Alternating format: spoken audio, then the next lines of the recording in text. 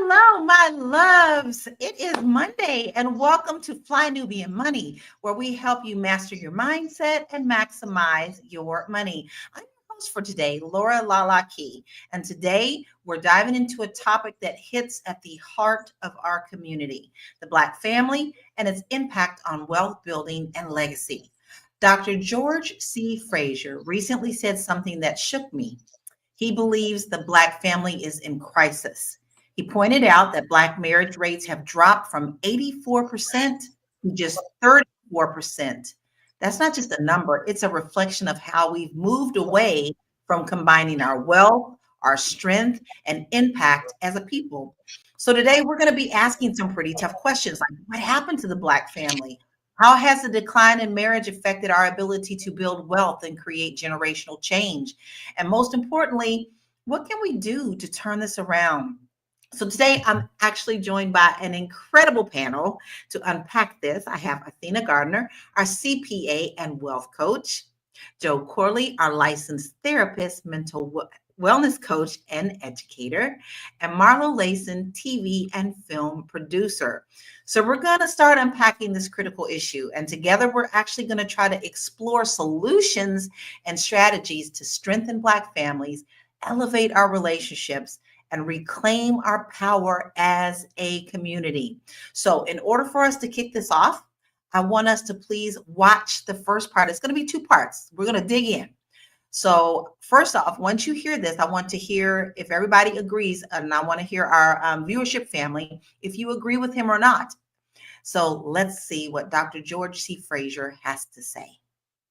There's a talk I give on the 5 biggest challenges Black people have for the next 100 years. The number one challenge is the existential crisis of the Black family. The existential crisis of the Black family.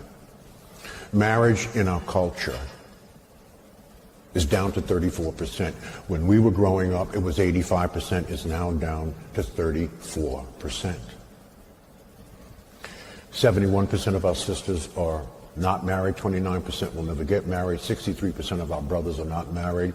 30% of them will never get married. There is no culture in the history of humankind that has risen to maximize their full human potential without family at the center of their culture.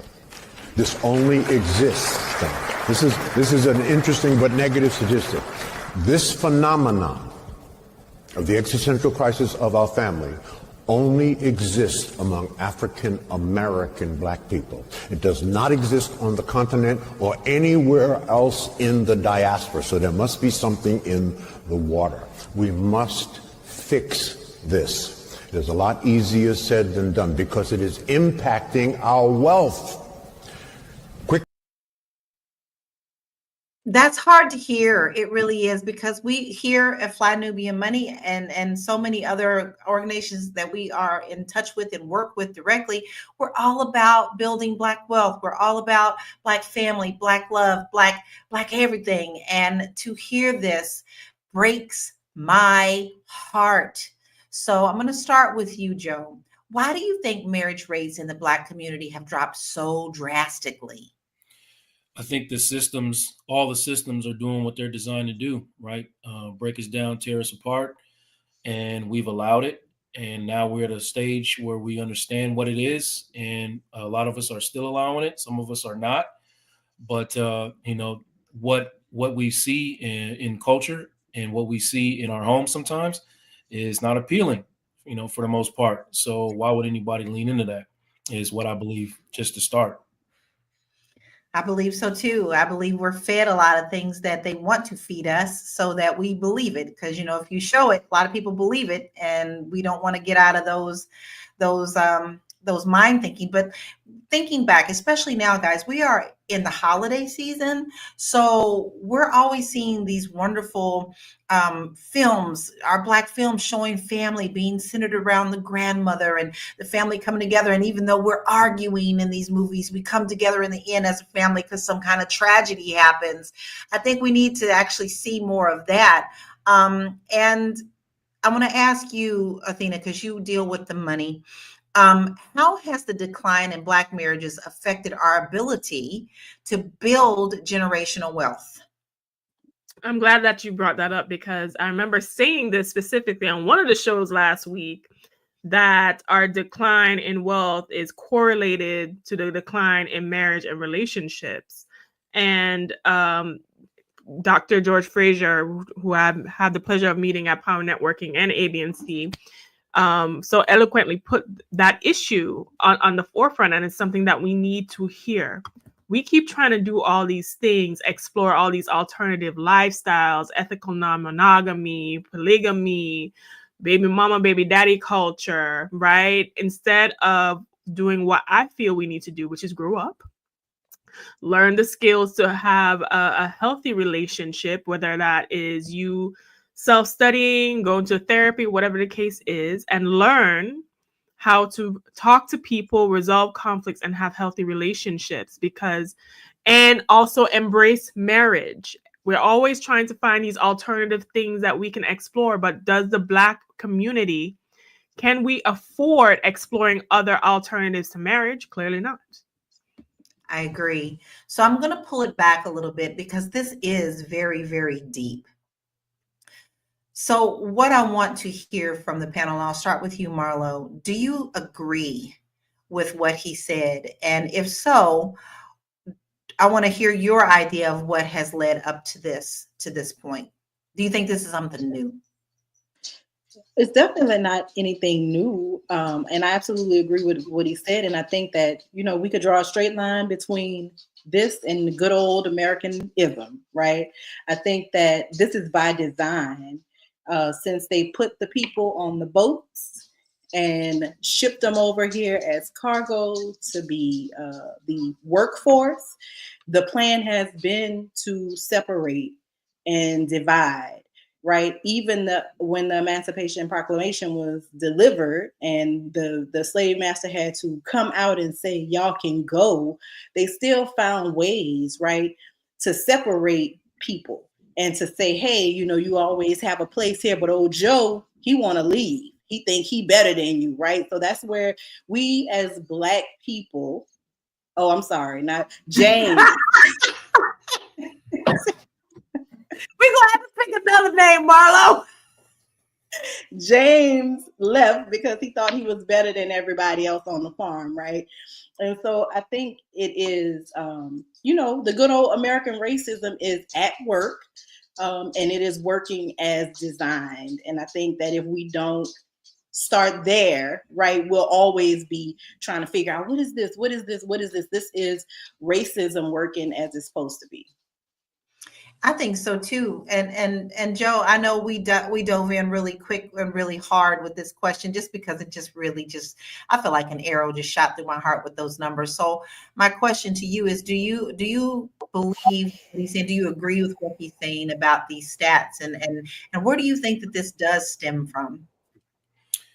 Yeah, I do agree with them, and I agree with Marlo. Just like I said, the systems are doing what they're designed to do.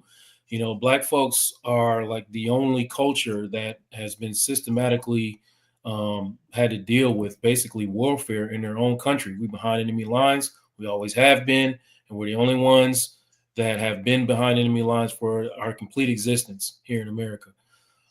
So everybody benefits off of what we do.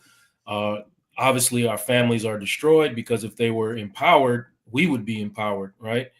So, we have to, disenfranchise the man, weaken the woman, destroy the youth, all the things that the system is designed to do. It's doing it. And like I said, now that we know and understand what that is, I mean, we could have had grace and understanding maybe 30, 40 years ago, as we were just trying to figure it out. But now, we know and understand what this is. A lot of us do, and a lot of us are still falling for it. Our celebrities, like I saw the picture yesterday with Sierra and Lala and all these beautiful Black women lined up with Kim Kardashian, right? So not there. Yeah, so and what is that leaning into the now we have, one of the greatest assets to by the Black woman's body being copied and borrowed, by by the white woman, and it's another tool used to weaken us. Is all I see. That's all I And see. yet still put us down for our natural Mhm. features, very much so. And then making sure to pit the Black woman against the Black man. I think that's working very well. A lot of the times people who our viewership knows that we talk about some pop culture, correct? We are always looking at what's Cardi B doing, what's Culture and all them people doing. And to me, that also helps to tear us down. We're so focused on what other people are doing that we don't see the value in what should be going on in those relationships. They just want to see what's going on behind the scenes. So Athena, Lawrence Lamar had a comment, and I want to bring up part of that, and I want to get your initial response and if you agree with him or not. Black men and women had more standards back in the day. Do you agree with that, or do you disagree with that? I agree with that, because when you look at even images of a Black man, Black woman back in the day, they were put together. They had on their tailored clothes. They made sure that you weren't looking crazy. Now, did they necessarily have the best things back then? No, but we made do with what we had, and there was an agreement on roles and just trying to come together. And we have strayed from that. Somehow with integration and some of the other things. We don't operate like other groups do. Even though they are integrated in society, they still put their group first. And somehow we have mistaken integration to mean that other is better, whether it comes to dating, because Black men date at interracially at 2 or 3 times the rate as other men. Whether it comes to what we patron, what we value, a lot of Black businesses do not get patroned. It just trickled down into a mindset where we don't value each other as much as we should. And we are all out here trying to get the respect of other groups, and we're not doing respectable things as a collective. We can't even get marriage together. And marriage is, I keep saying it, marriage is one of the most basic things. Worldwide. There are people in huts on dirt floor married and know how to keep their family together. And somehow in this first world nation that we live in, we can't seem to do that. I think you hit on some really good points, but we are so not done with this conversation. We're going to take a deep breath. We're going to come back right after this commercial break.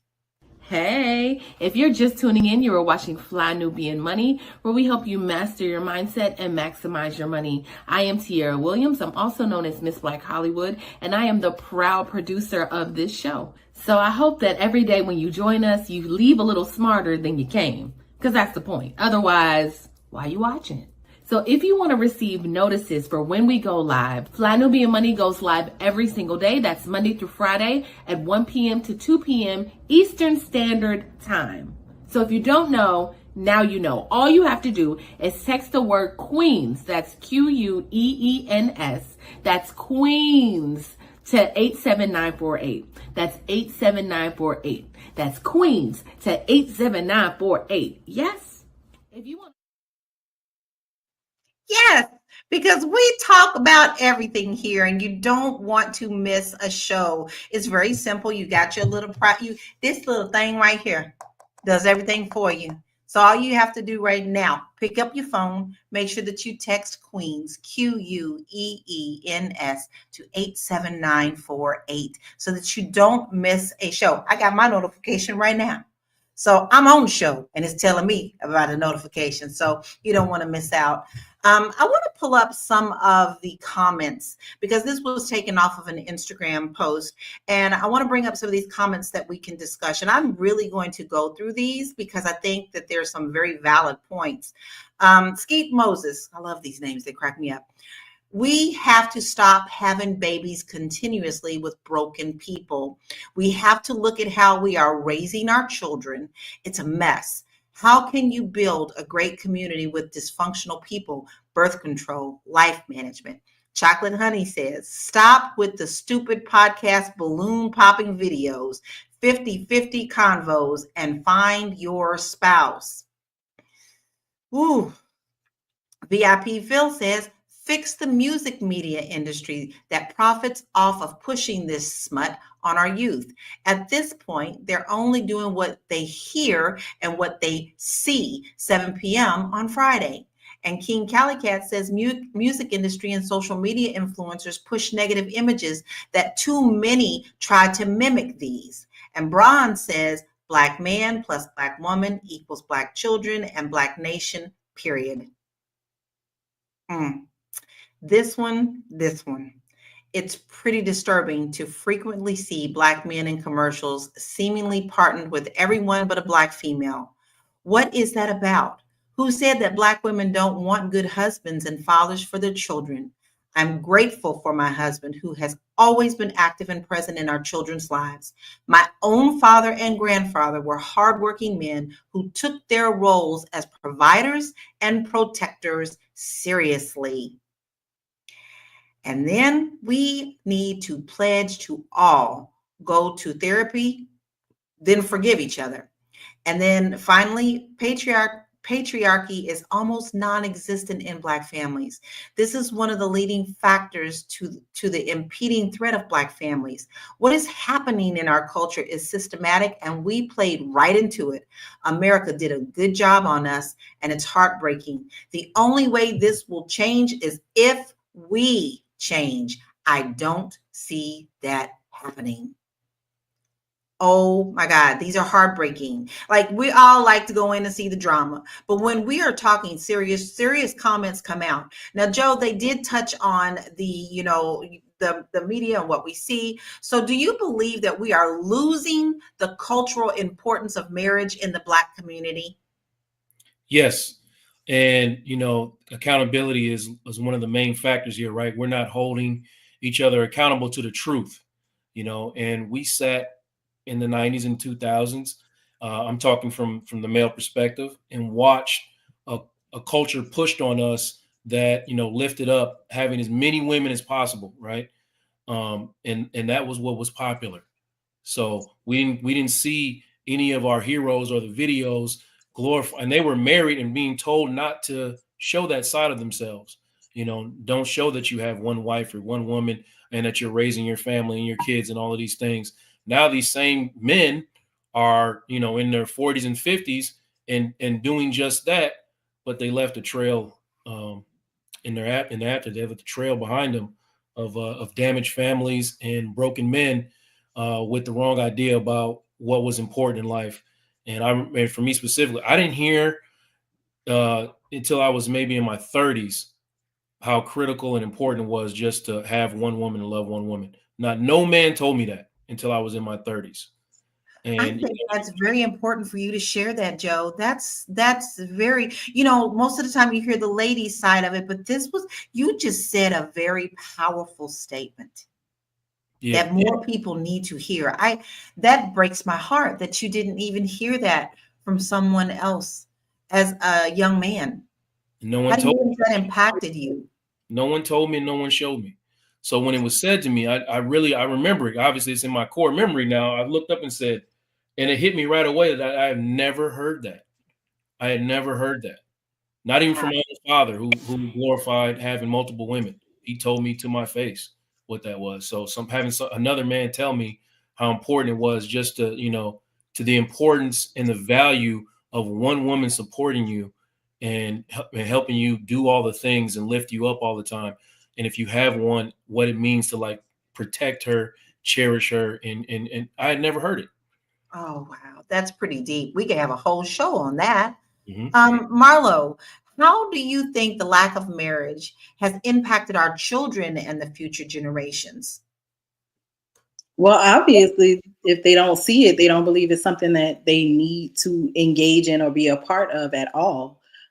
So I think it's detrimental to them because it changes the dynamic. I think Athena touched on it beautifully in the beginning, like all of these different relationships dynamic, you polymetric, you bionomic, you everybody got all of this stuff going on, and it's like none of that is getting us to where we need to be, right?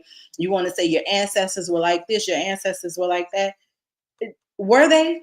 Or do you just want to piece and parse what you think they were according to what YouTube is telling you should be into, and what kind of fly shit you could get off into if you got 6 women, right? So I think that we have to show them, right? Adults are examples, right? We are exemplars for younger people. And I think that we have lost that. I think that there's a generation that lost that. We wanted to be out and clubbing and living our best life and doing, like Joe said, I've heard other men say that nobody told them that they needed to be a good husband, that nobody told them that it was cool to have one woman. So I think that it's, give the children the right example. Give the children an example that says something to want. I wanted the relationships that my great aunts and my grandparents had, where there was this foundational family unit, right? I wanted that because I saw that around me. And I think that we have to get back to that. And a lot of kids aren't seeing it. And they also are seeing all this toxicity through social media with all of these crazy people who monetize their relationships and always need a hook. So, we in a rough patch with these marriages, y'all. Yeah. And I'm coming from a marital standpoint for me, being married for so long. My husband and I have been married for over 30 years and been together longer than that.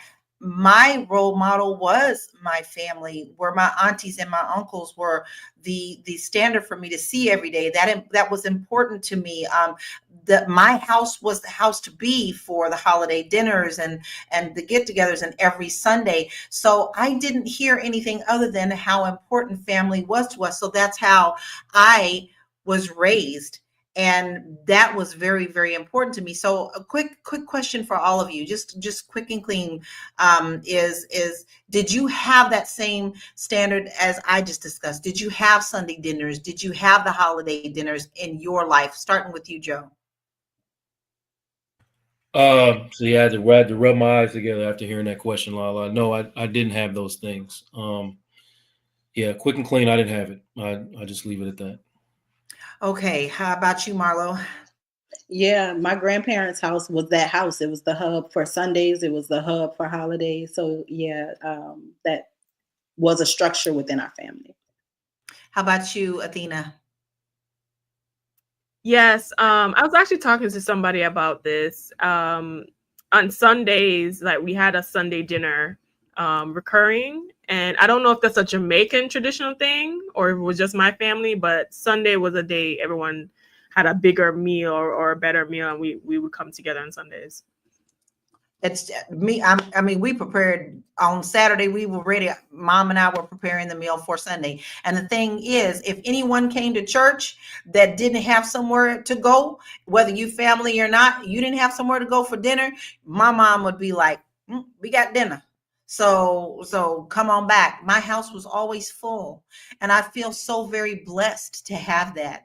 And I think we do have to get back to that. We have to get back to the basics where the men after dinner would be able to go and have their little man time, and the women would go in another room and have a woman time, but still yet we commune together as a family and friends, because that's what we did. We're so far away from it. I love that so much that I created that within my own family. Once I had lost my mother and lost my dad, our house became that thing. And that's so important to me. So we still have so much more to unpack, and we have a special surprise to you, but we're going to take a deep breath and take this little short commercial. We'll be right back. You want to grow your money and not blow your money, as Constance says, check us out at flynubianmoney.com. There's all kinds of resources, programs, videos, resources.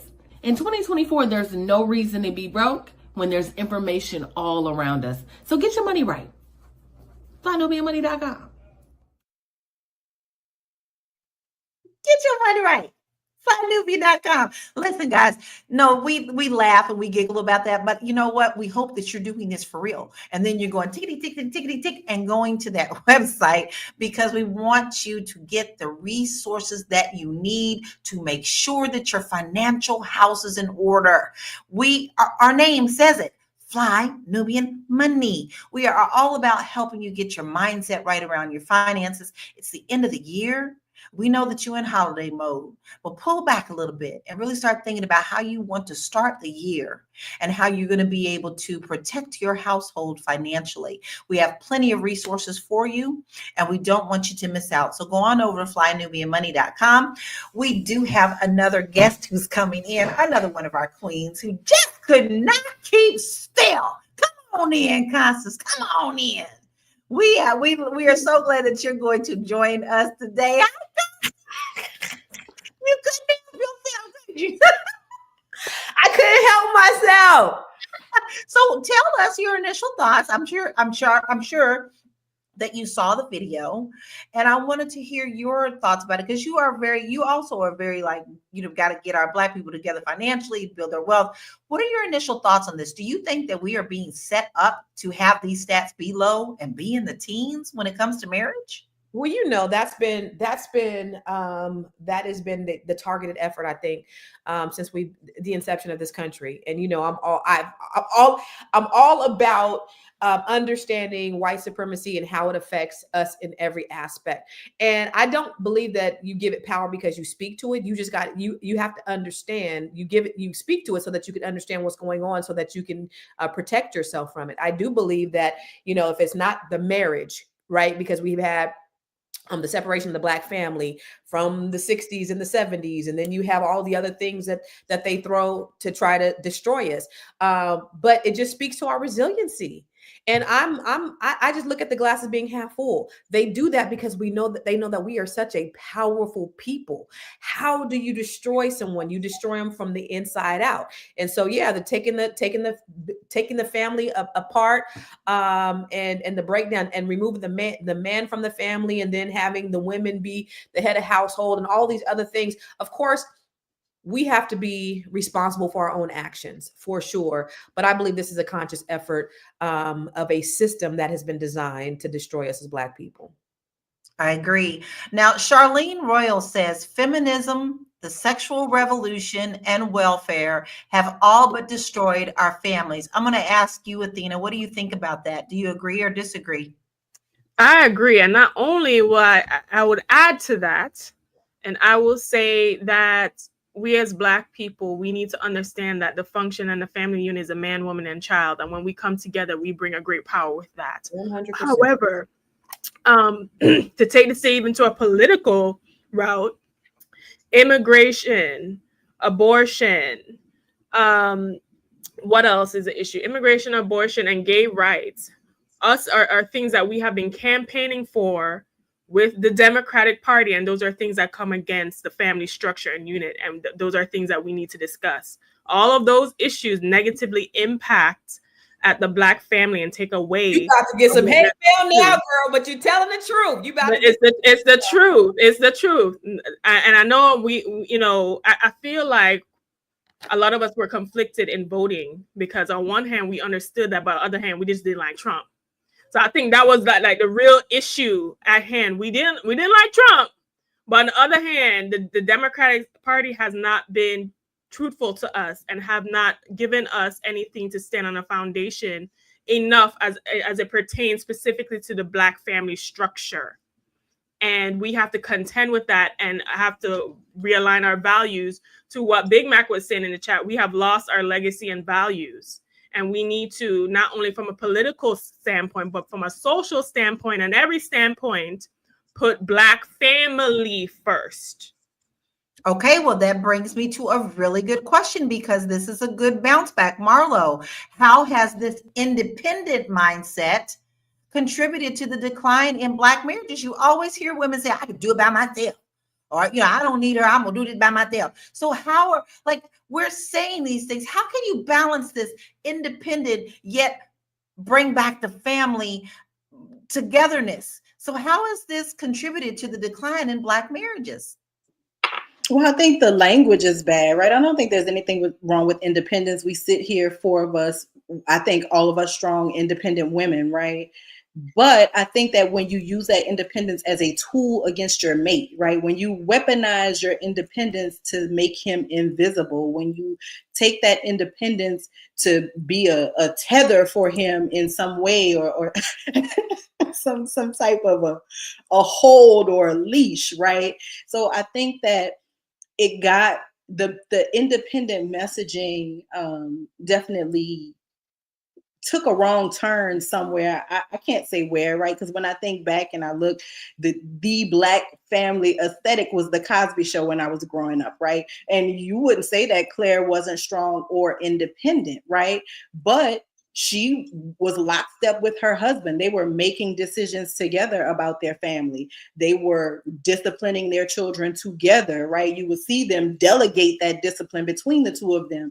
So I think that there is nothing wrong with the independence. I think that weaponizing that independence to emasculate the man or to make the man feel like he is less than is where it gets problematic, right? And one woman does that, now all the women do it, right? Or that's the perception, is that all women feel like that. I feel like I'm independent, but I still need my man child. I'm not about to be out here with y'all playing these games. Like, I don't want to be getting my legs rubbed at night. That's a lie. I'm telling you, I'm happy with my man. I keeping him, and y'all done heard me say that more than once. Listen, and my man. Y'all just Right? my man and us. So Right. we need to get our man counted so we can be with them. But Joe, earlier on, we heard someone say in the comments of that video, someone mentioned how we all need to go to therapy and to help break down these norms. And it used to be that you would go to counseling and things before you got married. It was expected you to do that. Do you feel that that would be a good way to start for this mindset to shift, is therapy? Yeah, 100%. And, there is, I believe, a generation of men that are entering therapy right now that are finding out the things that they learned growing up were wrong, and they're being deprogrammed and unlearning some of these things. It's a trickle now. It's not a water hose, not a fire hose. It's a trickle, but it's opening up wider than it's ever been.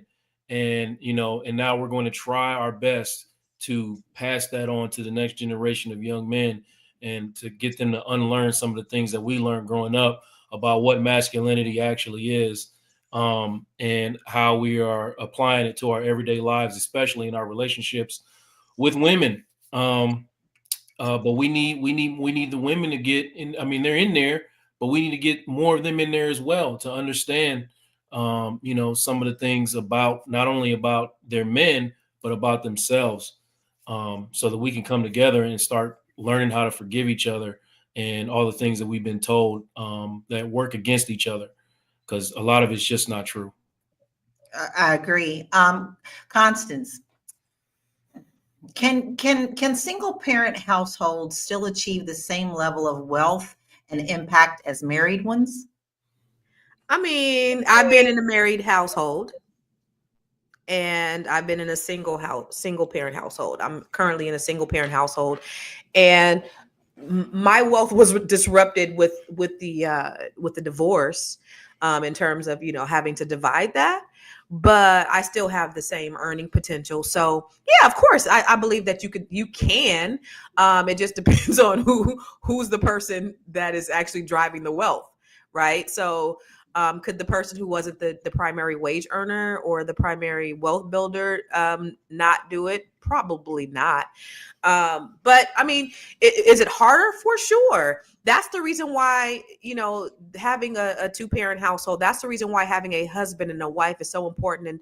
And Dr. Joe, I love what you said. It was definitely an eye-opener that that wasn't the measure, that you weren't taught that. But I think that's the case for so many people. And it's so sad. Like when you think about Russell Wilson and Sierra, how people are calling Russell Wilson a simp because he's taking care of his wife, because he's creating a family, because he prays with his woman. And then they call in, and then they mad because he's taking care of Future's baby. I mean, just that's the kind of thinking that we have in our community that's actually been normalized, to think that something like that, there's something abnormal about a man stepping up, being a father, being a husband, taking care of his family. So we have to change the conditioning and the thought process in our family so that we can change the conversation, change the narrative. But that's the reason why these conversations are so important. I agree. I mean, we're definitely talking about something extremely important, and especially even more important as we move into this different cycle of what our country is going to face when we're already going to be facing so much division as it is. How do we also make sure that we don't have that division in our families? So Athena, I want to ask you, are Black people prioritizing success and careers over marriage and family? Do you feel that we're doing that? I think a certain level of Blacks do prioritize success over family, but those are the ones that are already high achieving, I would say. Even in the dating market, I notice people are like focused on these vanity metrics, how much they make, how much this, that, and the third, and we're forgetting the relational aspects of things. And not, there's a lot of good on paper people, and the resume look good, and the character and all the other stuff can be trashed. So I think we play a dangerous game, especially in this level up manosphere, red pill, social media era, right? But what I will say is this: we have normalized within our culture degeneracy. And whenever someone attacks or goes against or promotes family values, people gets attacked, or promotes anything that promotes togetherness, family, people get attacked, right?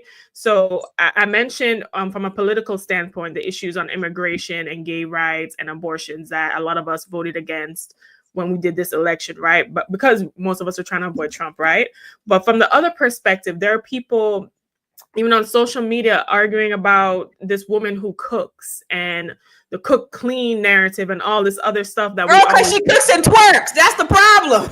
Listen, let that girl monetize her stuff. I was proud of her. I was like, listen, go get some money, girl. My sons are obsessed. You not in nobody's strip club, and you're not hurting nobody, right? A lot of these men dusty anyway, ain't do nothing. So y'all arguing for men that ain't even do nothing in the first place. However, because this woman is cooking, right, having home traditional family values, which is what we need to get back to, traditional family values, pro-life, pro-family, pro-Black, right? Because even in the midst of all of this, when you do have a Black man who's decent, making a certain amount, all of a sudden he forget who he is and want everything, every bunny under the sun except for a honey bunny, right? Right. So we need to get to the point as a people, as a group, to get back to center. But what I will always say is water seeks its own level, right? So if you are a person who's trying to get with someone who is on the same wavelength, you eventually find it because you're going to reject the nonsense. However, what I'm saying is not enough of us is rejecting the nonsense. Right. Yeah. Oh, as you can see, we're getting really deep into this conversation. I don't know, y'all. I'm really into this. I mean, it's such an important topic for us to discuss. So why not have it here where our community is watching this and offer some solutions? We're going to take a quick break and we will be right back. Fly Nubian Money is now on Spotify. Yes. We are on Spotify. So if you can't watch us, you can listen to us. All you have to do is search Fly Nubian Money and we will appear. All of our episodes. Make sure that you leave a 5-star rating and review so other people that come along and are looking for a good show to watch, they'll follow us too. If you are interested in being on Fly Nubian Money, sorry, I don't have any spaces. I'm just playing. If you are interested in being a queen or a king on Fly Nubian Money for the day, please reach out to me. I'm at info@realvirtual.net. That's info@realvirtual.net. Also, if you need help with your business, go ahead and send me an email for that too. Okay. I've said enough. Now back to the show. We got that magical email address. You get to do all the things here. So if you want to be on the show, it's really easy. We talk about really good stuff and you feel like you have a voice that you want to come on and say things to, you have a seat at this platform. So all you have to do is email us at info@realvirtual.net. And I'm going to spell that info@REELVIRTUAL.net. All right. Now listen, I know we were laughing about twerking and things, but we're going to get to another part, but I had to put a little say so in about that because listen, grandma had the moo-moo and still had granddaddy and her having 5 or 6, 7 babies. Okay, so you don't need all this twerking stuff. You just need you a good moo. She was twerking in that moo. She was twerking in that moo. That's none of our business. That's none of our business. But anyway, we're going to go to the second part of the video so that we actually can hear what else the good doctor has to say. I just love him. He's a really good person for our community, and I think we really need to be listening to him. So let's check out what the second half of his video is. For 350 years, household median income was dominated by white people. They were number one in this country. They no longer are number one. They're number 3, and there's a reason for it. So who has the highest household median wealth in America? It's East Indians, $104,000 a year. What's the marriage rate in the East Indian culture? 94%. 2 are working. Who's number 2? Chinese Asians. Household median income, $110,000 a year. Marriage rate close to 70%. Number 3 are white people. Household median income, $88,000 a year. What's the marriage rate? Almost 50%. Down significantly. Number 4 are Hispanics.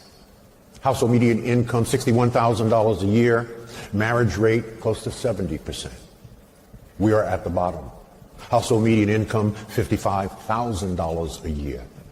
Marriage rate, 34%. And projected, based on facts and statistics, that if we do not fix this, because white folks ain't fixing this, our marriage rate will be in the low teens in the next 20 years. We must, this is an enormous challenge.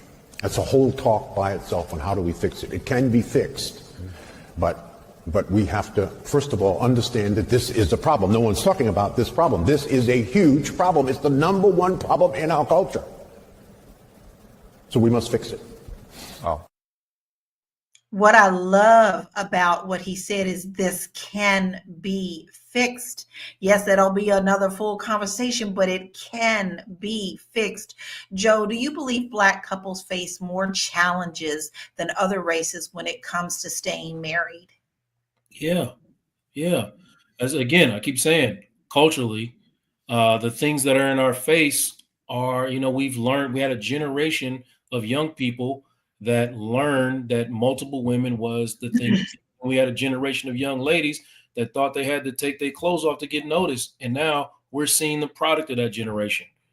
You know what I mean? We're seeing the product of it. And now, oh man, you go outside, you look outside, it's crazy out there. But that's what they're having to do to compete. And then you're talking about a bunch of systems designed to tear us apart and shut us down. I'm gonna keep saying that because it's the truth. They are designed to tear us apart, because if we win, if we come together, we will win. We will win. Together. That's the key point. And that's where I feel the most frustrated is sometimes I feel like we miss out on that togetherness. But now, Athena, you're a single lady and you're dating. So do you feel that modern dating practices is making marriage less appealing in the Black community? Listen, I can't tell you the amount of men I've actually went out on dates with who expressed a lack of desire to be married for one reason or next, or either they were divorced or whatever it was. And guess what I did immediately? Expeditiously on to the next child, because I understand for me and what I'm trying to create in my future, especially if you're going to lay down with a man eventually, especially you're going to give him in time, money, and energy. Okay, if you ain't making no investment in me, I'm not making no investment in you. And if you don't have family values and value a wife and value children and a legacy, then me and you don't have nothing to talk about. I don't care how much money you have, because trust me, a couple of them try to get me to sign up for a harem, honey. And, it was kind of tempting because, that black car be looking real nice and my own house look real nice. However, that is how much I believe in family and family values and a good sort of level of traditionalism. I, even looking at some of the values, I tend to lean more conservative, because that's kind of how I grew up with, like, those family values. And those are the people who try to remain together as a family. When you look, and to bring it back to politics, when you look at anti-conservatism parties, like the Democrats and all of that, their policies don't necessarily support a family unit, right? The things that they support, which is immigration, which is abortion, which is gay rights, which is all these alternative things, are not beneficial for the Black community. And also, I think it's an agenda to make us the face of those movements. And those aren't our movements. Our movements need to be reparations. Our movements need to be, starting with reparations in general, right? And what is going to be necessary for us to build and create the future and promote Black future. Because then George Fraser said, we have 34% now, and we projected to 16%. So guess what? That's going to happen, right? Constance, you always bring the stat by 2050. We're going to have how much wealth? Is it Black? 0. All right, cool. Well, okay, let's take a step back because we do need to, these stats, my God, I feel like I'm on the verge of tears, but I also feel like this has definitely been set for us all the way back to the time they brought us over. The more that they can separate us, the more they have more power. So even when we felt like we were winning with the civil rights movement, I also feel like things were being put into place to still continue to tear us down in the hindsight, make them feel like they're winning something, but yet let's do this. And then our producer actually brought up, wasn't it Hoover that said that the most dangerous thing for America is Black unity? Yes, it is. And Constance, I'm gonna throw that to you. With that thought, do you really feel that it's really dangerous for America to have Black unity? I'm not talking about any other culture. I'm not talking about LGBTQ. Black unity. Of course, that was the assignment of COINTELPRO, and that's the reason why they did everything they could to destroy us. They put drugs in our community to destroy us. They killed our Black leaders to destroy us. All of those things are very true. And then even these social service programs, right, that Democrats really promote. And when you talk about the difference between Democrats and Republicans, we have to get to a place, y'all, where we are self-sufficient and independent. And I really do believe, because Black women are now leading in entrepreneurship and income. I do believe that we have the power of Black women. And I'm gonna speak to Black women because we allow so many things. We allow certain things. There's this African proverb that I always mention that says, when you teach a man, you teach an individual, but when you teach a woman, you teach a nation. So with that being said, Black women are the ones who kind of control what the direction of the way things go. The reason why Black men are able to do and get away with what they're able to get away with is because we allow it. The reason why they make it so easy, it's so easy for them not to commit, is because we allow it. The reason why they're not standing up and being fathers is because we allow it. We do not have boundaries. We're not. We don't have pride. We're not setting the standard. It's so easy. Black men used to have to court us. They don't have to court us. Y'all fucking on the first night. Like, there's no standards that Black women are setting to make sure that to keep the Black family intact. And I know Black men are at fault as well, because they should be the leaders. If Black men were to do what they were to do as the leaders of the house, Black women wouldn't do nothing but fall in line. But I do believe that Black women can stop them in their tracks if they wanted to, but they're so desperate to have a piece of a man, to have a piece of something, that they just allow for anything. And if we can galvanize as Black women, if we can change the whole narrative. You got no argument from me. I completely agree with that. I will say, in my household, I was taught, young lady, and I sometimes I feel like I'm an ancient dinosaur, because young lady, close your legs. Young lady, watch what you say around people. Young lady, speak, there's nothing wrong with being independent, but there is a point to being classy and also putting down what you expect from your partner. And if you want to build that, you're building together. When you do that, you build one another. I love it when my husband comes home and says, babe, I found this outfit for you. This is beautiful. To me, he knows me. He knows what I like. He knows what I don't like. He knows what I will wear. He knows what I won't wear. We have certain language of our own in our household, that even when we're out in public, we can speak that language to one another and know, okay, we out now, let's go. We are in sync. What happened to us teaching each other to be in sync and uplifting one another instead of tearing each other down? But we have been built.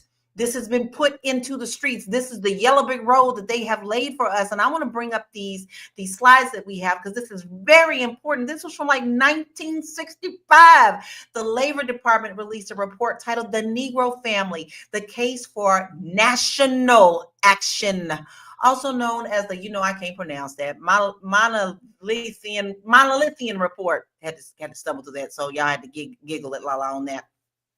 The family structure. The high rates of single-parent households among Black Americans were a critical factor contributing to poverty and social issues.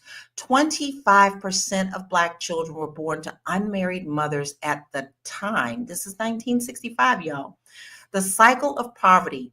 The breakdown of the Black family unit was leading to a cycle of poverty and social dislocation, affecting education, employment, and overall community stability. Now, check this out. Recommendations included a national commitment to improve economic and social conditions for Black Americans through job creation, education, and support for families. Critics argue that he overemphasized family structure, neglecting the significant roles of systematic racism and economic inequality in the challenges faced by Black families. Now, this next one I want y'all to pay really close attention to. 50 years of the Black family crisis, but no one wants to talk about it or admit it. 1960, Black family, 80%. Children born out of wedlock, 20%. 2024, children born out of wedlock, 80%. Black family, 20%. You see how we completely flipped this round? Joe, how can we start making these changes to flip these numbers back around? Let me fix my throat. Constance is right. Wait. Say it It's the again. apocalypse. The rapture done came, y'all. For the people in the back.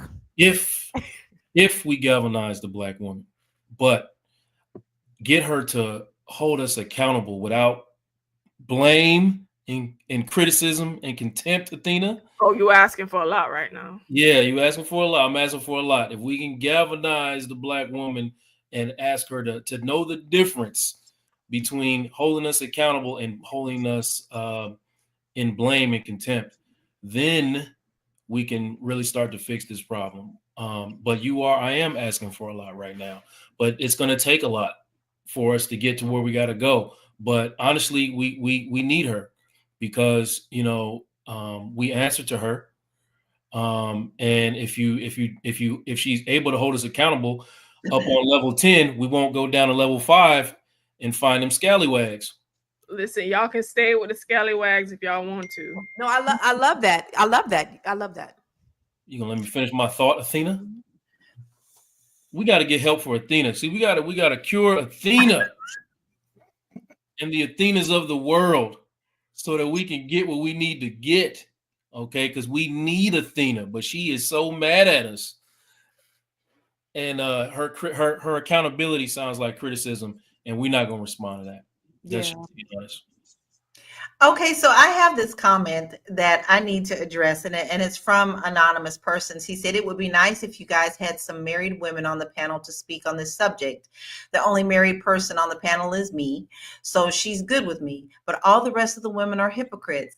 I was married for 132 years. And I was married for 163 years. Wow, so that's what I want to address, ladies. Just a minute. I want to pull back on that, because I know that, but a lot of our panel doesn't. I mean, a lot of our viewers don't. So now I want to actually tap into that comment and get your point of being women who were previously married or in a really long-term relationship. So Marlo, I want to hear your thoughts on that as a single woman now, but being married before. Now, why do I you think think, that he's feeling like we're being hypocritical? well, I don't know, because probably not knowing what hypocritical means. But I will say that what Joe said about himself, in his youth and what he learned in his coming of age as a man, I wish more men could admit that, right? I wish more men understood that. I wish that there were more support for men to be able to open up and be honest that they didn't have the tools to be a husband. When I look back on my marriage, that's all it was. He just did not have the tools. He came from a single parent household. By the time he was born, his grandfather was dead. So there was no patriarch, right, in that family. And so he was just figuring it out. But if you figuring it out with the hustlers and you figuring it out with the pimps and you figuring it out with old boy who don't claim none of his kids in the hood, right? If those are the people that are helping you figure it out, you ain't figuring out shit, right? You figuring out the fast track to divorce court is what you figuring out. And I've said before several times, it's no blame on him because I was also young. I also had bad information. I got bad information from married women who got bad information from unmarried women, probably. But I think that the biggest issue that I've seen just personally in my own life and relationships is that people don't have the tools, and we think that this is easy. We think navigating a marriage, building a family, building a community. A lot of people like to be kings and queens. Well, building a kingdom building is not easy work. And I think that without the tools, you gonna fail. And I think without sharing good information, I think without married couples having honest conversations amongst themselves about what pains them, but also what makes them feel pride. Absent of that, we're never going to have communal success, right? We're never going to have, like, by and large, these great numbers of great marriages that are building families and communities, because people are passing on bad information. It's really time for us to just get our minds right, get our hearts right, get everything aligned, and start sharing good quality information and get the ratch out, y'all. We have mastered the ratch, right? We mastered that shit. Throw that shit away. It's time for something new. Let's master not being ratch, right? Because the ratch, we got that shit down pat. I could give y'all ratch right now, but I'm a hold back. Because I want us to find a different way. But I think, we got to focus on some better things to get better outcomes, because we all know the definition of insanity. Joe could tell us that's what he went to school to learn what insanity meant. Right. Same thing over and over again, expecting a different result. That's crazy. Yeah. But Constance, I want you to bounce off of that for me, please. What are your thoughts on that? So I was married. I was with my ex for 30 years and we were married 23 years. And so we had shut up. We had what a lot of people from the outside looking in thought was a really solid family. And I made sure that we looked the part. Now, internally, it probably wasn't always that way. But, I think, I thought when we were married, we had a pretty good unit. I thought, I was the one that was out there, slaying dragons, and he was at home. But I don't think that's a natural thing for some men. And I thought he was happy with that. I really did. I thought, okay, listen, I'm making him feel like he's a part of everything. I'm making him feel like he's a part of the business, even though he does that. We're good, the kids. And so I didn't learn until, like, we were divorced that that's not naturally what he should have been doing. And I thought he was great. He was a present father when we weren't together, but then when we broke up, the presence was just 100% gone. So he did what I told him to do. But after I no longer told him what to do, he no longer did it. And that was the unfortunate part. So I feel like I take some responsibility for that. Like, dang, if I would have just kept telling him what to do, then he would have, he'd still be here for these kids. But my kids are like, no, we're better off now. So it's unfortunate. So I have a really great dad. I have a really great father who I probably model a lot of my parenting after. And so I just pray for me and my family, with just me and my kids, my 4 kids, that they can actually get that male thing from my dad. And that's what I hope. But, they need their own dad. Like, they call my dad, for money and stuff. They call their dad. He'd be like, no. And they call my dad. And I'd be like, look, you call your own daddy. Don't be calling my daddy. But no, but I'm grateful that I do have my parents as an extension of my family that are there to kind of pick up the slack where they don't have it. It's unfortunate, but it is what it is. I mean, luckily it's happening when they're all like, young adult teenagers. But I wish that wasn't the case, because you need your parents for the rest of your life. Baby, you can say that again, because I don't have either one of mine. And that's a cherished thing that I wish that I didn't have to be in that special club of not having your parents. We have really, really, really just started to open the can of worms about this. And we are getting ready to wind down. But one of the things that we do talk about here on this channel, and one thing that is brand new to this channel, is the Fly Nubian Money Club. And if you haven't gotten in on that, now is the time. There is a free trial. This first 30 days is a free trial. We had our first training this weekend, and I was there with you on that. Congratulations. Thank you. We talked about home ownership, and we talked about stateside as well as abroad. We had a 2-hour training. Do you feel like you got left out? No, baby, we didn't leave you out. We got a recording for you. So it's not too late to get in and see that training. And we'll be having future trainings in just a couple of weeks. We're going to have another training, but go on and sign up now. Get your free trial going and see what we have for you at flynubianmoneyclub.com. You will be happy. Our purpose of that is to help uplift you in business and finance and family, so that we can get on board of this foundation again and rebuild the things that everybody else wants to tear down.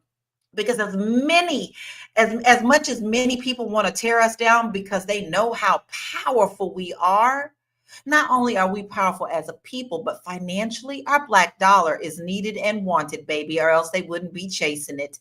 So you want to make sure that you join the flynubianmoneyclub.com. Go get that training and sign up for the next one. We really, really want you to get your bag.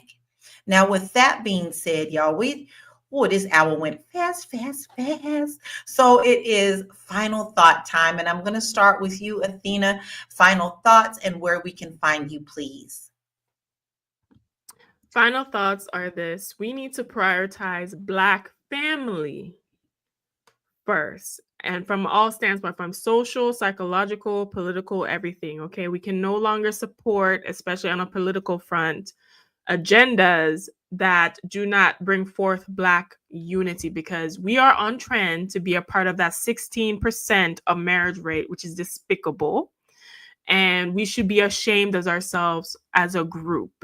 This is directly tied to the poverty we experience. We experience poverty because we will not grow up and take accountability and learn how to resolve ourselves, get along with each other, appreciate each other, come together and gain those skills. Instead of, we are trying to stunt front and look dusty in the process. Also, we need to prioritize within this our own wealth while we are waiting for the partners of our dreams and our futures that will create this strong family unit with. And if you want to learn how to create your own wealth through either launching a business with AI or getting your own personal finances together, you can find my resources at elevatewithathena.com.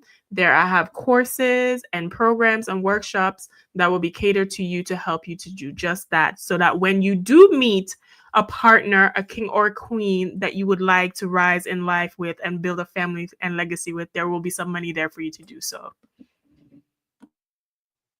Thank you, Athena. Guys, you need to go and check out everything that Athena is doing. She has some really good stuff for you. And if you're looking for a little bit of a change of direction and you want to jump on the bandwagon of AI, you need to go and check out Athena's course.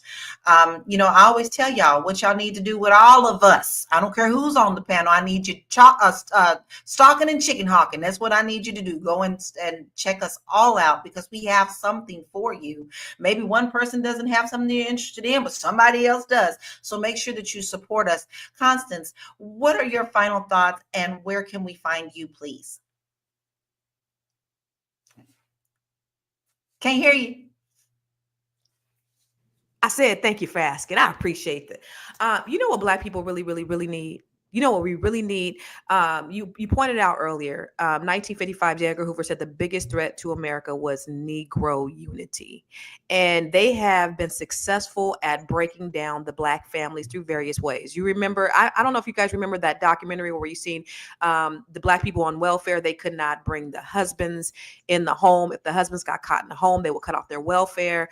This was all by design. This was all intentional.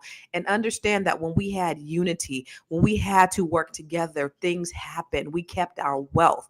Remember, during the days of Black Wall Street, the dollar circulated in our community, 12 months before it left the community. There is no other community where we've seen wealth last in a community as long as it did. You got the Jewish community where wealth lasts 30 days, the Asian community, 20 days, white, 17 days, Hispanic, 11 days, but ours, 6 hours, $1.3 trillion in spending power we don't spend with ourselves. It's necessary if we want to continue to build our communities. I don't believe what they're saying. I don't believe that in the year 2053, our net worth is going to be zero because we're a resilient people. We got to get back to practicing collective economics. That is so extremely important. The reason why the dollar lasted so long was because we had to work with each other. But then when we stopped, when desegregation happened and integration happened, that's when we stopped working together, because when we no longer had to, then we stopped. But once we start working together, we're going to start to see a trajectory shift in our community. And one of the things that Joe said that he was right, that I think I was right on, is Black women. Black women, we are the foundation.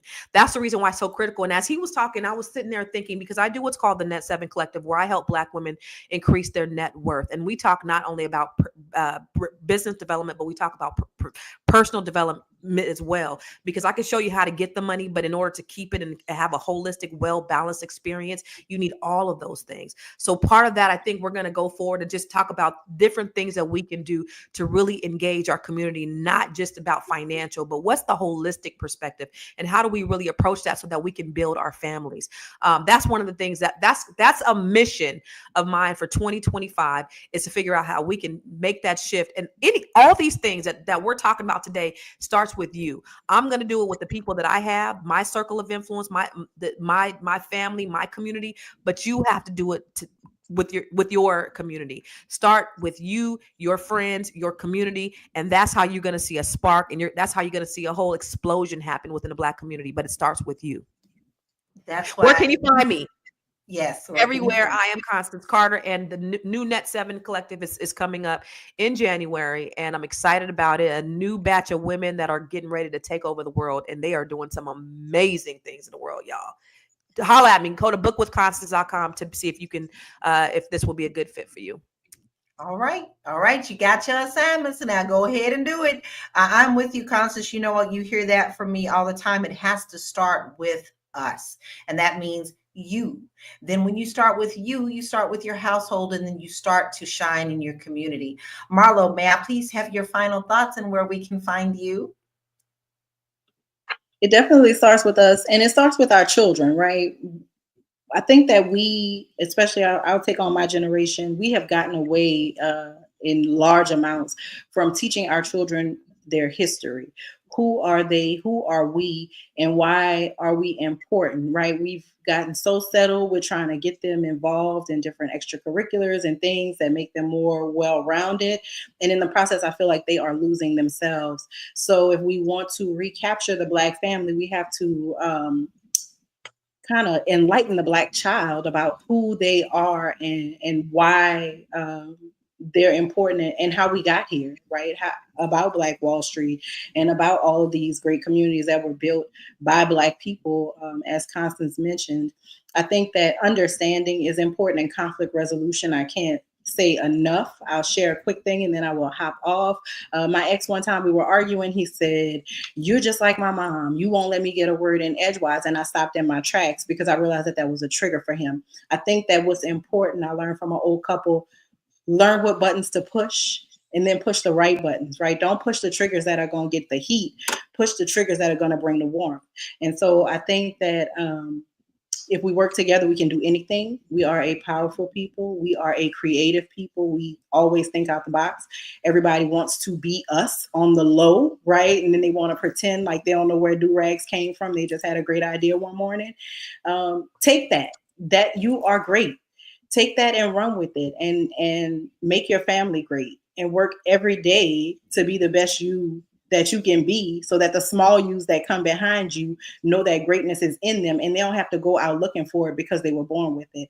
If you're looking for me, I am Marlo Layson. You can find content that I have written or videos that I have produced on the internet under my name, or you can find me on Instagram. I'm Olram Marlo. That's my name backward, forward, then a little underscore on the end. In January, I will be undertaking a very big challenge. I am going to try to qualify for a bodybuilding competition in the amateur ranks. And so I'm starting in January. I'll be chronicling that on Instagram. If you guys want to follow me, give me uplift me, keep me encouraged as I'm not eating and lifting copious amounts of weight. I would appreciate it. I love y'all, and thanks for being here. I'm excited for that, Marlo. I just think that is absolutely wonderful. So I'm going to be doing the stalking and chicken hawking. Okay, I'm just going to tell you, I'm going to be watching that. I want to really see your journey and cheer you on. So Joe, that leaves us with you, my love. What are your final thoughts, and where can we find you? I'm gonna go. Follow Constance. When she said we was right, because we was right. And what we said, which is a really long cry from our first episode, where she told me I was 1,000% wrong in her closing statements.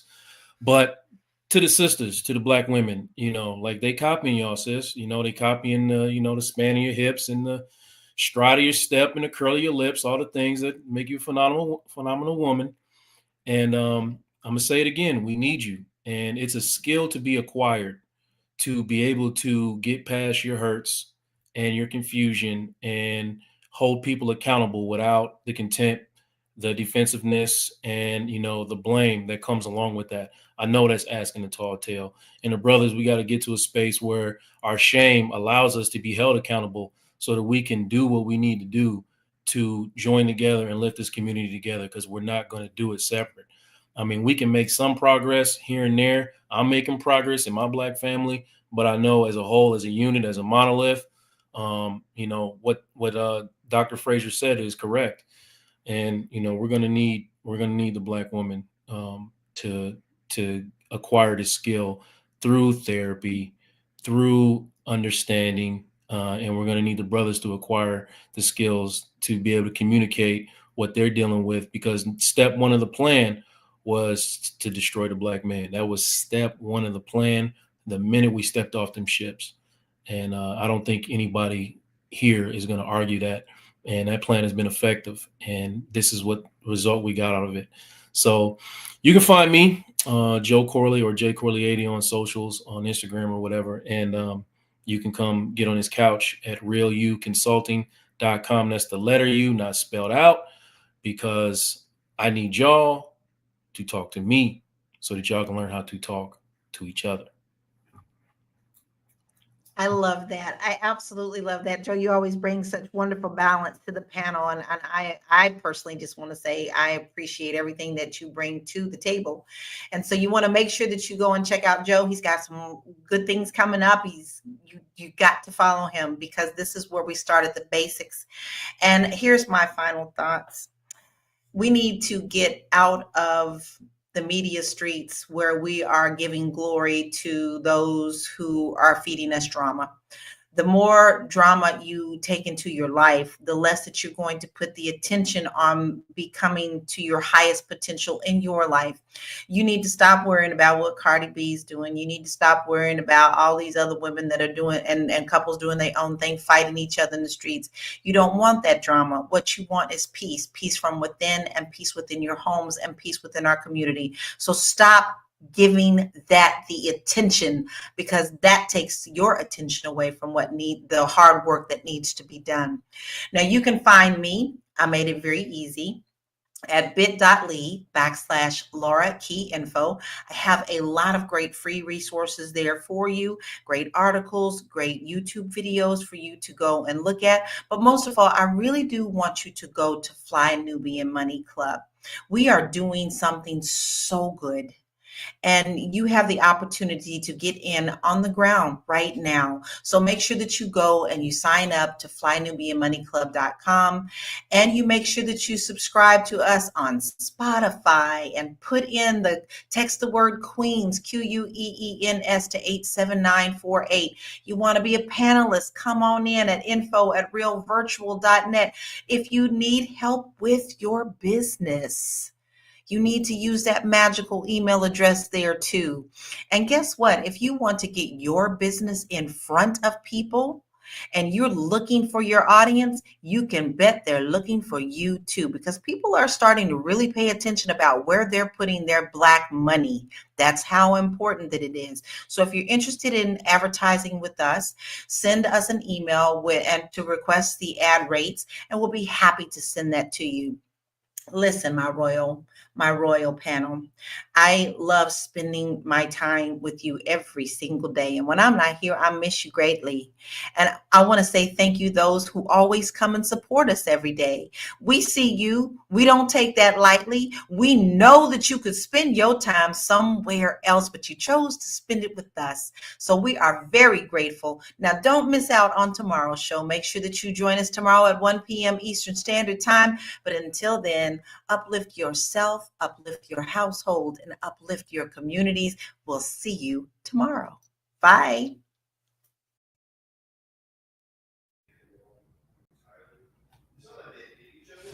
Hey everybody, how you doing? Hey, welcome everybody. Hi Elaine, how you doing?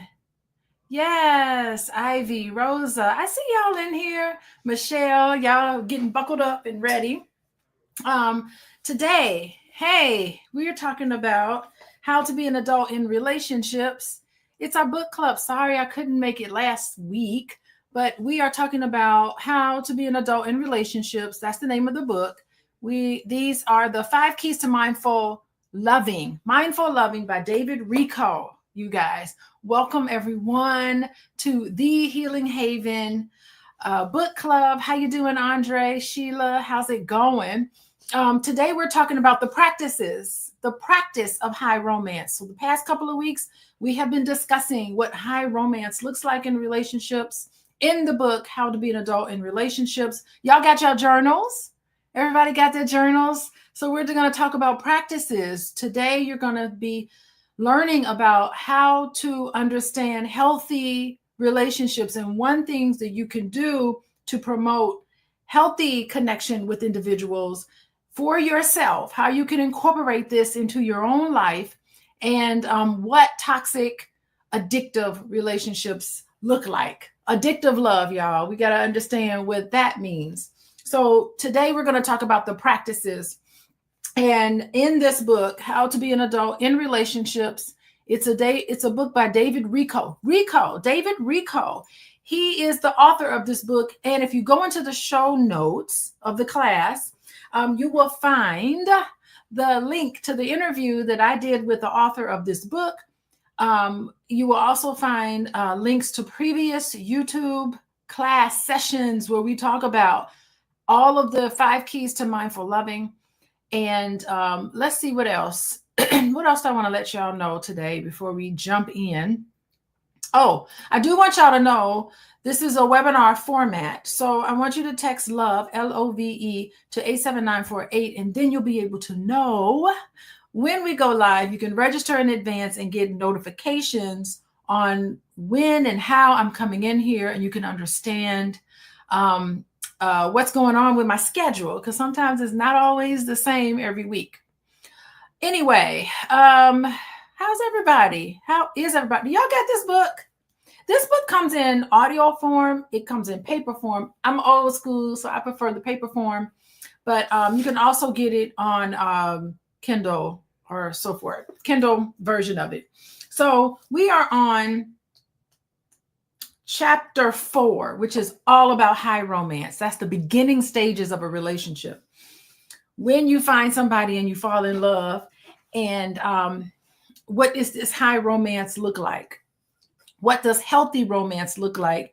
And what is it that you look at in relationships where it's very toxic? How do you know? It feels the same. Sometimes when you meet someone for the first time and you start dating them, it feels all exciting and it feels fun.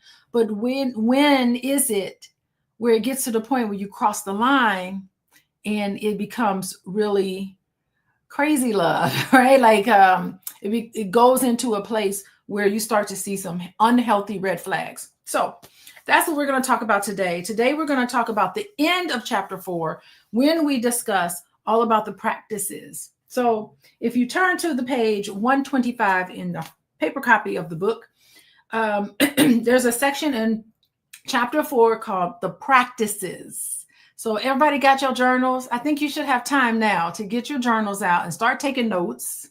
Start taking notes on what to do. So here we go. The practices of how you can establish high romance instead of a toxic, addictive type of love. All right. And let's see. Before we get started, I just want to at least know where y'all can find me. Okay, so if you're interested in working with me, go to coachingwithdralicia.com, fill out the intake form. You get to, you can book a consultation with me. So you'll be able to do that then. Yes, Lidora and Delcia, how you doing? And Patricia, I remember Patricia and Wanda. How y'all doing? Okay, we're going to start page 125, the practices. Simply noticing where I am.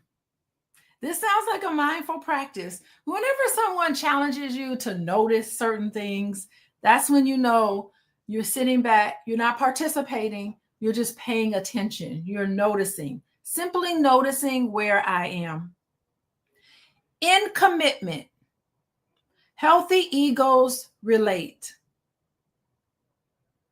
Yeah, healthy egos relate. That's my man. That's my woman. That's what that means. That's healthy egos. It's not saying I possess this person, but it says that's my person. That's my man. You know, you start identifying with that person. That's a healthy ego, right? That's my cup of tea, right? 3 stages characterize most human enterprises. There's 3 stages that characterizes most human enterprises. This includes intimate relationships. It also includes family relationships. It includes educational. Yes, when you go to school. Yes. And it also includes religious affiliations and any long-term interest. So what he's saying is notice where I am. So notice that all relationships have stages and they all follow a similar profile. Okay, all of them. Family relationships, educational relationships. When you first start school, don't you kind of like romanticize? Do y'all remember, all of you all who went to college? Who went to college? Let me know. What was it like, the orientation? When you go to college and you do the orientation and you move into your dorm, let's say you went to college away from home, you move into your dorm, you're all excited. You built up this romance about the school. You're infatuated by the library. You're infatuated by, I don't know, how nice everybody. Isn't everybody really nice to freshmen when they first arrive on campus? Everybody is nice. And eventually, because that's the romance part of anything that's new, but eventually come finals. Right now we're in finals or midterms. You start to have conflict. You get your first exam back and you're like, dang, what happened? You start to become disillusioned. And then you go through it 3 or 4 years. And then finally, by your senior year, you've selected a major. You know who your friends are. You know who the people you don't like. And then you start moving and grooving. You've integrated. You've become you've dug into the major and you start identifying with this profession. If you pick a professional major, you start becoming socialized and you start getting ready to leave. You know, you integrate who and what you are. So that's just an illustration of, just like in any relationships, you know, there are stages that you go through. So that's what he's saying. See if you can locate yourself. See if you can locate yourself in one of these 3 phases of relating, which correspond to the heroic journey. The heroic journey. Y'all seen movies, right? Every single movie focuses on a hero's journey. And you know what hero's journey is? Shout out to the late, great Joseph Campbell. Y'all check out his books.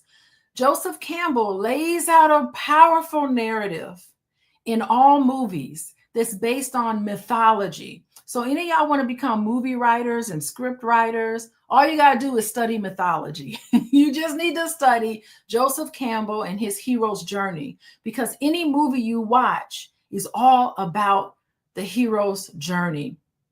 Okay, so it's this storytelling tradition. And not only is this storytelling tradition common in movies that we watch, but it's also common in ancient cultures, indigenous cultures. Every single one of them has this storytelling element about the hero's journey. And really what it is the transformative journey that you have when you embark on something new. It's and it resonates with us. We love it. We watch a movie and we know how it's going to end. We know the man gets the girl, loses the girl, gets the girl back, and at the end they walk away. We know when we watch a movie about a crime, we know they're going to solve the crime at the end, but we want to know how. And why do we keep going to the same movie over and over again, knowing the outcome? It's because it is a very human experience that all of us experience. So it resonates with us. Hollywood and the music industry is based off of the hero's journey. And it's a framework oftentimes for stories, right? So we're embarking upon this personal journey, and nothing is more personal in terms of your development than being in a romantic relationship. So these trials and tribulations, struggles that you have in your relationships, if it's healthy and reflective, it will help you grow, it will help you evolve, and ultimately you can have a very deep and fulfilling connection with another person.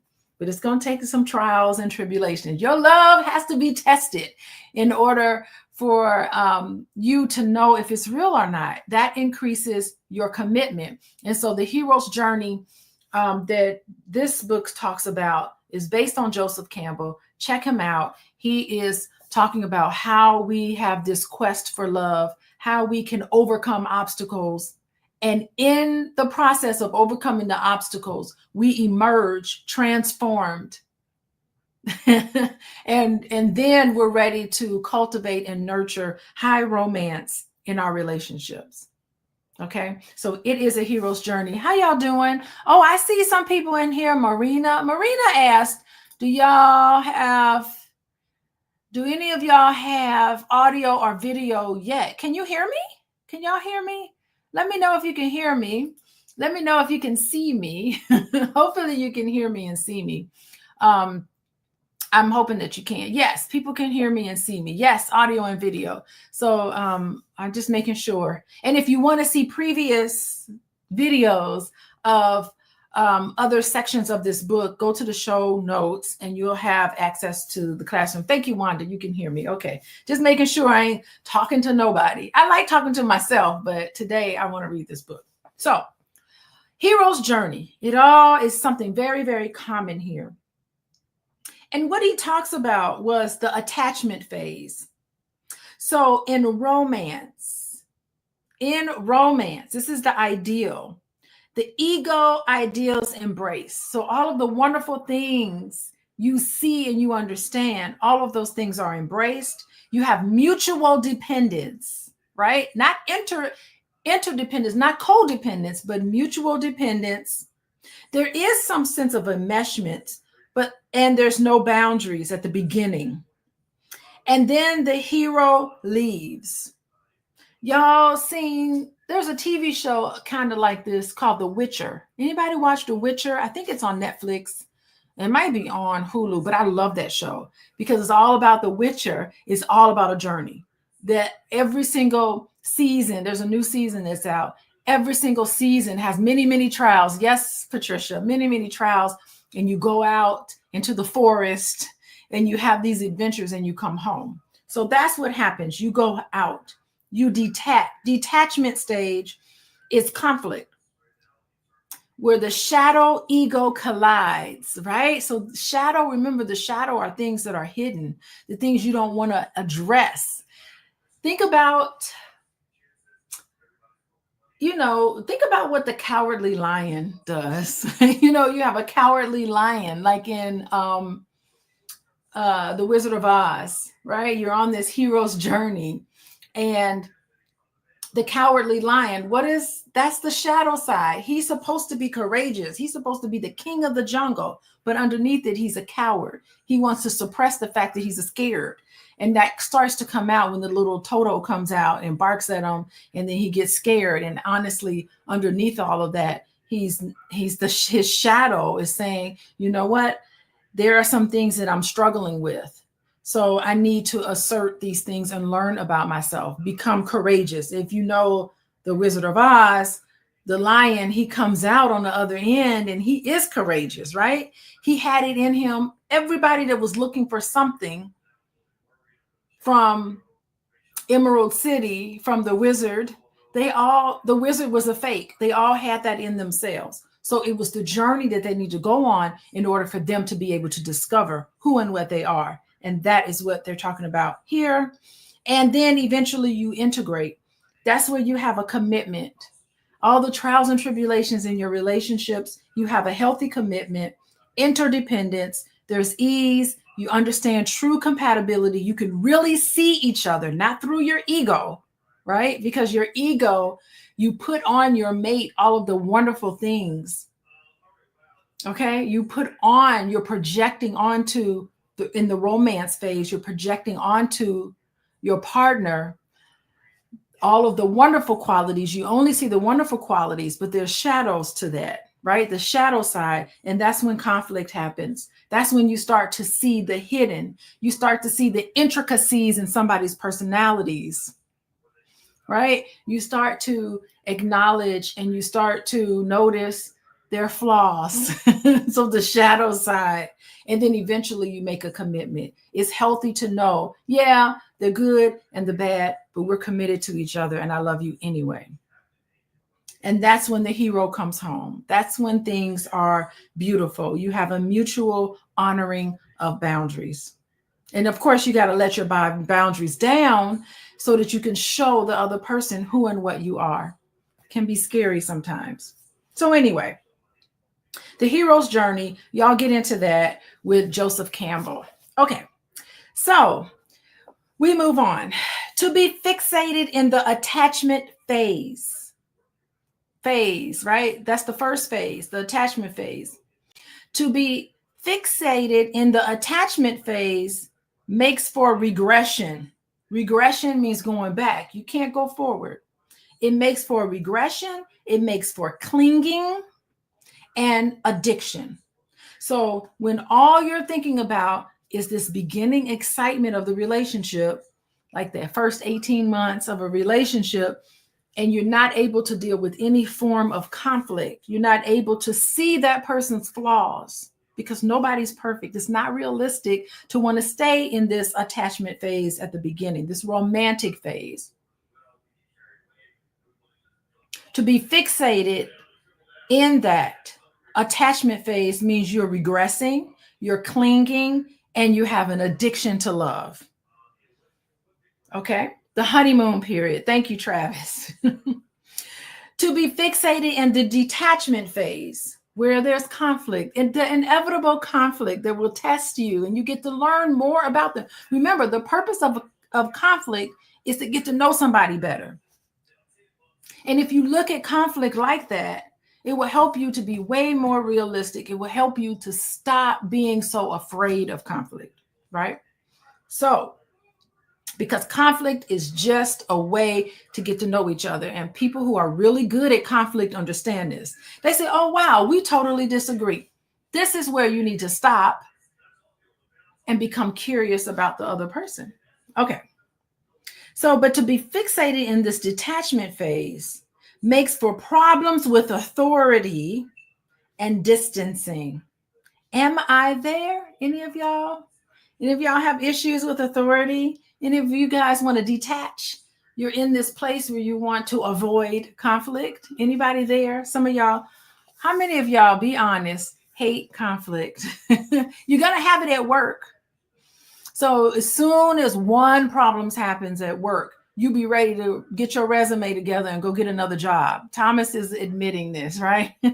So as soon as you come across conflict, that's when you just want to jet. Well, I don't want to work here no more. These white people bother me. These people get on my nerves, but you're not seeing that conflict is inevitable. So it's like that at work. Nobody likes conflict, Val. Thank you for being honest. But know that conflict is how you grow. Sometimes if you have conflict at work, there's certain things you need to know about another person. Maybe there's something about your job that you need to learn about. Maybe you weren't trained well enough. But the conflict is inevitable because that's how you grow. Yes. All right. To move, look. To be fixated in the detachment phase makes for problems with authority. I'm glad I brought up jobs because there's some people who have issues with authority. And how could that not be translated in a work position? Like everybody needs to have somebody they report to.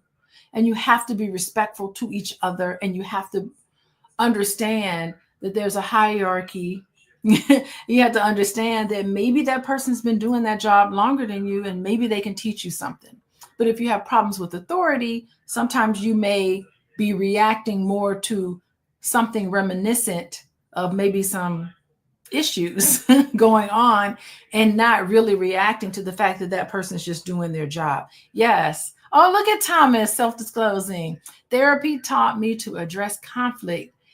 It avoids the boil over. Oh my God, you'll lose it. You'll lose it. You have to address it, nip it in the bud, and get to a better understanding. And that's professionalism. And I think you need to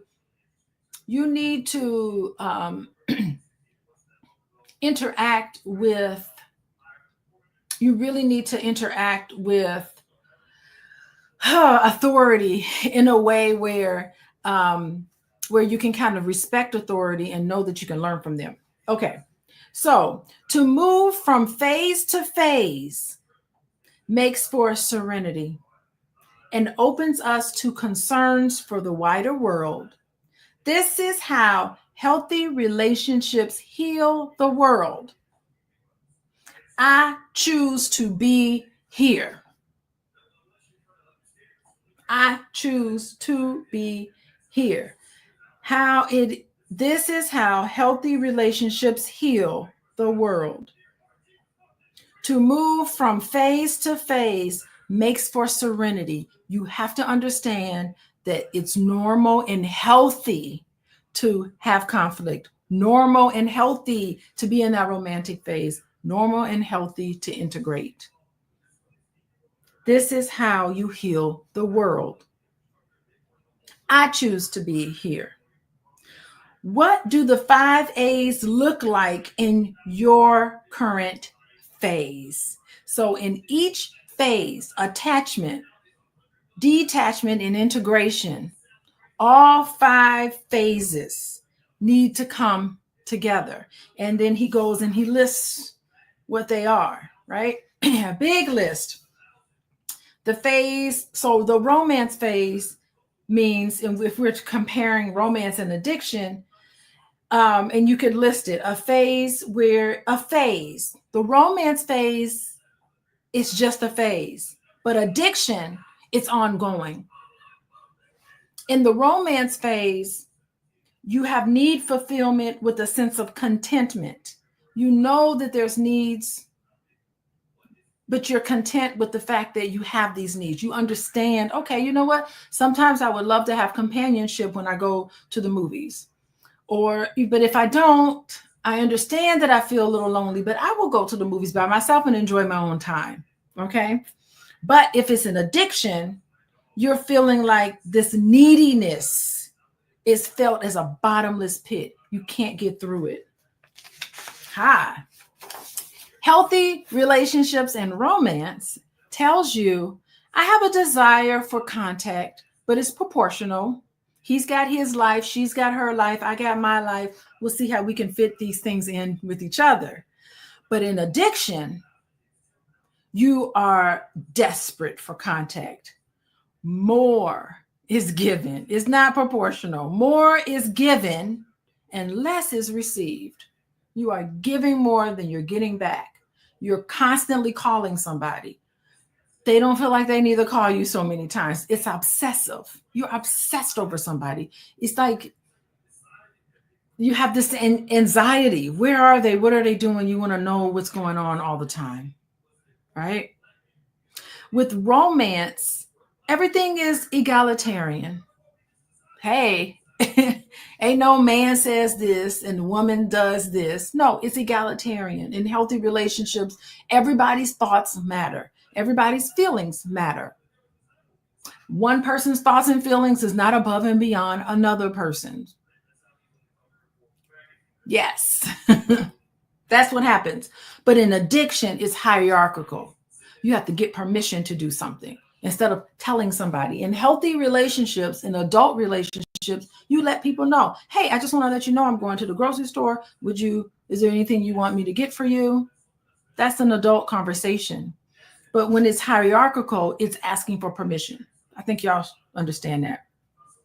In romance, healthy romance, it is reciprocal. It's give and take. The 5 A's are give and take. I see a future there, right? In addiction, it's always one-sided and there is no future there. It's this person over another person. In healthy romance, feelings of satisfaction and joy are there. I'm just happy with the time that we spend together. And that's what's beautiful to me. But in addiction, in toxic relationships, you feel like there's never enough. It's a bottomless pit. It's never enough. I can never have enough of you. You can think that, but you don't have to act on it. And you don't have to be obsessed with somebody, obsessing and compulsion with another person. That's not healthy.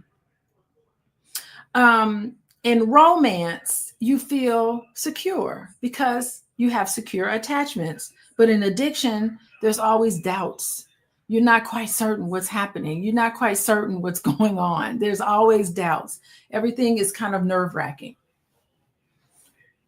In healthy relationships, you anticipate for the next time you see, oh, I look forward to meeting with you. And then you go on about your day, right? Your self-esteem is increased. You feel better about yourself.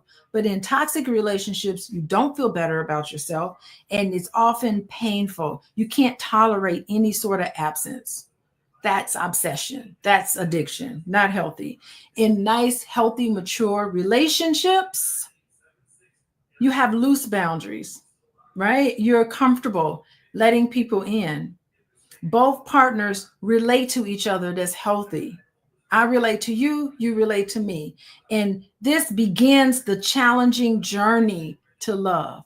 But in toxic relationships where it's unhealthy, what happens? There's no boundaries.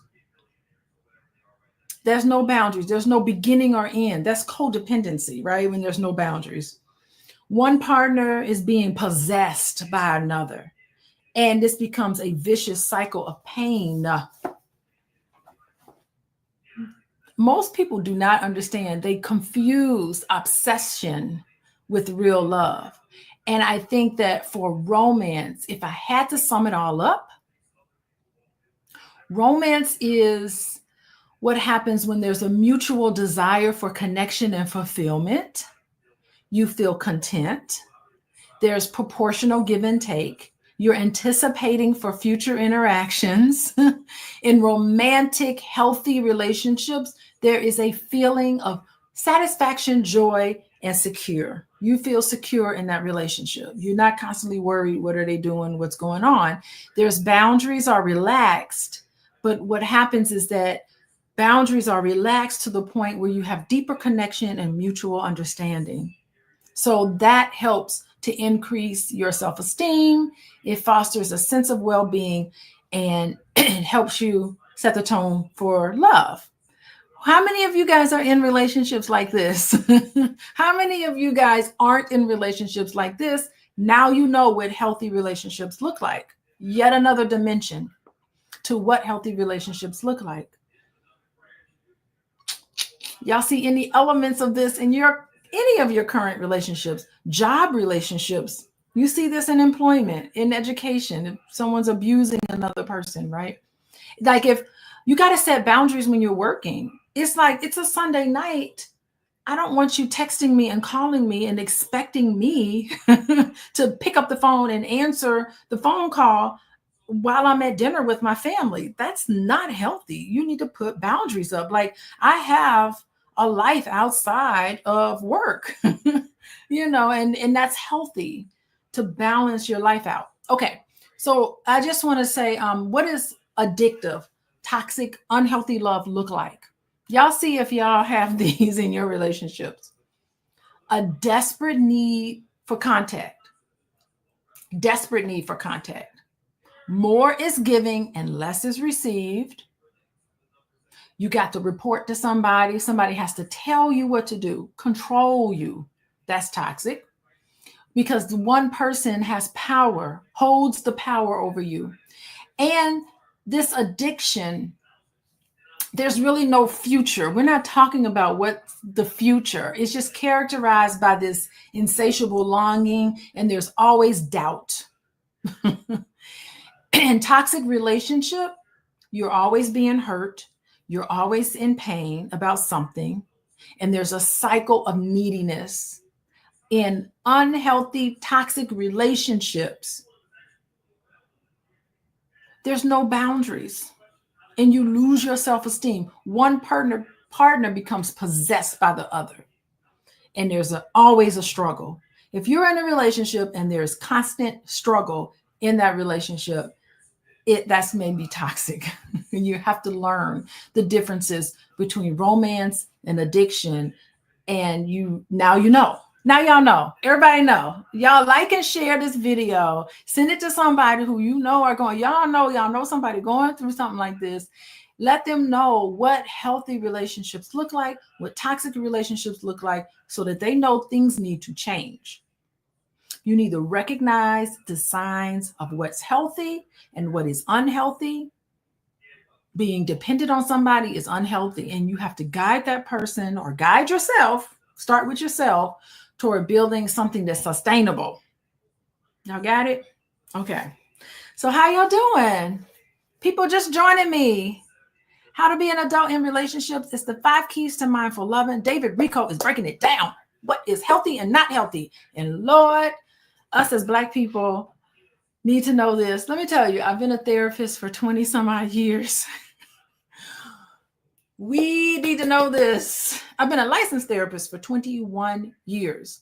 And I tell you, I wish everybody could just read this book and digest it. This will cure the world. You're talking about how to get, I don't believe in a world where we have war. If everybody read this book and incorporated this, it will heal the world. And that's my hope for the future, is that the world will be operating in a place that's not toxic. Because I do think we live in a very toxic world. Rhonda, how you doing? Aisha, hey. Okay, so what am I saying? I think I'm going to ask everybody, this is a webinar format. I've never done this before, but to get information and notifications on when I go live, I think they give you reminders. Hey, Dr. Alicia's going live at this time. You're going to have to go to put with your phones, text LOVE to 87948. Text love to 87948, and then you'll be able to know exactly when I go. I know I'm doing, I'm not going to be able to do it next week because I'm going to be doing my self-care, but I will be available the week after. So I'll be available. I don't know what day that is. I don't have my phone in front of me. I like that I don't have my phone because it is distracting. But anyway, I won't be available next week, but I will be available the week after. Hey, Mia, how you doing? Dennis, how you doing? How you doing? Okay, we talking about healthy and toxic love, how to be adult in relationships, the 5 keys to mindful loving by David Rico. I interviewed him. Check him out. The link is in the show notes. All of the previous videos to how to be an adult in relationships, those videos are in the notes. So just click on it and then you'll be able to get caught up. Okay. We are moving on. We're on page 126. Oh my gosh. It's been a half hour and I only got through less than a page. So let's go. Let's power through. Okay. This chart, toxic and healthy. This chart will find your present way of relating. Use this chart. So what they're saying in your journals, y'all got your journals out, use the chart. Everything that I talked about was romance, healthy romance, and toxic addiction. Use the chart to find your present way of relating. Be honest with yourself about where you are on some of these things. If you seem to be addicted, write journal responses to these statements. Okay, pay attention. Get your journals out. See where it is that you are addicted. You keep chasing someone who does not want or respect you. You stay with someone with whom problems are unworkable or who is abusive.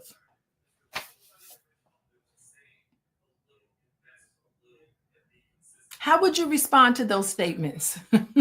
How would you respond to? You are with someone who depletes you.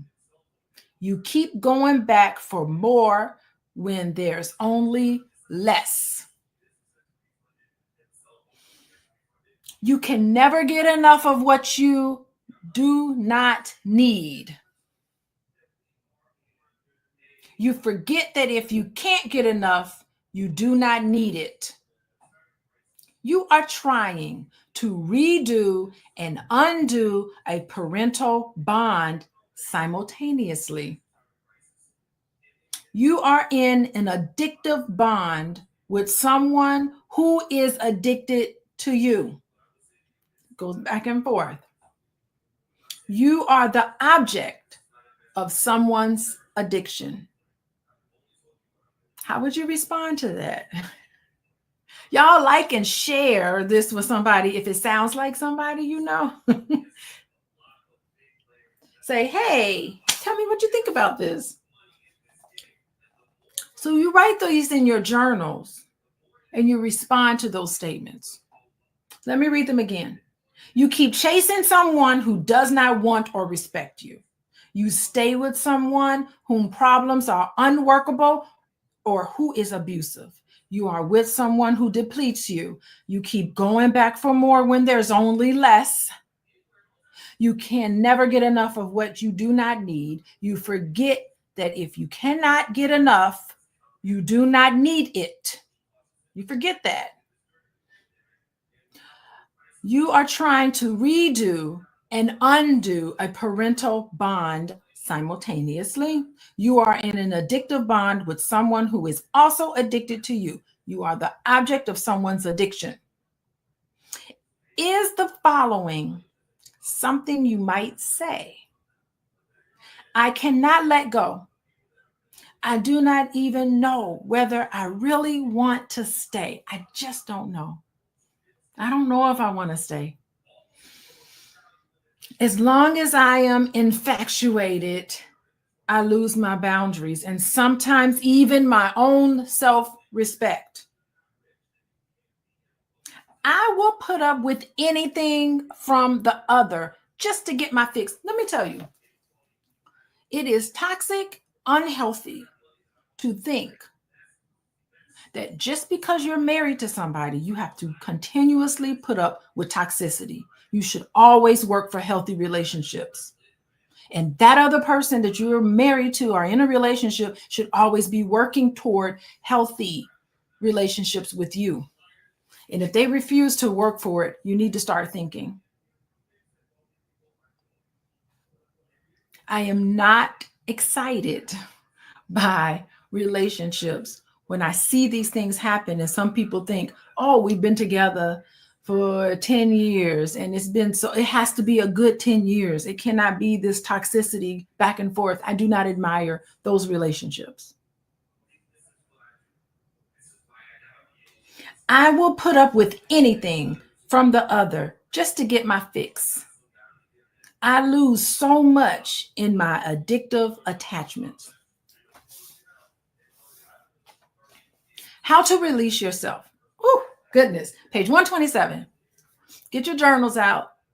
They're going to give you some solutions. So the first part here is kind of like making an assessment, an honest assessment of yourself, what's going on.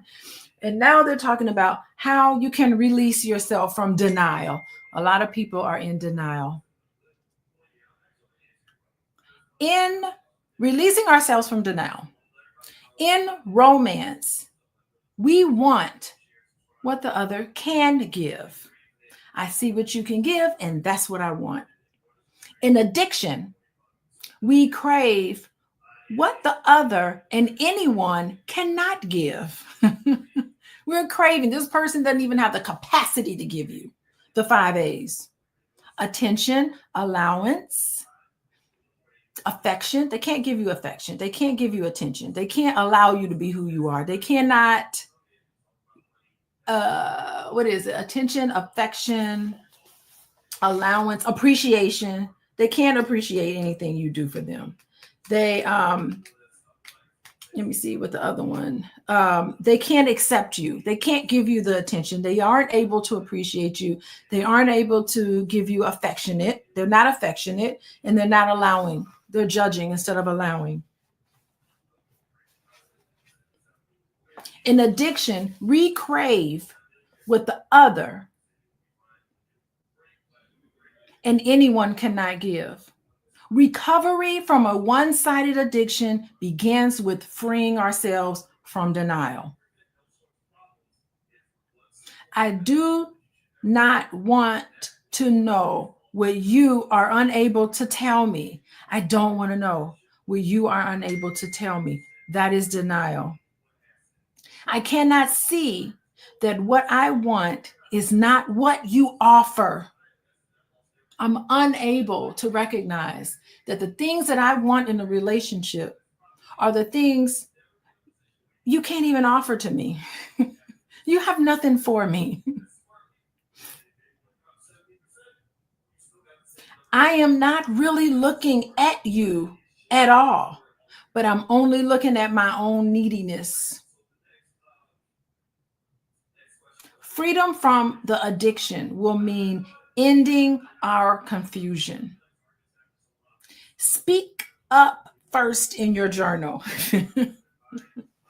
Sometimes you're not ready to speak it out loud to another person, but speak up first in your journal. Write about this. Then when you are ready, confide in a friend. Talk to a friend about this. And then face to face with the object of your addiction.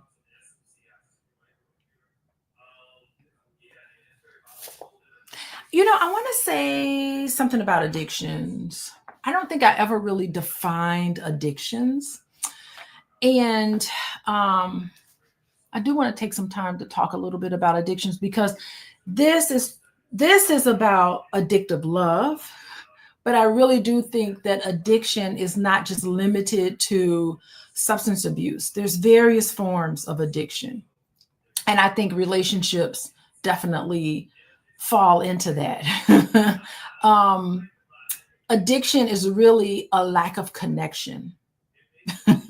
It's an intense, compulsive attachment to another person. And in addictive love is driven by our unmet needs. And there's this hole, this emotional void. That's where addiction comes from. And so I just want you all to recognize that addiction in relationships tend to lead to codependency. You don't have your own autonomy, and it just affects your self-esteem. You're like, I can't go because I don't have this person with me. I don't even want to participate in any activities outside of being with this person. And that's when you know that that's not right. So I just want to make that point out about addictions. And hey, Pam, Pam says, Pam is repeating it. I'm there now where I don't know if I want to let, excuse me, if I want to let go. but no matter how I say I want out, he doesn't hear me. So Pam, you got somebody who's not willing to listen. Oh, excuse me. Somebody's not willing to listen. But I just been staying away and saying no to being around him. This is good. I mean, Pam, if you feel like you're not at the point where you can talk to him about, excuse me, exactly what it is that you want to let him know, eventually you need to get to the point where you need to let him know how you're feeling. But thank you for disclosing that. Patricia says, why do we feel we need their permission to take a step away, even to break? You don't. You can just let somebody know. Everyone needs personal space, and to always keep personal space in place in the relationship. For me, yeah, I mean, that's healthy.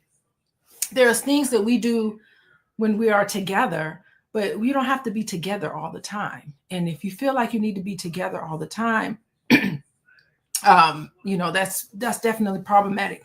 Hey, Ed. Oh, I need some water.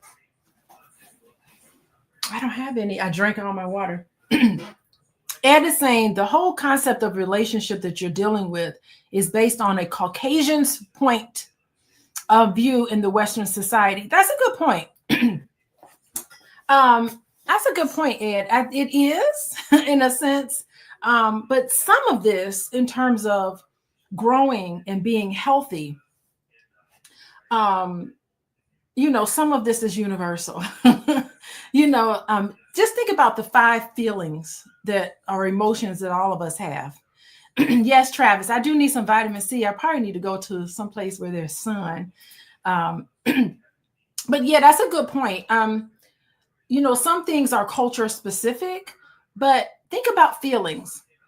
Just think about the feelings: anger, sadness, disgust. All of these feelings are universal if you think about it. Love. I mean, you could go to India and you could look at a couple in India and you can tell, oh, he don't really like her. She mad at him or he mad at her. You can tell. You don't even need to know the language. You can go to China and tell and look at a family dynamic. I've done it. I've been to China and I've watched family dynamics and I realized, God, in a lot of ways, some of this stuff is universal, but it's always good to know about culture. Thank you. Okay. Let's move on, you guys. Yeah, I don't know what happened. I got choked up. Okay. So let's talk about obsession. How we deal with obsession. An addiction is an obsession in our minds and a compulsion in our behavior.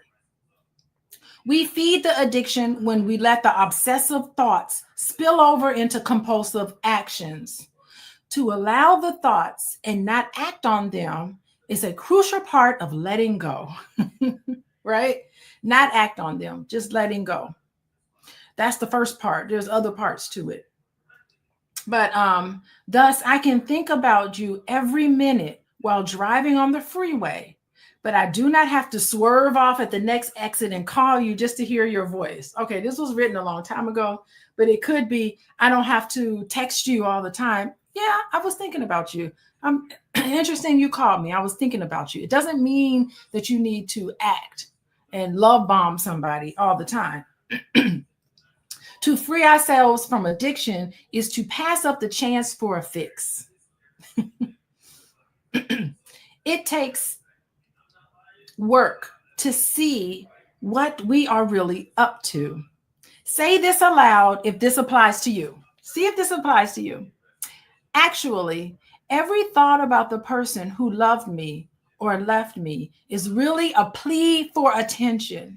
from the wounded, non-grown up part of me now re-experiencing its original pain through the newest version of mom or dad who abandoned me.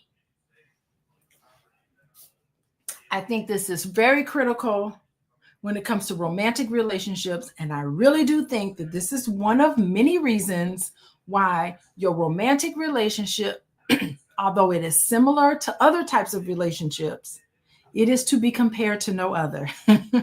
Because the person that you're dating is a newest version of the parents who raised you. You are re-experiencing the original pain through the newest version of mom or dad who abandoned me, either physically or emotionally. Obsessive thoughts about this present man are actually urgent pleas from my past. Great pain in present relationships gives me a perhaps unwelcome clue to the family ties broken long ago. This person only triggers the old, but never current predicament. I'm going to read this again because I really think this is, to me, I think this is the key for insightful things, but I really think this is the key to healing. Because I really do believe that if you become insightful and you start to become more aware of how this is operating in your life, that this is how you heal through your current romantic relationship. There's some healing that can happen through another person if you're self-aware and you want to become insightful and you want to be able to understand things better. I'm going to read this again.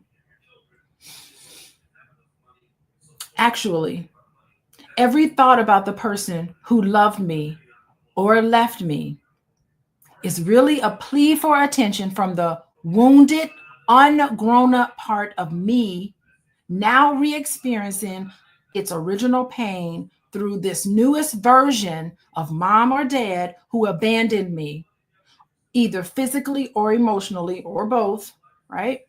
Obsessive thoughts about this present man are actually urgent pleas from my past.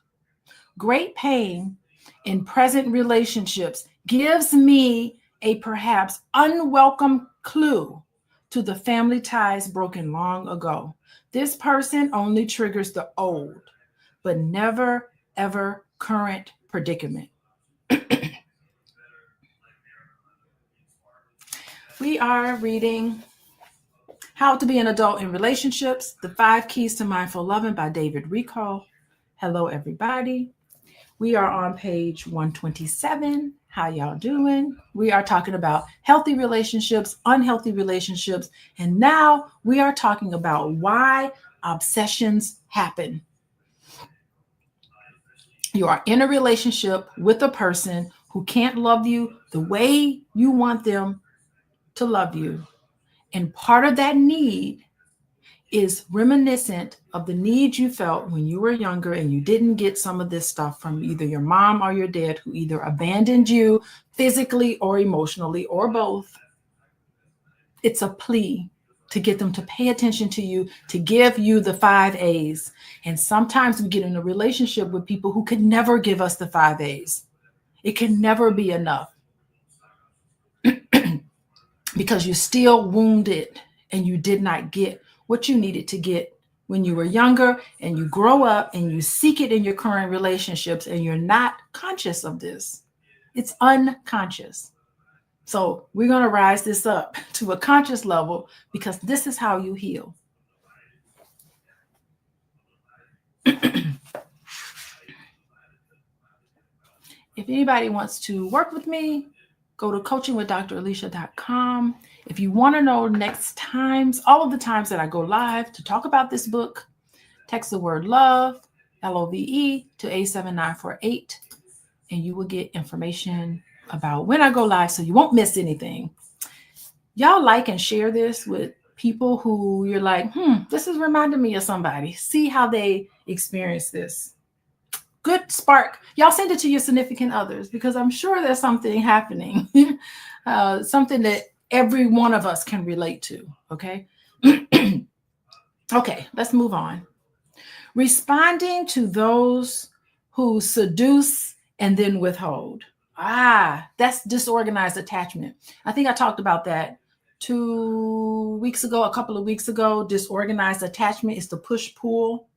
It's like, I'm lonely, I need somebody with me. As soon as you get that person with you and that person gets close and you start really enjoying it, you get really frightened and overwhelmed, and then you push them away. You do things to make sure that they don't love you. You're not lovable. When you need this relationship and you have these needs, you become lovable. But as soon as they get close, you become unlovable and push them away. What do? These are answers today. When a person assumes the style of seduction and withholding, she seduces because of her terror of being alone and abandoned. She withholds because of her terror of being close and engulfed. She is at the mercy of a panic that creates a reflex response. In the context of such dread, the seduction is not a lie, nor is the withholding a punishment. So it wasn't like they were seducing you to manipulate you. That's a whole different people do that, but not in this case, right? They're not seducing you to manipulate you. They're not lying to you. They really honestly want to be with you. They really honestly want to spend time with you. And they're also not withholding to try to punish you. None of it is about you. People who do this because they have fear, panic, terror. They're lonely and they feel terror. They're withholding because they're scared of being close to somebody. Because the people they were close to in the past hurt them. So they've associated this closeness with pain and suffering. And they were never able to heal from that. So when they grow up, when they start to feel good and they have somebody close to them, they're so out of a sudden afraid. And they're like, I'm going to push you away because I need to protect myself. I'm scared something's going to happen, that this person is going to hurt me. So I'm going to push them away before they get a chance to hurt me. This entire push-pull is a panic. It's a panic that creates a reflex response. We can respond to a person who behaves like this, right? We can respond with compassion rather than retaliation. Because if you retaliate,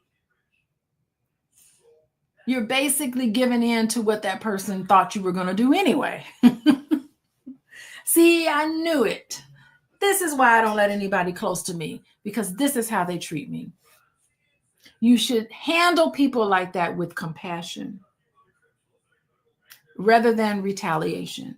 Ask yourself silently, can you stand aside as a non-judging witness and support her in finding help to work through her fear? Finding help to work through her fear instead of responding. If you are the one seducing and withholding, you need therapy, basically. You definitely need to go into therapy. You need to figure it out. And I love the fact that this book is encouraging you, when you see other people's sort of chaotic way, disorganized way of relating to you, do not take it personal. Because if you do, you're going to retaliate. So don't take it personal. It's like the 4 agreements. Y'all know about the 4 agreements? One of the agreements is don't take it personal, right? I think it's just to understand this dynamic and understand that it is a fear response, but it's driven by genuine emotions, right?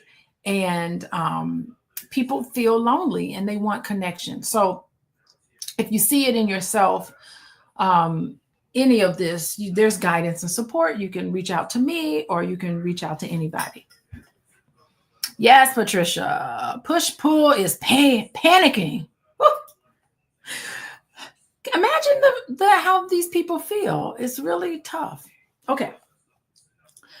Finding the program. We're moving on page 128. I think we may do a couple more paragraphs because it's like we've been at it for an hour now. So, okay. Finding the program. In my practice as a therapist, I keep finding that addictions almost always have to run their course.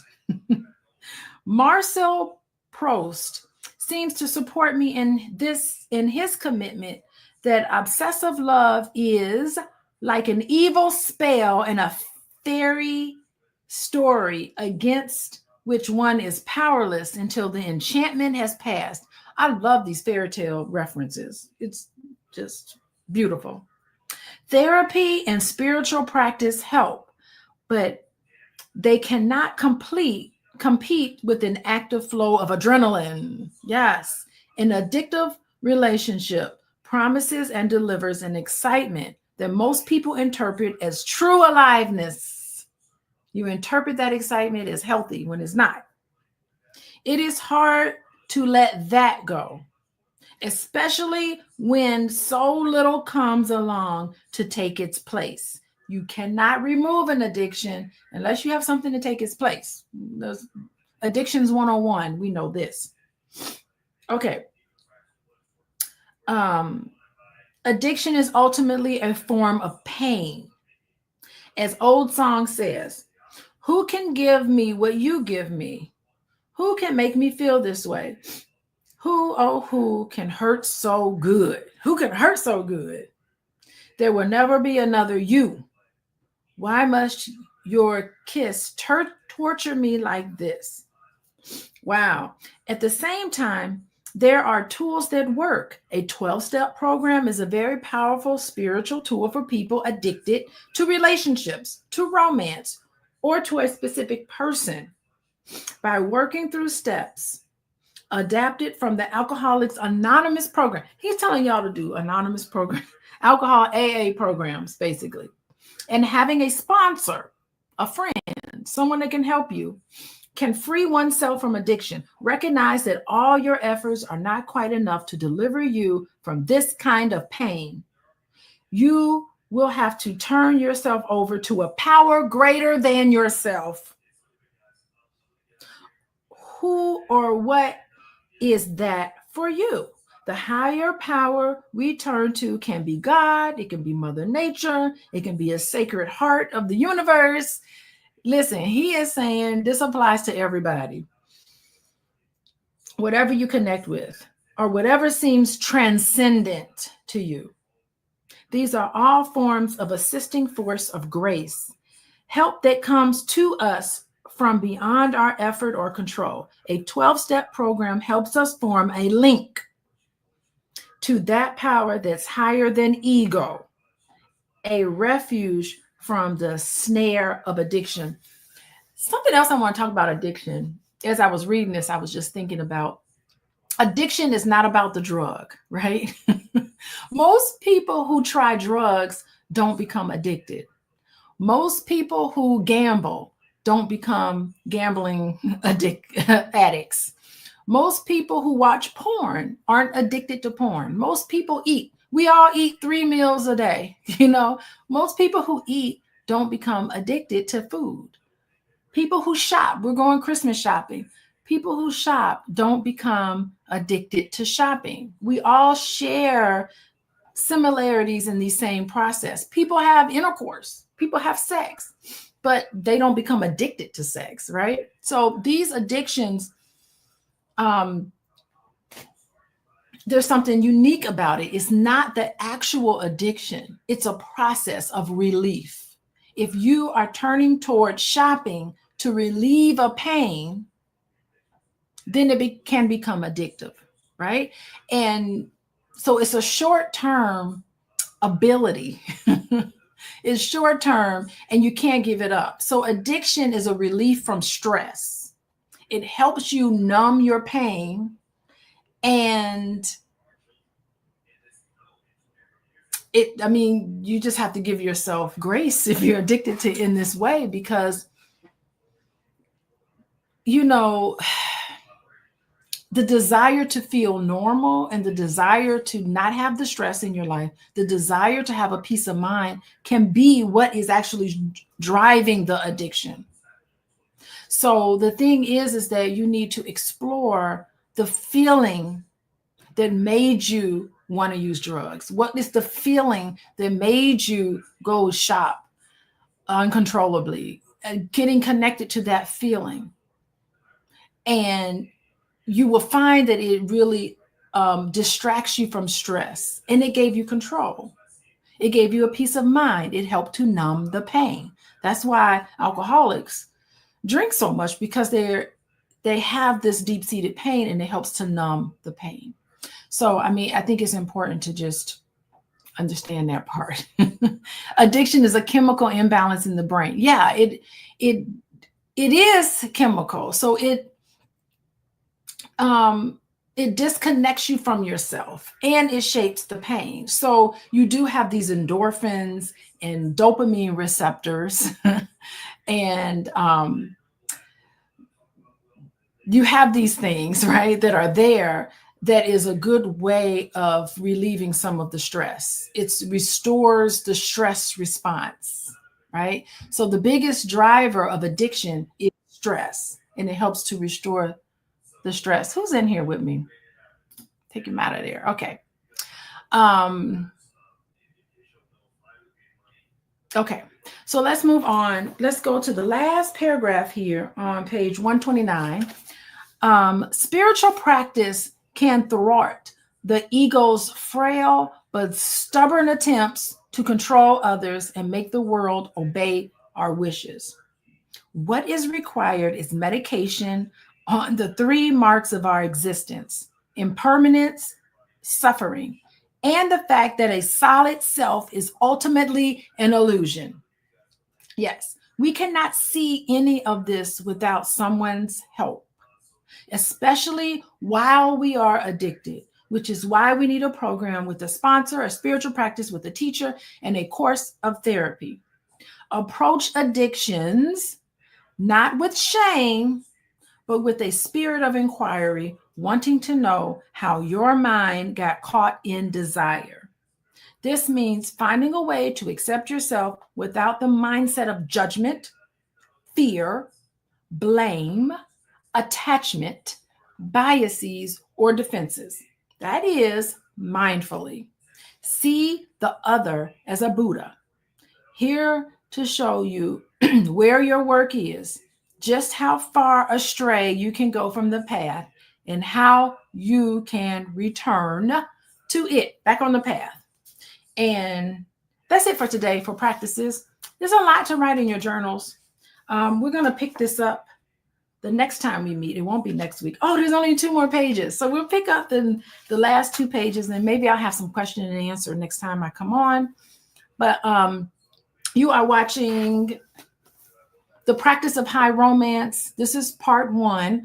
Part 2 is coming in 2 weeks, of how we're going to practice high romance, not addictive love, but high romance, and how to be an adult in relationships, The 5 Keys to Mindful Loving by David Richo. That is what we're reading. Get this book. We're like halfway in it. There's still time for you to get caught up. You can get caught up. You can watch in the show notes. It will show you the links to all of my previous discussions. It also gives you an outline of what the 5 A's to Mindful Loving is. And then let's see what else. You can text the word love, LOVE, to 87948. And then you can get information about when I go live on for book club and also for Mental Health Monday. Tomorrow, we're going to talk about politics tomorrow. How about that? Politics tomorrow. Coachingwithdralicia.com. Goodbye, everybody. Thank you for joining. Good morning, everybody. Good morning. Come on in. I hope everybody's doing well. I hope you're having a great day. It's so good to see you. Welcome to Money in the Morning, our millionaire training camp. My name is Dr. Boyce Watkins, and I'm having a good day. I wasn't in the 5 a.m. club this morning, but I was in the 6 a.m. club, which is pretty good. It's pretty good. Don't judge me. Don't be judging me. So anyway, I hope everybody's doing good. I'm feeling good. We got some good stuff to talk about today that's really going to help your finances. And actually, in a few minutes, I'm going to ask everyone to take a little quick break. And I told you all I wanted to give you a survey so you could tell me how you feel about Money in the Morning, how we can do things better, what you'd like to see us cover. Also, some just suggestions of just everything, just how we can help you the most, and just where you are mentally and whether you feel like you've benefited, in growing your economic intelligence, things like that. So anyway, what I'm going to do is send out a quick text to let people know that our Money in the Morning is starting now. And give me 1 second here. All right, I'm just putting that. Yeah, so the other thing too is, of course, you guys know if you want to get text notifications, make sure you pull out your phone, text the word morning, MORNING, to the phone number 87948. Just text morning to 87948. And I'll be all up in the inbox, but only if you want me there. But but I don't crawl in people's DMs, so just don't be asking me to do weird stuff like that. So anyway, guys, how are you doing? I hope you're feeling good today. I hope that your day's going well. One of the things I wanted to talk about actually is a type of investment that I'm making as of late. I'm actually investing more in the metaverse. I already made some investments in the metaverse, but I became doubly convinced that the metaverse is kind of like that best kept secret in America right now. I don't know why the rest of the country doesn't love the metaverse the way I do, but I believe that that's going to change. I really believe that, and I'm gonna tell you, you know, there is I believe there's going to be an explosion in this area because of basically I told you all that I love to play VR golf, right? There's this game called Golf Plus. I'd stopped playing golf, for many years because golf, if you have ever played the sport, it's very time consuming, very expensive. And just who got time to be walking around the golf course all day? There's stuff to do. We got stuff to do. And so even though I took a golf class in college, and I kind of learned how to stand, how to twist my body, how to stroke the ball, and so I can kick it. I kick everyone's butt when we go play. What's that game? Where you go when you hit golf balls while you eat food. I forgot the name. It's something, I forgot what it's called. But like sometimes people go there for like weddings and stuff where they'll like you go hitting and you eating a cheeseburger and hitting golf balls while you're hitting Top Golf. Thank you. I'm losing my words today. But Top Golf, like I usually kick everyone's ass at Top Golf. So just know that if me and you ever end up playing Top Golf together, it's about ready finna go down. You're gonna get second place at best, just because I'm the best top golfer amongst all my friends, and all my friends suck. So that means I get to be the king of all the crappy golfers. But anyway, so that's because of my class I took. Literally, I just know how to stand. I know how to get, have my legs straight. I know how to twist my hips. I know how to keep my arms. The key is you got to keep that arm straight, and you got to keep your head down. If you lift your head up to look where the ball's going, it'll be a terrible shot. So anyway, I play Golf Plus now. And Golf Plus is a godsend because Golf Plus on the metaverse actually re-engaged me and reminded me of how much I love golf. It really took me to a place where I was like, holy crap, I forgot how much fun this was. And because now instead of a round of golf taking like half the day, I can play in 20 or 30 minutes. And it's very realistic. It's extremely it's very comforting actually. It's very comforting. When I play around the golf, I can hear the birds chirping, the sun rising. You'll be playing on a golf course in Hawaii, and you'll look out in the water, and you hear the water hitting up against the rocks, and it's just very, very soothing. And on top of that, you get to have fun. I compete with thousands and thousands of people, and I don't. I keep thinking. I think there's a glitch in the system because I'm supposed to be getting first place, but there's clearly something wrong with the system because they keep telling me that I'm like, 3,243rd place, which that's just fake news. It's probably racism or something. Like it's probably white people. They don't want to see a black man thrive, succeed in this world. So I got to get that fixed. But besides that, it is a really pleasant experience. And so here is my thesis on why I believe metaverse investing is going to catch on. Here was the problem. When Mark Zuckerberg became very passionate about the metaverse and a deep believer in the metaverse, he even changed the name of the company to Meta because he believed so much in the metaverse. He kind of started it off on the wrong foot. If you remember, Zuckerberg put out his little avatar to show everybody, hey, I'm on the metaverse. Look at my little avatar. It's like a little digital Mark Zuckerberg. It looked absolutely terrible. It was so bad that it became memed. It became kind of a joke. It's like, okay, this is supposed to be the future. This is crap. And he launched something called Horizon Worlds, which ended up just not really doing so well. And I think there was a miscommunication in terms of what the metaverse is. So people thought, oh, if this is the metaverse, I don't want to do this. It's a bunch of goofy cartoon characters in this, and they maybe they visualize it being on their computer screen instead of it actually being on some sort of device. So now here's the interesting thing about the metaverse and why I believe in this is that I believe that Meta and a couple of other companies are deeply committed to playing this thing out. They're deeply committed to the fact that this is a 10, 12-year vision, and I think they've lost $58 billion investing in this. So in a way, it's kind of where Bitcoin was around 2014, 2015. Bitcoin looked ridiculous. Bitcoin looked like it could disappear at any moment. But you had these individuals, the hodlers, the people that hold on for dear life, who just kind of kept Bitcoin alive. Well, Mark Zuckerberg is kind of the metaverse version of the hodler. He's just every year dumping billions of dollars into developing this space. And I live in that space. I spend time in that space, and I like the space. They've actually got spaces where you can put on the headset. My wife got me the headset for Christmas. I think she regrets it because I just think I'd have so much fun with it.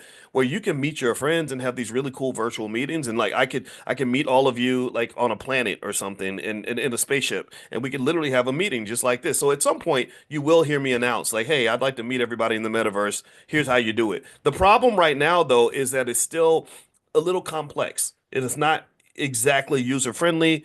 The glitches are still there a little bit. So it's like these early pioneering phases. But here's what I think is going to be the catalyst for mainstream adoption. They went from people doing the metaverse on their computer screens. Who wants to do that? That's boring. Then they went to people wearing these big, bulky, nerdy looking glasses. I'm comfortable being a nerd, but a lot of people are not. And so it's still a little bit weird. Like I can't get my parents to try it, even though I know that they would love it. But it doesn't matter. They're not gonna try it because they're older and sometimes old people just don't want to do new stuff. But I know they would love it, because my father loves golf and my mother loves like the beach. And I'm like, you can actually put this thing on it. You'll feel like you're at the beach. Like because they understand senses only. There's only like, what is it, 5 senses? Sight, sound, smell, taste, and touch. So if you think about it, when you have an experience in life, you're pretty much usually only using 2 senses. There's really only 2, right? If you go to Italy and you see Italy and you hear Italy, you might remember the smell, you might not, right? It's like if I blindfolded you and put you in Italy versus China, and I say, tell me if you can smell the difference. Some people could, a lot of people could not, right? So it wasn't like the smell of China that made you want to go back. It was what you saw and what you heard. Also, most things that you see, you're not actually touching them. You're looking at them, right? So I experienced the mountains by just looking over at the mountains. I'm not touching every mountain. I'm definitely not tasting the mountain, and I don't smell the mountain. I need to see it and hear it. You follow what I'm saying? So what they're doing, I think, which is very crafty and intelligent, is they are creating another reality where it's like, oh, all we got to do is convince your eyes that you're seeing something, which they've done that. They've nailed that part. And then convince your ears that you're hearing the thing that you're seeing. And then they've also got these things. My wife's going to get me one for Christmas. She thinks I don't know what she got it in the box down there. She's trying to surprise me, but she don't. I know what she got. And I know that Santa Claus didn't bring it. She did. And so there's this thing called a haptic suit. And I asked her for it. I wrote a letter to Santa Claus, which it's really Alicia. And so I'm getting this haptic suit. And this haptic suit is cool because what it does is it allows you to go in the metaverse, see things, hear things, and feel it. Like so when the monster punches you in the chest, you feel it. Or if someone shakes your hand or pushes you or touches you, you feel it. Or you're on a roller coaster, you feel a little bit more. So this is where things are going. And it's only going to get more interesting over time. And the thing that I think is going to push it over the top is now they've gone from the laptop screen to the eye goggles, and now they're down to the Ray-Ban sunglasses, the really cool Ray-Ban sunglasses. So now you don't have to be a nerd like me to enjoy the metaverse. You can actually be cool like me. Some people think I'm cool. Did y'all know that? Yeah. Some people think they're like, man, you're. I kid you not. 5 times in my life, I've heard people say, someone specifically say, that meeting you is more important than meeting Michael Jackson or Prince. I couldn't believe it. I think some people think I'm kind of cool. And so here's the thing. So you can be cool and do the metaverse. That means you can wear these sunglasses, you can look at stuff, and you blend AI in there. Chat GPT now can see stuff and tell you what it's seeing. Did y'all know that like you can take your Chat GPT, and I was in the car the other day with my son. I turned on the AI.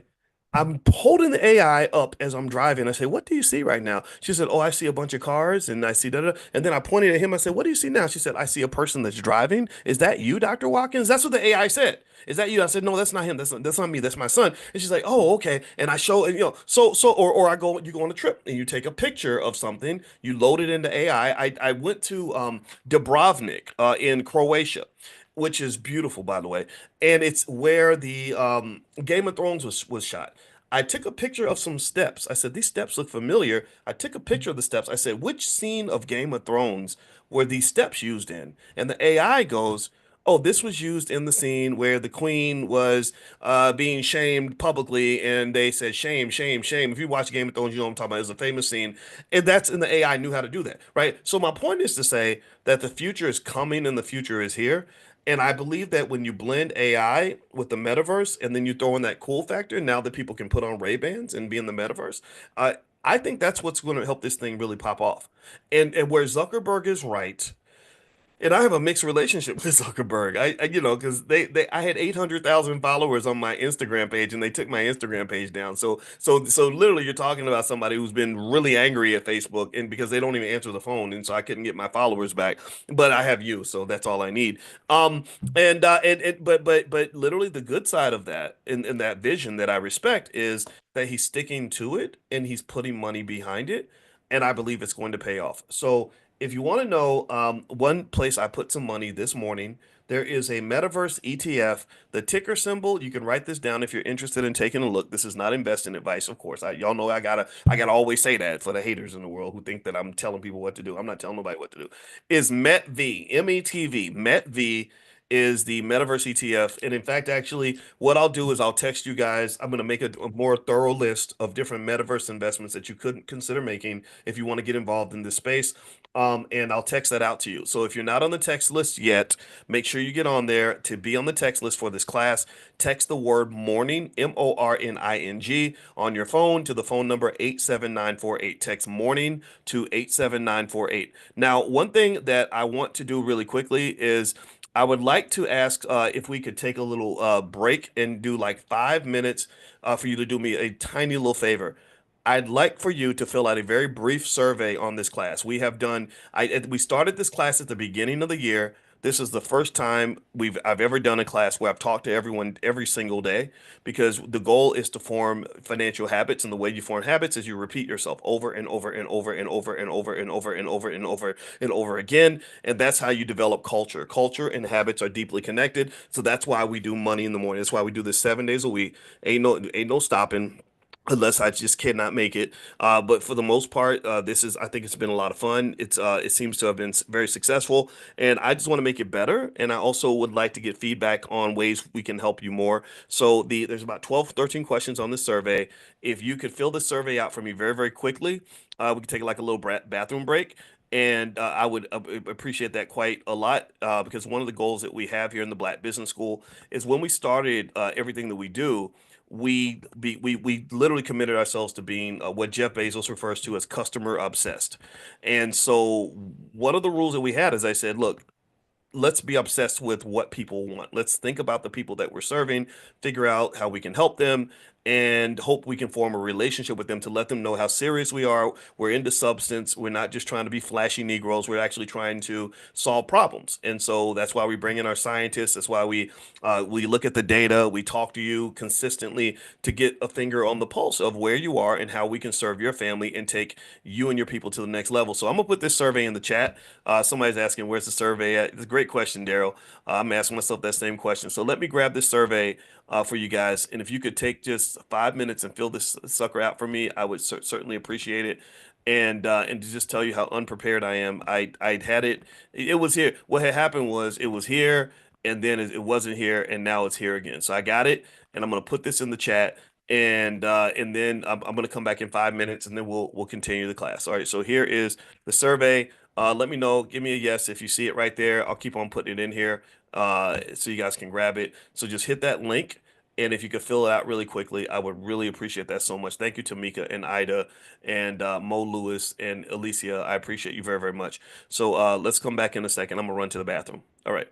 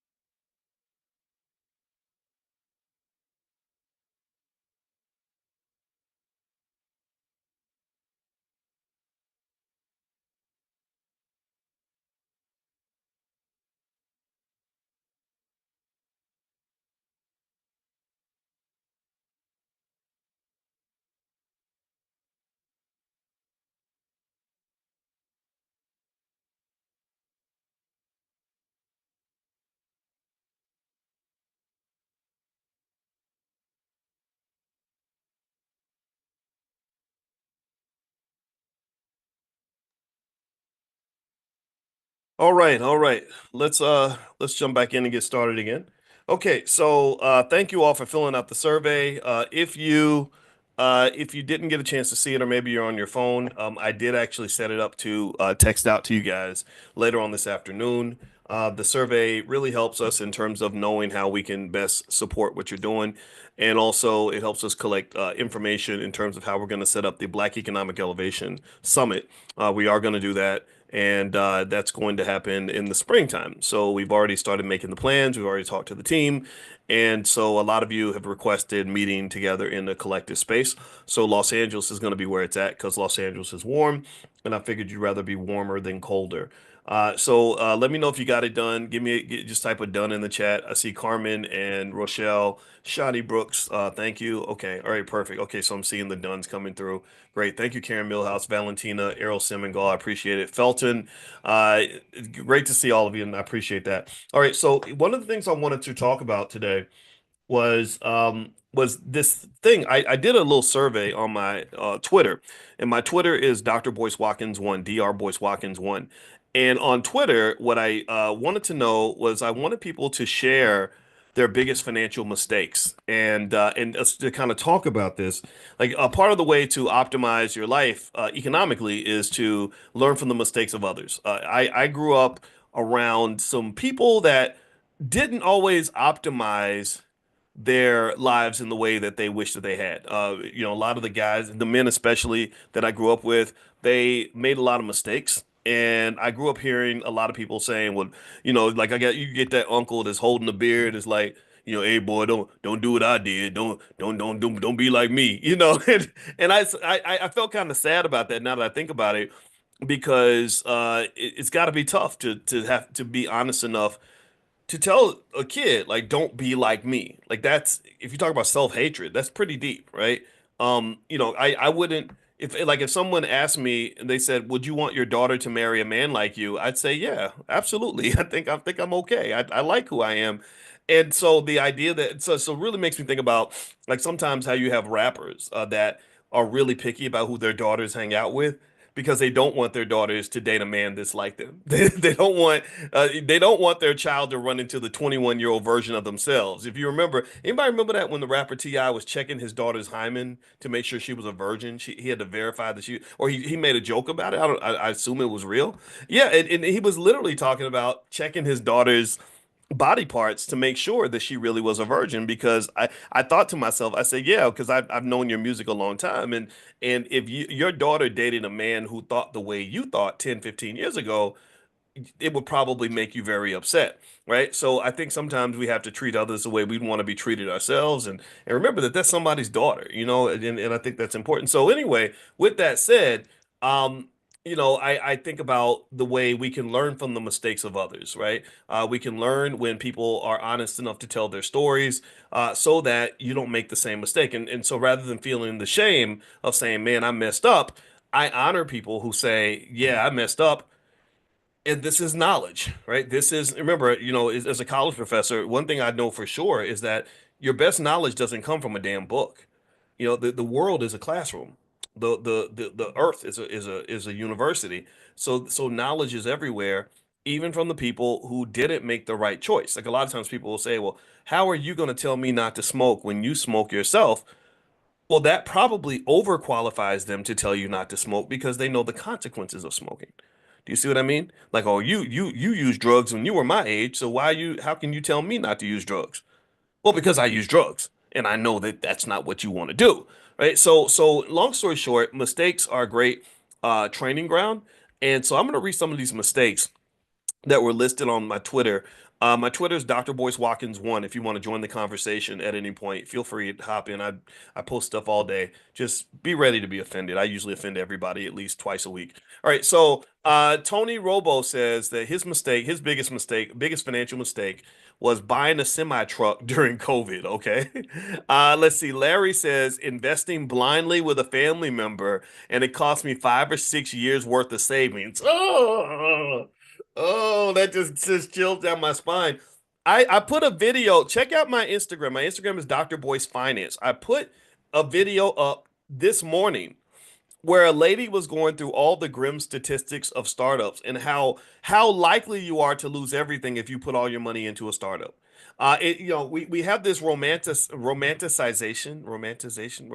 I can't, I'm messing the word up, but we romanticize starting a business. We're like, oh, we're gonna start this business. We're gonna put all our life savings into it. It's gonna blow up because I went to, a seminar and they told me you got to follow your dream. You got to follow your passion. You can't never give up, right? And it's like church, right? And we get caught up in that emotionally. And I think that that is true. I think following your dream does matter. I think consistency and relentlessness and persistence is great, but after the feel good speech is over, there has to be some degree of measure and discipline that's applied when it comes to the implementation of whatever it is you're trying to do.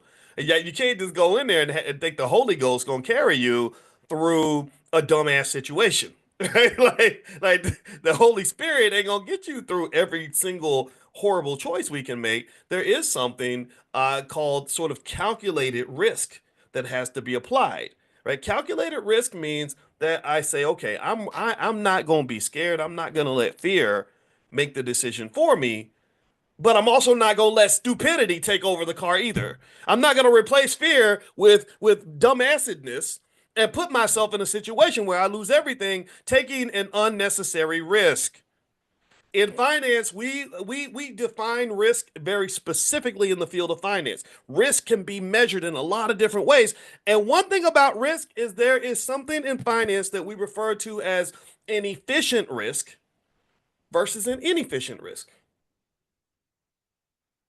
Efficient versus inefficient. Efficient means that you thought it out, you understand the downside, you've done the trade-offs, and you feel like, okay, this is what I need to do. I need to go ahead and take this chance because I think that the upside outweighs the downside, and I have a plan in case it doesn't work out. Inefficient risk is where you just betting it all and you ain't even got to. And I see a lot of inefficient risk. Like there's no reason why your whole damn life savings has to go into your cousin's liquor store. Why does it have to be the whole life savings? Why can't you do 10% of the life savings or 5% of the life savings and say, we'll see if we want to go to stage 2? You dip your toe in the water. You don't jump in because the swimming pool might be filled with acid. So don't jump the whole body in the swimming pool. You dip your toe in. Then at the very least you're going to lose a toe, but at least you can still walk and you're not dead. So really, and in entrepreneurship, they have this term called MVP, minimum viable product. Minimum viable product is where you spend as little money as possible just to find out if there's something there, if it works, if there's proof of concept. A lot of us don't do that. We'll dump everything into something and then sit back and pray, and that's not a good way to invest. That's how people lose everything. So when I saw this brother mention that he spent all of his savings starting this business, I said, yeah, that happens all the time because startups typically fail. But startups must exist. You must have startups in an economy for you to build businesses. There would be no, without somebody taking the chance on a startup, there would be no Microsoft. There would be no Facebook. There would be no Walmart. So startups are necessary, but you have to be really careful about how you approach that. My brother works with a company that manages billions of dollars and with investing in startup businesses. My brother Lawrence, he actually helped me start the Black Business School. Now he's doing some other things too. He's still involved with the Black Business School too. And one thing about venture capital investments is that your odds of losing your money on a given investment are quite high. So you really want to kind of be careful with that. Another thing, let's see. Intrusive Savage says, I invested in meme coins, my whole savings. Oh gosh. Yeah, see, investing's good, but meme coins are not. Meme coins are, a lot of meme coins are scam coins. Did y'all know that after the crypto crash, literally, I think they said there were 12,000 cryptocurrencies that went bankrupt. 12,000. So crypto is good, but putting all your money in crypto is not good. And coins can be good, but meme coins are not always good. They're basically it's an inefficient risk. And when you talk about inefficient risk, I used to sort of cringe when I would do stuff with Damon Dash. We did this cool thing. It was fun. It was called Intelligent Boss Moves. And we've talked about investing from different perspectives because people actually joke that me and Dame kind of look alike and our birthdays are almost alike. And we really established a great friendship. He would jokingly say that he was like my big brother because he's like 2 weeks older than me or something. And it was a joke. I like the guy a lot. I really do. But one thing that used to make me cringe a little bit was he would talk about his investing style and he would always use the term, I bet it all. I bet it all. I bet it all. And I would just kind of move my butt in my seat and say, well, you ain't gotta bet everything, do you? You ain't gotta bet it all, do you? Because what's going through my brain is everything I learned about risk. And sometimes when you take a risk, the willingness to take the risk is quite admirable, but then you gotta ask yourself, do I really have to go die on that hill to fight a good battle? Hey, just because you're ready to be a soldier don't mean you got to go volunteer to be on the front line every damn time, right? Maybe you could be a good soldier in some other way, or maybe you can be a good soldier by avoiding the battle that's going to cause you to have to die on that hill, right? Good soldiers understand this. They understand. They say, "Look, I ain't scared to die, but I don't want to die. I'm not scared for the fight, but I'm not looking for a fight." Do you understand? So I think that balance is extremely important when you talk about investing, because a lot of times when we go to those extremes, that's when people form a bad relationship with investing, is because they had that experience and it doesn't go well. Investing is a lot like sex. There are people that have great experiences when it comes to sex, but sex can easily turn into a bad experience if you're in the wrong situation. So if your first sexual experience is with somebody who loves you, who does a good job, who's very attractive to you, then that could be a good, memorable experience. But it could be a bad experience if your first time having sex happens at a Diddy party. Then at that point, you're traumatized for life because we don't know what Diddy put in that baby oil. So just be really thoughtful about that when it comes to investing. Investing is good, but it's not always good. You have to make sure you calculate your risk carefully. All right. So Be Non-Human says, I'd asked my stockbroker in the 90s or 2000s to invest in Chipotle stock, which had an IPO. I was investing $10,000. Oh, wow. At an IPO price of $20. The stock went up on the first day to $60.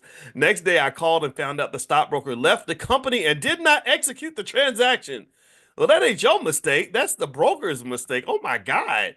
Chipotle. Oh, my God. I bet $10,000 invested in Chipotle in 2000 would be worth probably millions by now. Chipotle stock is a beast. Oh, my gosh. Let's see. GOH says, my biggest mistake was supporting a liar for love and acceptance. I lost the better part of 20 years of my life. Totally my fault. Okay, so this is interesting because he's talking about his worst investment or his worst decision was not so much just a financial decision. It probably impacted his finances, but it was actually a bigger investment, which is an investment of time, energy, and love. Remember, you've been investing your whole life, whether you put out any money or not. Most of your biggest investments you'll ever make in your life have nothing to do with money. That's so, when I invest in my kids, when I invest in my family, when I invest in my health, when you're investing time to be here, you're investing energy in the things that you care about. That's going to mean more to you when you get older than how much money you spend. I promise you, when you get on your deathbed, you ain't going to be thinking about your 401k. You're going to be thinking about all of the people that you interacted with in your whole life and maybe wishing that you had done things different or wondering what things would have been like if you'd gone a different path. That's what happens when people get old. I've studied this kind of thing. Right? This is what they always say. All right, so let's keep going. Paul says his biggest mistake financially was he got rid of gold when it was $350 an ounce. Yeah, that's a big mistake. And that's what happens a lot of times. A lot of times we sell too early. A lot of people sold their crypto early. They sold Bitcoin when it was 30,000 or 10,000 or 20,000. And that's where perspective just kind of becomes extremely important, because it's very easy to think that when Bitcoin was at 8,000, that it was never going to go up any further. That 8,000 is the highest it can go. And that is doubled down. That emotion is doubled down on when you see it go from, say, 8,000 down to 6. Then you're like, oh my God, it's down to 6. That means it's going to eventually go down to 0. And this is where you have to manage your anxieties. This is where you have to manage your emotions extensively and make a decision on who the hell you are and what is it? What is the goal? What are you trying to do? What was the plan? What was the game plan in the beginning? And when you establish the game plan in the beginning, it makes you a better investor because you're not trying to predict things that are unpredictable. It was very hard to really know where Bitcoin was going to go when it was in its infancy, especially when it was at 8,000. You didn't know it was going to go to 106,000. Of course, if you knew that, you would have stuck with it, but you didn't know it. So maybe some of you sold, maybe some of you didn't get involved, whatever it is, right? But I will tell you that when it comes to investing in something, I think you have to kind of just decide who you are and what you're trying to be. Like, so for example, I decided many years ago, about 1999, that I'm going to commit to being a free black man, whatever that meant for me at the time. And a free black man partly meant I'm not bowing to these folks. I'm not letting you judge me for being too black. I'm not letting you tell me I'm a bad person, even though I don't think I am. I'm not worried about none of that. I'm just like, no, this is who I am. And I know that with that lifestyle choice, I have to be loyal to it. My best chance of succeeding in that lifestyle choice was to stick with it and commit to it, not flip flop back and forth, not live in the closet. It's very, very hard to do that, to become schizophrenic as a means of survival. And I think that happens for a lot of black people. When we make jokes about code switching and all this other stuff, that breeds, in my opinion, a type of mental illness that we endure. And then when you're stressed out and you got heart disease and diabetes and having strokes and heart attacks and high blood pressure because of the stress you're going through, I think that plays a part into it. Almost like a person that's gay pretending to be straight. And you see how happy they are when they're like, look, I spent 20 years. I met a guy like that once. He told me he spent 25 years reading the Bible from cover to cover, trying to learn how to not be gay. Like that was, and I was listening and I was like, wow, you did that. That's amazing. And he had 3 kids with his wife. And he said, I couldn't take it no more. He said, so eventually I divorced my wife, got my boyfriend, and I'm happy. He said he was happy. He said, I've never been happier. And I couldn't help, just from the energy that came out of him, I couldn't help but to be happy for him. Right. And again, I know that that's a controversial kind of topic, but I really think that choosing what you want to be as an investor or as a wealth builder is really important, because then you have a philosophy that you can go back to that'll keep you from being wishy-washy, that'll make you consistent. Because the thing that you have to understand about any strategy that you take, whether it's investing or life, is that strategy is never going to work all the time. It's never going to be a one size fits all where it's going to be perfect for every situation you could possibly run into. Sometimes your strategy is going to make you look stupid. It's going to make you feel stupid. Warren Buffett looks dumb a lot. He does. He misses out on lots of possibilities and opportunities because he has a protocol. He has a process. He has a philosophy of investing that where he's not going to participate in the crypto, even if the crypto's going up. He's not going to participate in a lot of the tech stocks. He's not going to participate in a lot of industries that have really exploded, because that is in contrast to his core philosophy. But by being consistent and sticking to that philosophy repeatedly, it's allowed him to have more wins than losses. Right. So in my own journey, for example, my decision to just be the black finance professor, not the finance professor who happens to be black. I'm not trying to be Neil deGrasse Tyson. I'm trying to be Boyce Watkins. That means that I'm black first, and then I'll be everything else after that. I see things through the lens of blackness, period, and I speak on that, which means that certain opportunities will never be available to me, and I'm okay with that. But what it does is it opens up the very best of who you are and the best of what you can be. It gives you the best chance of success by being consistent, so that at least you know who you are, the world knows who you are, and you're not responding to every little fad that comes along. So how does this link back to investing? Let's go back to that.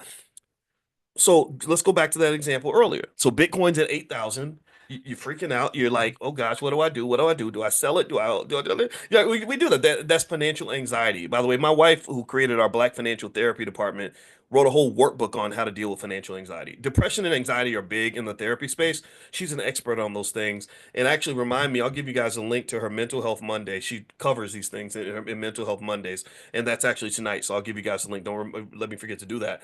One thing about dealing with that anxiety is that I think that it's better when you decide in advance what kind of investor you are. So the hodlers in Bitcoin, who I just honor and admire so much, they're the people who just say, no, we believe in Bitcoin.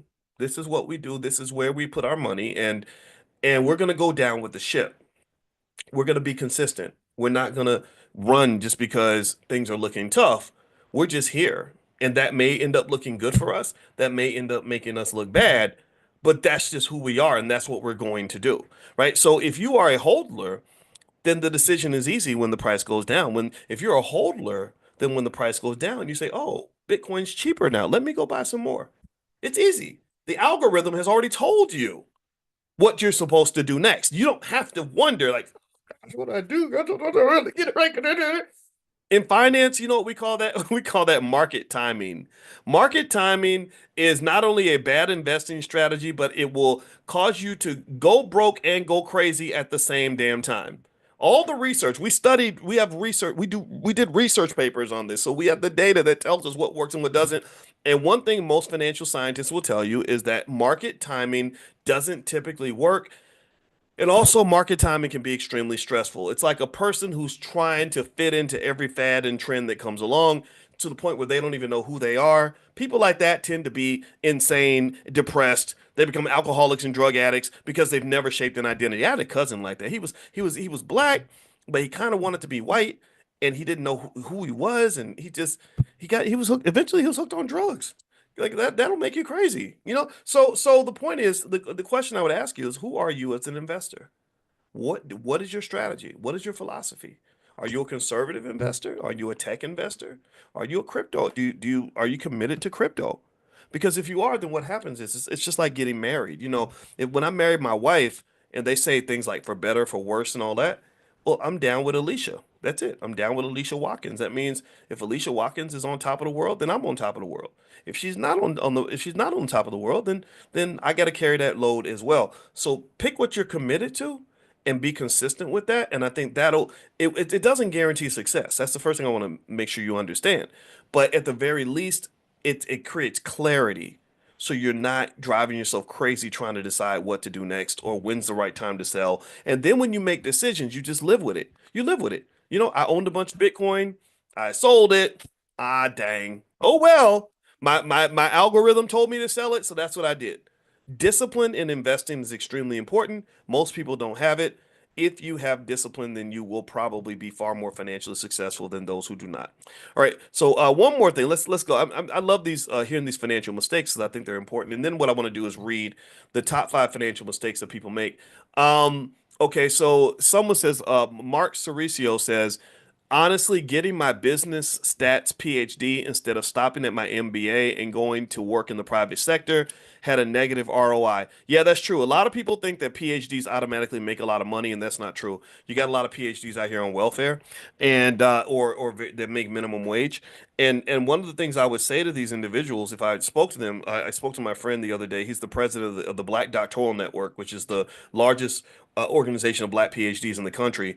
And I said, it doesn't make a lick of damn sense to me that you have people that are some of the smartest people on the planet who are financially struggling.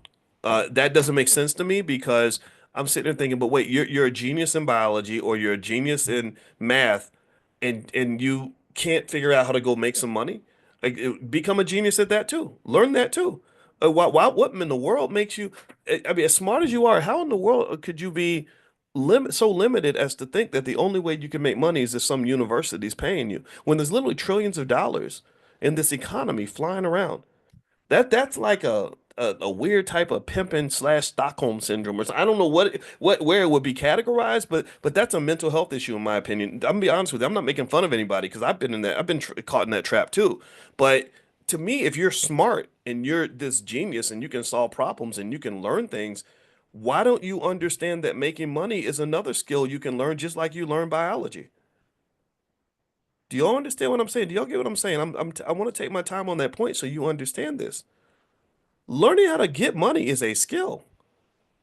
Studies show that people that have money spend far more time learning how to make money than people who don't have money.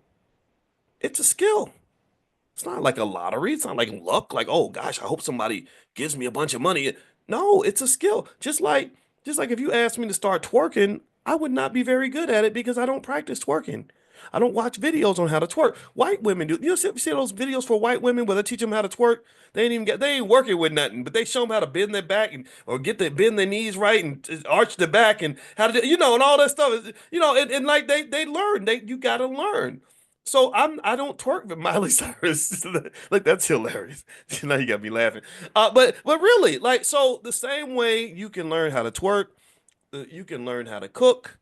You can learn how to whatever job you have, you probably had to get some certification to learn how to do that. Whether you are a garbage man, a nurse, or an attorney, you had to get training. So if your goal is to have more wealth, then why don't you train yourself on that? Why not spend time doing that? And why not require your children to spend time doing that? What part of the educational process skipped over our heads where we didn't realize that this is not an area where you just roll the dice and hope for the best? This is an acquired skill that you can actually learn. So that's what I would say to all my fellow PhDs out here. I get it. These universities are terrible. I went into finance. The reason I got my PhD in finance was because my mentor, Dr. Tommy Whitler, who's at DePaul University, he told me, I said, he had a Porsche. And I was 19 and I wanted a Porsche too.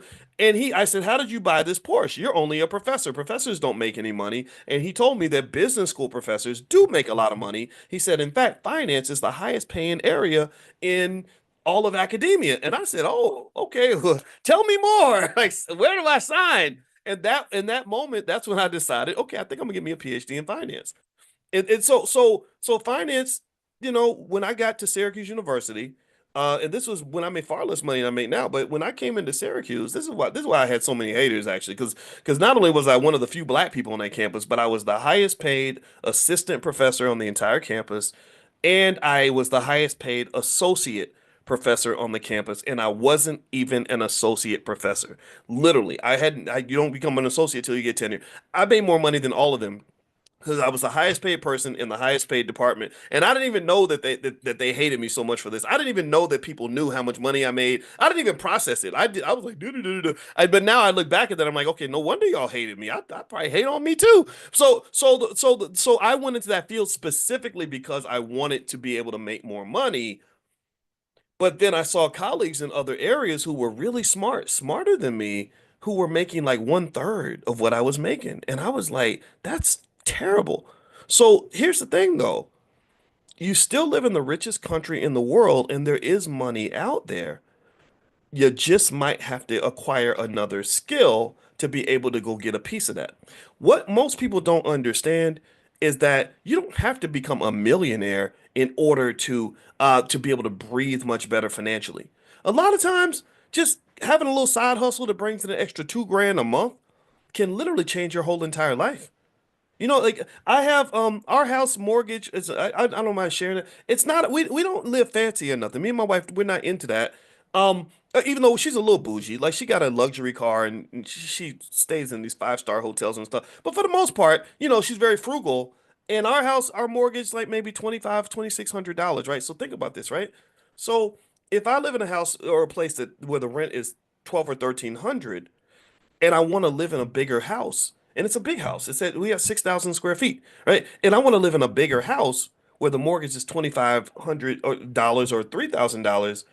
That little side hustle that maybe I create with my sibling, that I create with my spouse, that I create with my best friend, could be the difference. That could make that extra money. And really, here's the thing: if you really push hard, it might become something that makes you an extra $10,000 a month. Now you're really rocking. Now a lot of the things that were expensive suddenly become cheap.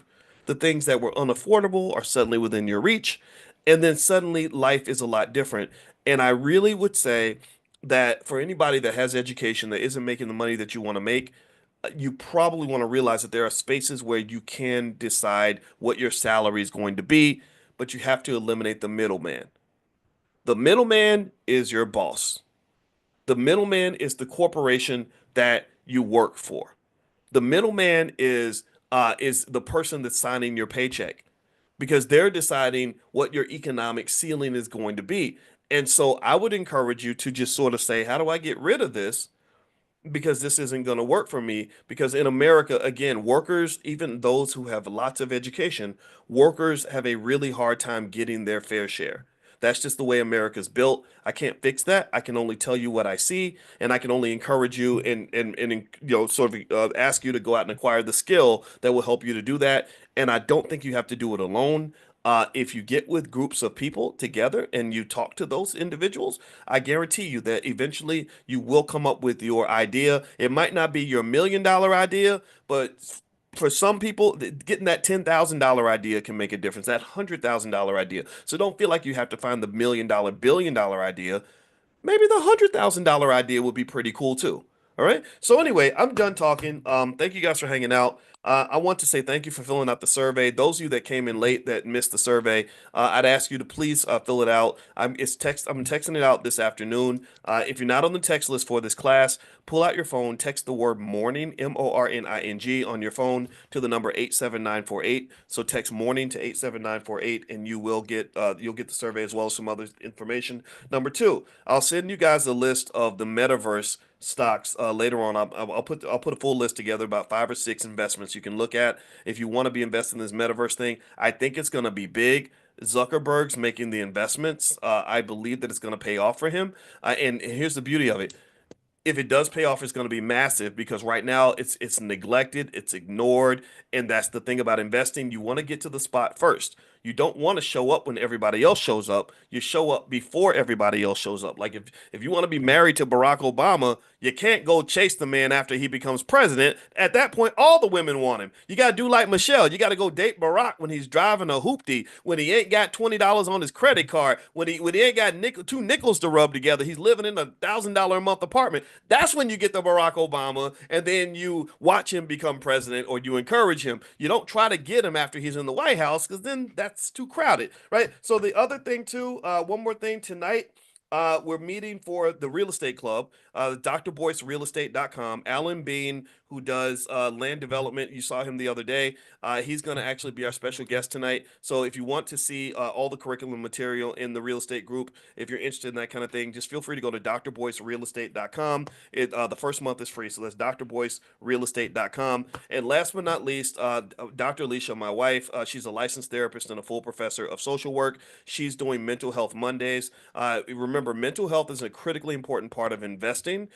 Financial psychology is everything. Money mindset is everything. And so she's done a lot of great work in that area, particularly related to things like financial anxiety and all the other things that we kind of deal with emotionally as we're trying to make that plunge to become entrepreneurs or investors, things like that. So she does Mental Health Mondays. If you want to be notified when she does Mental Health Mondays, pull out your phone, text the word love to 87948. Text love to 87948. Love is the word that she likes because that relates to relationships, and she's very good as a relationship therapist. In order for you to build your wealth, for a lot of you to get where you want to get to, you might have to even deal with some toxicity in your own relationships. I know that it's very hard to build wealth when you're going through a divorce. It's very hard to build wealth when you're dealing with abuse. It's very hard to build wealth when you're dealing with toxicity and fighting your partner all the time. It's very hard to build wealth when you can't even get along with your own relatives. So she's really good at that kind of thing, and I encourage you to consider the tools of therapy if you really want to be a good investor, a good wealth builder, and just a good citizen in the earth. I mean, we need therapy everywhere because we know undiagnosed, untreated trauma is the number one reason that Black wealth does not grow, and it's the number one reason why Black businesses don't get developed. It's also the number one reason why our families are not what they need to be or what they used to be. Dr. George C. Frazier, who spoke at the All Black National Convention, he did a really great viral video where he was talking about the disappearance of the Black family, and that it's a state of emergency, and that the Black family has become an endangered species. And if the Black family disappears, Black wealth will be obliterated. You cannot build wealth in a community without families. No community's ever done this in the history of all humankind. You're not going to be the first. So anyway, that's it. So if you want to join for Mental Health Mondays with Dr. Alicia and her therapist, she brings in Black therapists every week. Text the word love to the phone number 87948, and we'll send you a notification as well. So we have a lot of stuff going on in the Black Business School, and anything your family needs, we're here to help you. So have a great day, everybody. God bless you. I'll see you all tomorrow at 10 a.m. Eastern, and I hope you have a great day. Bye-bye. Doing well. Welcome to Dr. Boy's Daily Stock Market, where I cover things that are happening in the world of investing that you might want to know about. Let me tell you all, a lot of people are celebrating right now because Bitcoin just hit another record high. This is a big deal. Bitcoin hit $106,000. So this is a great day for those of you that have been consistent with your investing in Bitcoin. A lot of money has been made. A lot of money is going to be made. If you want to know my opinion about investing in Bitcoin, I think that there's a long way to go. There's probably going to be another crash, but I anticipate Bitcoin is going to continue to rise. And so today, Bitcoin, it hit 104,000. That was a big deal. But then it hit 106,000. And so it just keeps going up and up and up. And nobody really knows exactly when this is going to stop. It's been kind of crazy. Right now, it's at $105,524.40. And what I'll do is tell you all a little bit about my perspective on what's happening right now. I kind of think you're in a period of pretty irrational exuberance right now in terms of the market just sort of being a little bit crazy. I think prices have gotten a little bit overvalued. They've been pushed up a little bit too much. There is what is called a risk-on environment. Risk-on environment means everybody's taking chances. Everybody's pumping money into this economy because you have this psychological phenomenon in investing called basically FOMO. That's really what it is. And so people just have this fear of missing out. They follow bandwagons. And so right now you're seeing Bitcoin benefiting from the bandwagon. So I congratulate all of you who have been investing consistently because this is your reward, right? Remember all those people that made fun of us because we were talking about investing in Bitcoin? You know, I had people, Dr. Boyce don't know what he's talking about. He think he's supposed to have a PhD. He ain't got no real PhD. He ain't no real doctor. He don't know it. He told everybody that he was going to buy Bitcoin and look at Bitcoin. Bitcoin ain't going nowhere. And it's nonsense. It's done, right? I mean, it's investing requires patience. A lot of people don't have patience.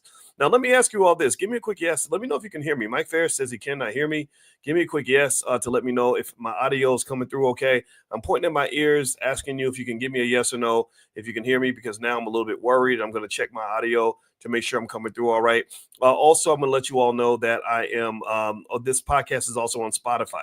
So if you go to Spotify, you look up my name, Boyce Watkins, you'll see Dr. Boyce Daily, and also you'll see the Dr. Boyce Breakdown. Those are two podcasts I have on Spotify.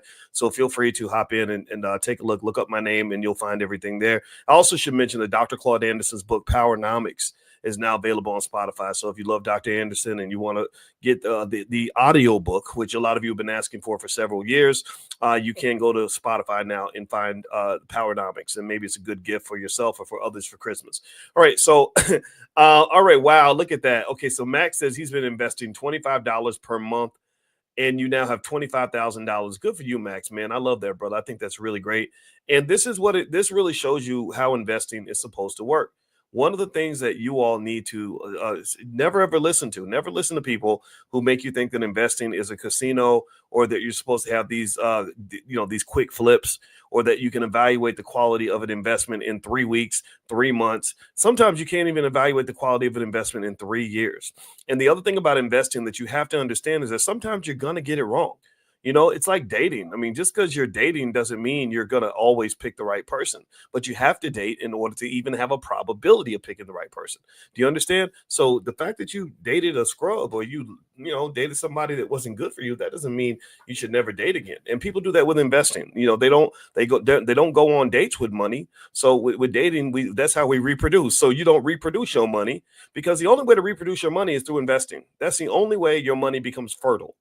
Your money will not become fertile if you don't invest. If you try to save your way to wealth, you will never have wealth. If you try to work your way to wealth, 99% of the time you will not have wealth. So in order for you to make your money fertile, you got to go on some dates with some dollar bills. You got to go out here and invest a little bit, make some calculated risks. Don't get hung up on your mistakes. We all make mistakes. I make mistakes all the time. I make them all the time. And so one of the great challenges of helping everyone understand why investing is so important. Remember, I'm a scientist. I'm a researcher on this stuff. Is that you every indicator pretty much says that if you don't invest in America, you will not get ahead financially. So I consider Bitcoin to be a great part of the portfolio.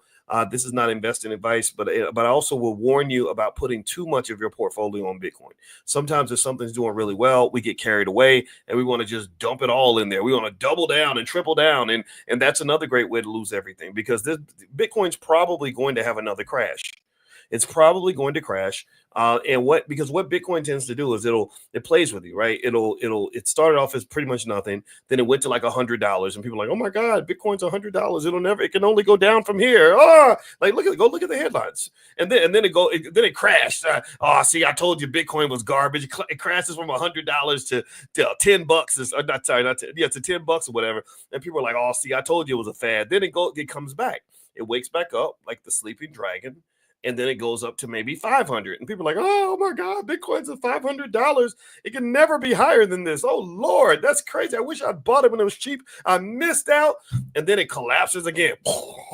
Right? And people are like, see, I told you it was a fad. I told you you were stupid for buying the Bitcoin. And that's what Bitcoin does. But if you notice, if you look at the long-term trend of Bitcoin, what you'll notice is that every crash, it would kind of crash at a higher level than before. Like the new crash was the old high. Let me see if I can show this graphically. I didn't plan to put the graph up, but I might as well because I think this is a great learning point. I mean, holy cow! If you missed this, I know you're mad. I know you're mad. But the thing is that don't spend time being mad. You need to be glad. Instead of being mad, be glad that you live in 2024 instead of figuring this out in 2034. Because I can almost guarantee you, in my opinion, I don't see any reason why the people in 2034 are looking back at you with time binoculars. They're looking back, they're watching this video and they're saying, oh my God, if I could only go back to 2024, back when Bitcoin was only $100,000. That's what they're doing. They're looking at us through, hey, y'all, I want to say hi to all the people from the future, because all the people in the future in 2034 and 2044, some of them are watching this video now and they're saying, God, I wish I could go back to 2024 and buy Bitcoin when it was 100,000. It's perspective, financial consciousness. That's what we discuss every morning. So what I really want you to do is get over yourself, stop feeling bad, stop getting mad, stop dwelling on your mistakes, and get in the damn game. This is not investing advice. This is not me telling you what to do. This is me telling you what I'm going to do. I've been accelerating my investments in crypto ever since I saw this move occurring, because every single thing that I see indicates a bull market for Bitcoin, but also things like Ethereum and Solana and Stellar Lumens and all these other cryptos are firing up. And in fact, if you want a list of my favorite cryptos, all you got to do is text the word crypto on your phone to the phone number 87948. So text crypto to 87948 and I'll send you a list of my favorite cryptos. And so let me share the screen here. DWI says, don't buy Bitcoin at these levels. I'm not going to say I disagree with you or agree with you or that you're wrong. You could be right. You could be right. But I can also tell you, man, that when Bitcoin was at 70,000, there were people who said, don't buy it at these levels. So just be mindful that risk means that the thing that you thought was going to come down could keep going up on you and you could miss the opportunity. So let's step in here. Let's look at this. Okay, so here's what I was talking about with Bitcoin. Now, if you're on Instagram, you can't see the link. So just I'm doing this on YouTube. I'll describe it for you. All right, so here you go back to we can only go back to 2016. I wish we could go back all the way to like 2013 or 2012, because that's when it's really interesting too. But 2016, a lot of you remember 2016. It wasn't that long ago. Bitcoin was priced at about $453.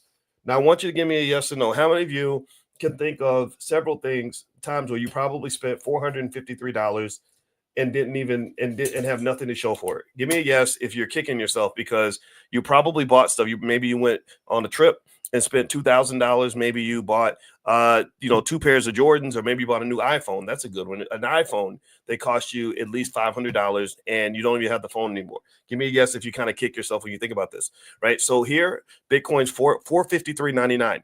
Now, what I want you to kind of understand that's really crazy is that back then, at that time, this was seen as outrageous. This was kind of seen like, holy crap, this is out of control. Bitcoin's got to go down from here. Lord Jesus, 453. That's Lord, that's crazy. That's bananas, right? And so there were people who said either I like this and I believe in this, so I'm going to keep on buying. These are the hodlers. These are all those little geeky nerds, ladies, the ones that y'all turned them down because they studied too much and they weren't 6 feet tall. This is when these geeky little nerds, these hodlers, God bless them, because they're holding up the infrastructure of Bitcoin. The hodlers were acquiring Bitcoin en masse. I knew people at this time in 2016 who were buying $50,000 worth of Bitcoin, who were literally buying 1,000 Bitcoins at this time. 1,000 Bitcoins right now is $100 million. Am I getting the math right? Because it sounds crazy coming out of my damn mouth. 1,000 Bitcoin at 106,000 is $100 million. I knew people back then that had 1,000 Bitcoins. 1,000. So you better start dating the nerds, because those are the ones that are going to be able to feed your babies. Okay, so let's keep going. So here you see some Bitcoin's moving, right? May 6th, 2016, it's making all kinds of headlines each day because it's hitting a new high, 700, 900. Oh, is it going to ever hit 1,000? Oh my God, Bitcoin hit 1,000. Oh Lord, oh, this is amazing, right? This is May 10th, 2017. It's $1,201.86. At this point, there were vibrant millions of conversations about Bitcoin. What is the future of Bitcoin? Is it going to keep going up, or is it going to crash? It's got to crash because it can't possibly go higher than $1,000 because Bitcoin is pretty much worthless. It's a worthless currency. That's an argument people have made. Smart people Warren Buffett and others were saying Bitcoin is garbage. I wouldn't sell Bitcoin to my dog. I think Warren Buffett said that I wouldn't want to buy all the Bitcoin on earth for $25 or something crazy like that. So even the experts got this wrong. So here you see it's going up, up, up. Now it's really going berserk. Now the frenzy takes over. This is where you had a massive market occurring with crypto, people getting really excited about it because it goes up to 2,000, 3,000, 4,000, 5,000, 6,000. And then people are like, oh my God, could it ever hit 10,000? It hits 10,000. That was insane. I remember that. I remember 2017 when Bitcoin was at 10,000. And that was when I said, I think when I'd done all my research on it, I said, I think Bitcoin has a bright future. I think that Bitcoin could actually keep going up from here because all of the trading dynamics tell me that this asset is going to increase in value, even though I can't fully explain exactly why that should happen. Right? It's like we decided that Bitcoin was going to have value. The things you decide have value are going to have value. Like there's a time when you decided that Diddy was an important black man. You thought that Diddy was one of the most important black men in America. And that was pretty much what we just decided. Now we've decided that he's whatever he is, a predator or something, or whatever he is, right? A dancing guy that holds these crazy parties where people walk out with their butts hurting, right? So whatever he is, right? But there was a time where we decided he was something different. And because we decided he was something different, that's what he was, right? That's how he's on the cover of Forbes magazine. That's how he's seen as one of the biggest, most important leaders in the black community. That's why he's sitting next to Barack Obama and Hillary Clinton and Al Sharpton, and he's the leader of the Vote or Die campaign, right? So really, value is something that is hard to tackle sometimes. Asset valuation, that's something I specialize in my doctoral program. Asset pricing, asset valuation is an inexact science. There's a lot of nuance there. Sometimes it's as much art as it is mathematics. And this is what's going on with Bitcoin. So here, the hodlers are just holding it down. So effectively, the hodlers, the fact that you have people out here that own their Bitcoin who will never, ever, ever, ever, ever, ever sell, is one of the things that keeps its value strong. That's why Bitcoin has been able to have resilience even when everything around it was trying to take it down, when the government was doing all that it could to destroy Bitcoin. So you see here, Bitcoin almost hit 20,000, and then you had a crash. And this is where the I told you so's come in. These are the Negro naysayers. The Negro naysayers are the people who have a problem with every solution. These are the ones who think that teaching and investing and talking about wealth is stupid because they think black people can't have any wealth. So the Negro naysayers were attacking me. They were saying things like, Dr. Boyce, he don't know what he's talking about. He was telling black people to buy Bitcoin. I don't tell you to do anything. I don't give investing advice. But he was telling black people about it. Look at where Bitcoin's going. Look, so it goes down from 19,000 down to 14, 12, 13, 11, 10, 9, 8, 7, 6.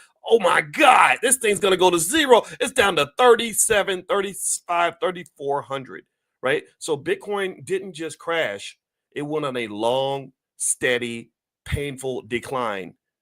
And here's the thing: this is a great lesson on investing, because if you are a short-sighted person, if you don't have perspective, if you don't have patience as an investor, if you don't know who the hell you are and what you're committed to, you probably would have given up around here.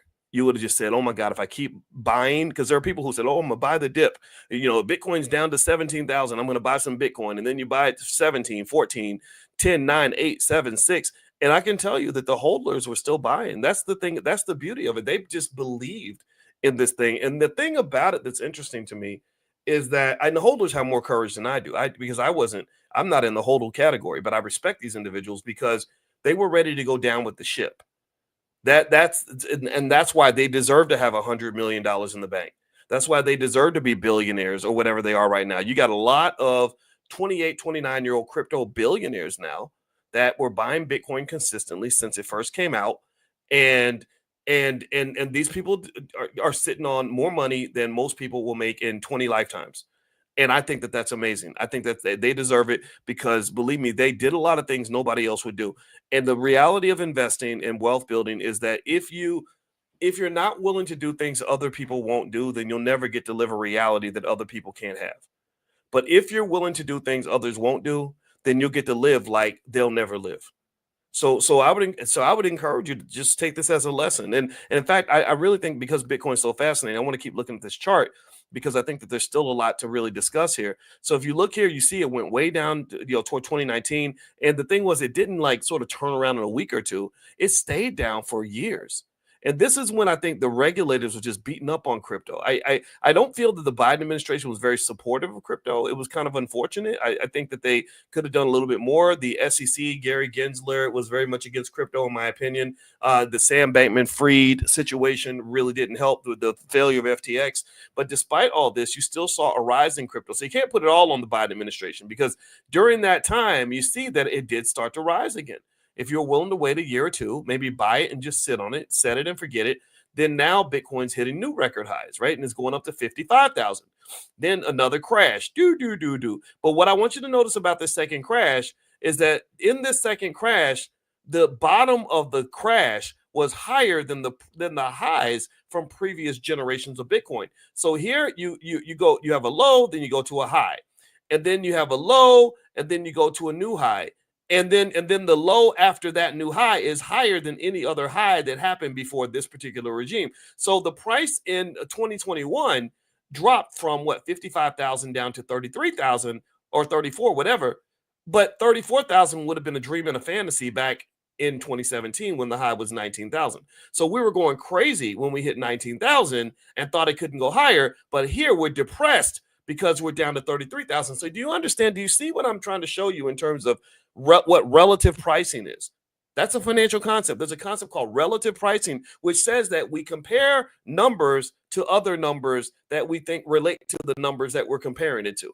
Meaning that if I say that a loaf of bread is $1.50 and the price just went up to $1.90, that might affect you more than if I had, say, a car that was 20,000 and I was to drop the price to by $400 or $500 or something, right? Because you compare things, right? So basically, when Bitcoin gets to this point, because you're comparing it to the previous high of 58,000, it looks terrible. It looks like a dog. It looks like a loser. But if you can look at it with perspective, you'll notice that this low is higher than any of the previous highs before, say, 2020. So Bitcoin was actually doing well when it appeared to be doing badly. Instead of asking the question, why did Bitcoin drop from 59 down to 33? The better question would be, how in the hell did Bitcoin get all the way up to 33 when it used to be down to 2,300? So you see here, so then you get another high at 61, then it starts dropping again. Then you get another low at 16, right? This was your chance, right? If you believed in crypto, this was your chance. And now you've been riding these highs all throughout the year. So the only thing that you could reasonably predict based on this pattern would be another crash. There's absolutely positively, without a doubt, going to be another crash in Bitcoin. The reason that I am not going to wait for the crash to happen is because there's nothing that's guaranteed when it comes to investing. There's absolutely nothing that allows you to know for sure that the crash is going to occur and when. And what often happens is when people sit back and they wait for something to go down in price and they do nothing, they sit on the sideline, is that you sit there and you watch that damn thing go from 106,000 up to 180,000. And then you're waiting, and then you buy in at 170 because now you're happy because everything went down in price. But in the meantime, you haven't factored in the fact that this very same asset that you think is on sale is 50% more costly than it was when you decided to sit on the sideline. So a better approach is dollar cost averaging. That's where I approach things with it from an agnostic perspective. I don't know if 106,000 is a high or if 106,000 is a low. The only people that know these things are people that live in the future. I don't live in the future. I've never lived in that neighborhood before. I can only live in the present and I can only see the past. So based on what I see, I have to understand enough to know that I don't understand anything. So my view is that because I believe Bitcoin has a bright future, because I believe that Bitcoin has an upward trend, because I believe the dynamics are supportive of the price of Bitcoin, then what I do is I'm buying a little bit of Bitcoin every week, buying a little bit every week, just buying a little bit every week. I don't care about the price. I'm just getting in the game, buying a little bit I mean, even if the price goes down, what the hell are you going to do with your money anyway if you don't invest it? Think about this. Process this. A lot of y'all have never invested before. You've invested very little. What did you do with that money? You spent it? Give me a yes or no. Do you understand when I tell you that spending money is not a good investment at all? Do you know that when you spend money, your return on investment is negative 100%? Do we understand that? If I take that money, I say, no, I don't want to buy stock because if I spend this $200 on stock, It might drop in price from 200 to 160, and then I'll lose money. But what are you going to do? Take it and go to Applebee's? You're going to buy a pair of Jordans with it? What do you think your Jordan's going to be worth to you in 5 years? At least with your stock, at least you have something to show for it. I guarantee. Let me just say this. Let me say it like this. Let's say you were a terrible investor. It's hard to be a terrible investor, by the way. You have to work really hard to be bad at this. I told you, Burton Malkiel in his book, A Random Walk Down Wall Street, showed monkeys how to invest, right? And literally the monkeys made more money than people who didn't invest because monkeys didn't overthink it. That was the secret sauce. So even if you were a bad investor and you lost, let's say you lost 30% on every investment that you ever made of the last 10 or 15 years, but you consistently put, I don't know, $400 a month toward a stock portfolio, and you did that religiously every month for 20 years. Do you understand that you would still have more money than most people because most people take that $400 a month and flush it down the toilet? I mean, think about this. At least you would have 70% of your money to show for it. Imagine if somebody went back in time and said, we went back and we looked at your car notes that you've been paying for 20 years, and we realized you were being overcharged by 50%. So we're going to give you back 50% of all the money you've spent on car payments for the last 20 years. How many of you would suddenly have more money in your bank account than you have right now? How many of you would see that as a massive bump in your bank account? If you got a 50% refund on every car note payment, every car payment you've made since 2004. Do you follow what I'm saying? So what I'm saying is, even if you're a bad investor, at least you're saving something.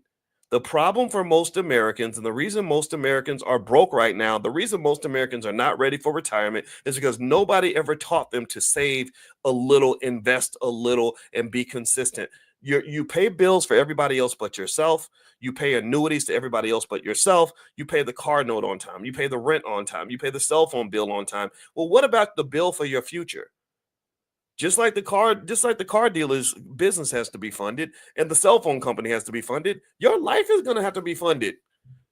Your life is going to, do you understand? Do y'all understand me when I tell you that we are in the middle of the greatest retirement crisis that we've ever seen in this country? Do y'all know that? At least in 100 years, since before the New Deal. Y'all do know that we're in the middle of the greatest retirement crisis in any of your lifetimes. Why is that? Well, because most people are not investing at all. So what I would say to you is, whatever you're doing, you got to do something. I'm not saying Bitcoin's the answer, and this is not investing advice. I've never told you to buy Bitcoin. I've only told you what I'm doing. And I do own thousands of dollars worth of Bitcoin, but I own thousands of dollars worth of other cryptos as well. Some people think Bitcoin is a scam, but guess what? A lot of big player investors from BlackRock on down are putting money in this game. And the more money they put into this space, the more it is projected that the price will go up. Bitcoin is different from typical currency for one major reason. There are other reasons, but one big reason separates it is that you can't inflate it. It's programmed, at least right now, that only 21 million Bitcoin will ever exist anywhere at all times. So they can't do what they do with the Federal Reserve. They can't go and just print a bunch of money. So the U.S. government loves to print money, which causes inflation. They did this during the pandemic, and now the price of everything is going up because they've got more dollar bills circulating in the economy. And inflation is a theft from the poor to the rich. Think about this. The price of everything's going up, but your wages are not going up. People's pay isn't going up, and minimum wage isn't going up, but the price of everything's going up. Huh? What the hell, man? The people that are benefiting from inflation are people that own assets. I'm one of those people. I own a lot of stock. I own some real estate, and I own some businesses. All those things go up in value when inflation happens. So rich people like me, and like some of you that are in this room, benefit with inflation. But remember, stop thinking that because you're not rich that you can't be in a wealthy position. I was born in the project, so don't tell me about poverty. I know what it's like to flick a roach off your sandwich and keep on eating. I hate it when people think that because I'm a professor and because I got money that I've always been rich. That's goofy. That's stupid. Stop thinking that way. No, I decided I did want to be broke for the rest of my life because I had a baby when I was 18 and I didn't have anywhere to live and I had to hustle and find a way to survive. So anybody who's telling you that because you're poor, you got to stay that way is full of crap. They are not your friend. They are a liar that's trying to control you. So what I'm saying to you is that if you do things that wealthy people are doing, then you will eventually become one of them in terms of wealth. You don't have to be like them in terms of attitude or whatever you think about rich people. I'm not talking about that. I'm talking about in terms of financial security and higher income levels and owning assets and being in a position where this economy will benefit you as opposed to exploit you. This is what I do. This is why I got a PhD in this stuff. It was really hard. I had to study this with a fine-tooth comb for a very long time. So I'm not some guy on the internet who's just running his mouth. There's a lot of those. There's a lot of people who, oh, I learned how to buy stock last Tuesday. Let me show you how. They don't know anything. I've been doing this for 30 years. I taught my first finance class at Indiana University when I was 22 years old, and I ain't 22 no more. I got a lot of gray in my beard. So what I'm telling you, based on all the research that I've seen, you have to be an investor. You have to do it consistently if you want to be financially secure. Now, one thing I'll say, DW puts a good point in here. I'm gonna answer I'm gonna respond to your comment in a second. But before I do that, I want to let everybody know that if you could please hit the thumbs up button really quick. Thumbs up, share, subscribe. Also, we do a free financial class. Anybody who wants to learn economics, you can come in and join us for free. We do something every morning called it's a Millionaire Training Camp. And basically, we do this every morning at 10 a.m. Eastern, and it's 100% free. You don't have to pay money. I just want you to pay attention, and I want you to bring your family to class. And we've been doing this. We've done over 250 trainings, in the morning where we just talk about money. It's what I call conversational learning. So no textbooks, no tests, none of that stuff. You just come in, we talk about money. That's how you learn. Money needs to be a part of your culture. If money's part of your culture, then you'll have more money. When money is not part of your culture, then you won't have any money. So we're building culture. So if you'd like to join us, pull out your phone, text the word morning to the phone number 87948. So text morning to 87948. Okay, so let me see here. So DWI, I don't know what that means. I hope you don't drink and drive, because it sounds, or maybe it's DW2. I don't know. Boyce is a multimillionaire. Bitcoin crashed at 70%. He will be fine. Will you? Great question. Great point. So one thing I'm going to mention is, number one, this is not investing advice. I'm not telling you what to do. I'm only telling you what I'm doing. Number two, the way you prevent those sorts of problems is with one simple investing rule that you should never forget. And that one word is called diversification. Diversification means that you really shouldn't put more than 5 or 7% of your wealth in any one asset. So I know sometimes people break this rule, but just know, whenever you hear about an athlete that goes broke or somebody who says, I invested and I lost everything, that right there tells you that they made a mistake. That tells you right there that they didn't invest properly, because you should never be in a position where you can lose everything because one asset went down. So if you invest smartly, then if Bitcoin drops 70%, you still got the same number of Bitcoins. You might have to wait out the storm, but it should not destroy all of your wealth. You want to spread your money out. All right. So the next question, what's your opinion about buying Target stock? You know what, Dijon, I'm not sure about Target. I feel like Target is having some problems. I don't know if they're going to fix those problems. I think there's better stocks out there to buy. I do something called What Dr. Boyce is Buying, the Black Stock Market Program. So if you go to drboycestockmarket.com, you can join us. We do Stock Market Tuesdays, and all I do is analyze stocks that people bring to me, as well as tell you guys what I see in the stock market. So feel free to go to drboycestockmarket.com and do a free trial if you'd like to. What are my thoughts on SMCI, Supermicro Computer? Yeah, it is very volatile, and I think if you can stomach the volatility, it can work. But I don't think Supermicro Computer it's not my top pick. But at the same time, if you sell stock options or something, then it's a great way to sell stock options. But you have to really understand what you're getting into. If you step into the wrong thing, then you can end up getting absolutely fried with a company like that, because Supermicro Computer is getting a lot of scrutiny from Hindenburg Research. So there you go. Bitcoin BTC 250. Yeah, Jason, I think Bitcoin's. I don't think it's too late to buy. I think Bitcoin's gonna. I think it's gonna keep on going up. It may crash, but if it crashes, just know I'm gonna be in the checkout line buying more. My goal is to be consistent. That's it. The world's not gonna be consistent, but that doesn't mean you can't be consistent. You have to be the consistency that you seek. People who invest from an emotional standpoint, where you allow fear and greed to dictate your investing decisions, people like that don't tend to make much money. You cannot let your emotions overwhelm your economic decisions, because if you have fear, then problems will emerge. In fact, my wife is a therapist. She's a full professor of social work and a licensed therapist.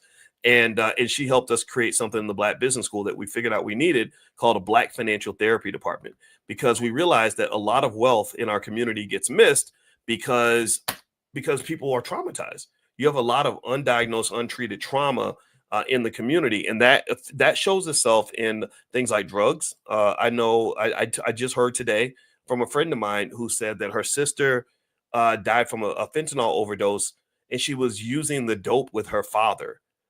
She was literally getting high with her daddy, and she OD'd with her daddy, which is insane to me.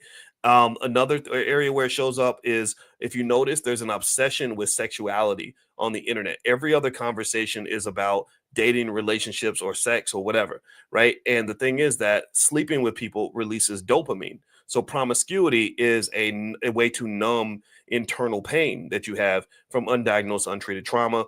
Another area where you see the effects of the trauma is in the financial choices and financial decisions. It's very hard for a traumatized person to make money, because traumatized people panic really quickly. They freak out because you're so scared of being re-traumatized. So you see your stock price drop, you're like, oh, I'm out, I'm gone, I'm never doing this again, right? And also, traumatized people have a hard time maintaining relationships because you have an itchy trigger finger. You're so scared of being re-traumatized that you run at the first sign of trouble, as opposed to doing what therapists show you how to do, which is how to have a proper conversation, how to not make assumptions, how to work things out and figure out a way to keep the relationship going. So in fact, actually, my wife does, she does a book club every Sunday. She's going to do this tonight, actually. If you want to join and get a notification when she sets it up tonight, feel free to text the word love to 87948. Text love to 87948. I guarantee you that this will help you not just in your personal life, this will also help you make more money, which is also part of your personal life. Because people that understand relationships and understand communication and understand how to get along with others tend to be more successful in every aspect of life, as opposed to people who want to duke it out and fight all the time. So text the word love to 87948. Check it out. Her name's Dr. Alicia Watkins, and she's really good at what she does. And she's right here and available if you want some support on what you're doing. All right. So with that said, and that's what makes the Black Business School unique, is that we designed ourselves specifically around the problems that are faced in the Black community. We don't dislike white people, but we focus on Black wealth issues because we have unique hurdles, we have unique problems, we have unique generational curses that if they're not addressed, they can't be fixed. So I cannot just be an economist. I have to be a socioeconomic expert in order to actually fully implement some of the things that we talk about. Like, I could tell you all day how to invest and make money. That's easy. The problem, though, is that if your mind ain't right, if the basics aren't handled, then you're not even going to be prepared to hear what I have to say. All right, so let's keep going here. Okay, MicroStrategy. Do I believe MicroStrategy will move further up or down? I have no idea, John. MicroStrategy is a company that when Hindenburg Research attacks a company, there's usually some merit to the attack. I don't know if the merit is deserved of MicroStrategy, though. I'm sorry. I was thinking about SMCI Super Microcomputer. That's the Hindenburg company. MicroStrategy is Michael Saylor's company that buys all the Bitcoin. So MicroStrategy, the interesting thing about MicroStrategy is, according to most economic models, MicroStrategy is significantly overvalued, because all they pretty much do is they buy a bunch of Bitcoin and they just hold it. So when the price of Bitcoin goes up, MicroStrategy's price goes up. But when the experts, people, nerds like me, when they sit there and they pull out their calculators and they say, well, how much Bitcoin do you have and what's it worth? They'll find out that the Bitcoin's worth this much, but for whatever reason, the company's worth that much. There's like this big premium that you pay in order to buy MicroStrategy. And people are like, well, why wouldn't you just buy a Bitcoin ETF or just buy some Bitcoin directly if you want exposure to Bitcoin? So the only argument that I can think of is that people that pay that extra premium, that, for that overpriced stock, is that they have so much faith in Michael Saylor that they just believe he's going to just make these amazing decisions that are going to lead to the company's value going up. And or they believe in what is called the bigger fool theory, which is that they believe that even if they're overpaying for something, someone else is going to overpay more than them, which is going to allow them to make a profit, which sometimes does happen, but it doesn't typically last that long, because it kind of becomes like this emotionally driven Ponzi scheme where eventually everybody gets their butt kicked financially. So just be really careful with that company. I'm not buying it, but the story is quite interesting. All right, let's see. Next, let's see. Someone says, Oh, Travis says, I started a restoration business, fire, water, and mold remediation. Good for you. Put the name of your business in the chat, Travis. Let's see. Insurance companies are denying homeowners claims. Yes, they are. Yes, they are. And not just the other insurers. I mean, not just the health insurers, because you saw where the health exec guy got killed, but also just generally insurance. The cost of insurance is going up. I got a notification today on a property that I own, and they increased my monthly mortgage to cover the insurance because the insurance premiums had gone up. And so they have to take they take part of your mortgage and they put it in escrow to pay the insurance and the taxes. And I just got that today. So this is kind of a nationwide thing. The pandemic really disrupted the economic ecosystem in America to the point where the price of everything pretty much went up. In fact, the price of just owning a house shot up to an enormously high level, to the point where there are a lot of people who even wonder if home ownership is the wealth driver that it used to be.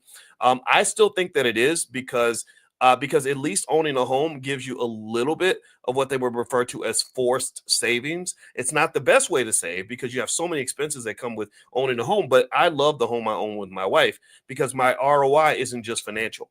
Like, I love this house because I love my man cave. I love having my wife's office next to mine. We got a big, gigantic basement where she works down here. I work down here. We watched a scary movie today in the other room. You know, there's a bedroom down here. There's a bathroom. It's like a really nice, comfortable place.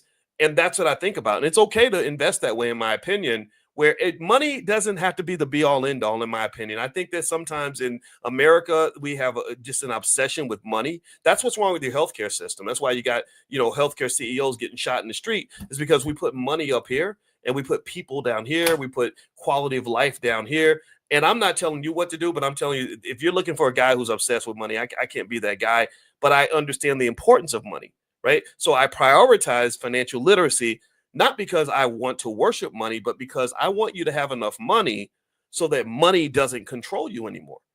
You'd be amazed how many people have to do stuff every day just for the money, things they don't want to do. And that's a key to happiness, by the way, is not having freedom, right? Slavery sucks, right? So ultimately, the financial literacy you give yourself and you give your children is so that you can have enough money so that you don't even have to think about money anymore. That's when you really get to live in life, in my opinion. But then again, I'm on the soapbox now, so let me hop off here. All right, so let's see here. Okay, let's see. Thoughts on AMD call options and the best expiration date. You know what? I don't want to dig too deep in the weeds with options. We'll do a stock options meeting soon. I'll reach out to you guys. If you have an interest in our stock option stuff we're doing in the Black Business School, pull out your phone, text the word options to the phone number 87948. So text options to 87948. I'll send you an invitation when we meet with the Prime program and stuff. But basically, with AMD options, I think they're probably as good as any other Fortune 500 company for the most part, as long as you protect yourself against the risk with the puts and stuff like that. I don't see it as a major income driver, and I haven't had a chance to assess it and analyze it. I think that when it comes to selling options, there are other companies that are much better, like Marathon or CleanSpark and stuff like that. But then those stocks also come with some volatility. And IONQ is a quantum computing company that I bought shares in. I'm really intrigued with that company. I'm really enjoying my ownership in that company. It's been able to generate thousands of dollars in income just from selling the options and stuff like that. You can pay a few bills with that stuff. So it's pretty cool. So in fact, I would highly recommend looking into selling stock options as a way to generate income, especially if you want to do that and not have a bunch of risks and stuff like that. The other side of options, buying options, is very speculative. I don't buy a lot of options because you're basically just gambling to some extent. You're hoping that the price moves in the direction that you want, and it's okay to do that. But when you sell the option, you're just getting your money. You're taking your bird in the hand, and you're not worried about what's in the bush. And that's the type of investing I enjoy the most. Because what I found is that most of us, the biggest challenge we have is, how do I just generate extra income or enough money to quit my job or enough money to pay a couple of extra bills or whatever. And so if you're interested in what we're doing with stock options, feel free to go to drboyceprime.com. Feel free to take a look at that. I'll put that link on the screen if you guys want to go take a look. All right. So last I'll say before we head on out, and I'll check back in with you guys tomorrow, is if you want my opinion on whether or not I'm going to keep buying Bitcoin, the answer is yes. I'm going to buy it if it keeps going up. I'm going to buy it if it starts going down. I'm going to buy it if it goes sideways. I'm going to buy it. I'm going to buy the dip, buy the dip, buy the dip, buy the dip. If you don't buy the dip, then you miss the rip. You have to move before everything happens, not after. But the beauty of Bitcoin, what makes Bitcoin special, in my opinion, is that Bitcoin is a unique asset in the sense that it had its growth stunted. Its growth was stunted. So y'all don't understand. Bitcoin is hitting $106,000 now. I thought that crap was going to happen in 2020. I thought it was going to be 2021 when Bitcoin hit 106. I didn't think it was going to take this long. And the reason it took this long is because there were artificial mechanisms from a controlled economy that were put in place to block the growth of cryptocurrency. The people that are loyal to crypto, they talk about things like fear, uncertainty, and doubt being thrust onto the crypto space so that wealthy people could maneuver and manipulate things. I think they have a point. I do believe that. When you had Jamie Dimon from is it Chase, or I think it's Chase, right? He's Chase, right? Goldman is the other guy. Anyway, you got Jamie Dimon going around talking crazy about Bitcoin, but then his company's buying Bitcoin in the background, right? It all smells very sinister, and what you're smelling is very, very real. I do believe that there are wealthy people who do manipulate the economy and do all the sinister things that you believe, but that's not a reason not to participate. That's not a reason to stay away. Because if you want a simple strategy, just do what they're doing, follow what they're doing. So right now with Bitcoin, what makes it interesting to me is that as the price goes up, you've got two tidal waves of money coming into the space, and simple supply and demand applies. The two tidal waves are: one, Bitcoin's making new headlines, more people are coming in. That means increased demand. Simple supply and demand. When you have restricted supply, increased demand, the price of an asset tends to go up. Because on one side, you've got people that want Bitcoin. On the other side, you got a bunch of people that will never sell. So that means the price has to go up. The second tidal wave you have is institutional adoption. The BlackRocks and the Chases and the Goldman Sachs, they cannot ignore Bitcoin anymore. And one of the things that you want to understand about these greedy bastards is they are financial drug addicts. When it comes to money, money is their crack. And the thing is that you don't understand. Y'all scared of crackheads, but one thing I know about crackheads is that crackheads are very dependable people. They're very reliable people. As long as you got the crack, you know where they're going to be at 10 o'clock. If you tell them I'm going to have some crack for you at 10 o'clock, you know they're going to be there at 10 o'clock. So they're going to always go where the crack is going. So if you want some of that money, then you follow what they're doing. And what they're doing is they are positioning themselves such that as they see Bitcoin rising as a legitimate asset class, they don't want to miss out. They're positioning and saying, how in the hell do we get in this game and make a few $1 billion for ourselves? So when they come in with that big, massive money, that's going to, in my opinion, continue to push the price up, even if there's a crash in the meantime. There could still be a crash, but I don't really see anything that tells me that it's going to happen anytime soon. You also have a Trump administration that is very, very pro-crypto. This is a gangster government where people basically bought in broad daylight. They bought the White House. They bought the damn thing. Elon Musk bought the White House. That's why he might be a trillionaire by the time this is done. After Trump got elected, Elon Musk's net worth went up by about $80 billion. Before the election, he was neck and neck with Bezos and Bernard Arnault and these other people for the richest man on earth. After the election, he has a higher net worth than Bill Gates and Jeff Bezos combined. He has a higher net worth than the next two people behind him combined. And it's going to keep going up. He's going to get the regulations removed. His little driverless cars are going to be everywhere. He's going to be able to stab his competitors in the testicles, because he's sitting next to the freaking president. So Elon Musk is going to get rich. Donald Trump is going to get rich. The crypto billionaires who funded a big chunk of his campaign are going to get rich. So that to me is a full and thorough argument as to why you might want to be on board with this. Again, you don't have to listen, and I'm not telling you what to do. I don't give investing advice ever. But what I'm seeing says Bitcoin to the damn moon. And you got a few other cryptos that are going to go right there with it. Even Dogecoin is actually like a real asset. They made Pinocchio into a real boy. Dogecoin is crap. Dogecoin is not real. Dogecoin, they tell you on the page, this is fake. This is stupid. This doesn't exist. But even Dogecoin is real. Why? Well, because Elon Musk made it real. He breathed life into Pinocchio. Now Pinocchio is a real boy. So does Dr. Boyce own some Dogecoin? Yeah. If I own some now, if you'd asked me 3 years ago, I'd have been like, I'm not buying that crap. It's worthless. But now you got to understand reality is highly subjective.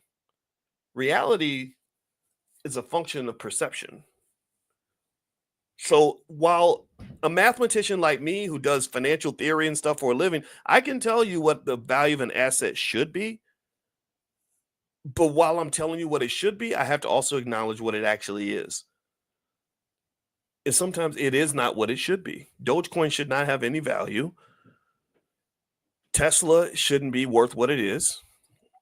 Even Bitcoin shouldn't hardly exist, but it exists because people want it to be real, and now it's real, and now it's here.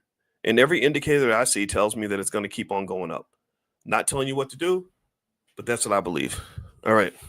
Now, do me a favor. Please hit the thumbs up button. Thumbs up, share, subscribe. If you want to see the list of the cryptos that I like, pull out your phone, text the word options. Text crypto, not options. Sorry, you can text crypto to 87948. We also have stuff that we send out to Black Business School on stock options. So if you text options to 87948 on a different list, you'll be getting different information. So we have a lot of information for you based on whatever it is you're interested in. And the Black Business School, we're just here to serve in any way that we can. And Kashif says, do you still believe in starting a Black-owned business? Oh, of course I do. I'm starting one with my son very soon. One thing I don't do as much, because it's my personal preference, is I don't invest as much money in startups as I used to. The only time I participate in a startup is if I have a lot of partners to share the risk with, and also if I'm the CEO or if I'm a decision maker in the startup, because unfortunately the startup success rate is very, very low, and it can be very damning financially if things don't work out. So you got to be really careful about putting a lot of your money into startups. So I would not take my life savings and put it into Cousin Pookie's liquor store. I think that's a great way to lose everything. And also I found that just buying shares of certain companies and selling the options on those companies, I can make far more money doing that and with far less work in a much more liquid environment where I can sell my business anytime. If you start a Black-owned business, you can't sell it to anybody, really. It's very, very hard to do. You can, but you have to pay a very high, what they call liquidity premium, because there aren't that many buyers. So you have to reduce the price substantially to get somebody to pay you even a fraction of what it's worth. Whereas if I go and I buy, 1,000 shares of Tesla and I sell the options and I'm making, $8,000 or $9,000 a month selling the options, I can sell my Tesla stock anytime I want.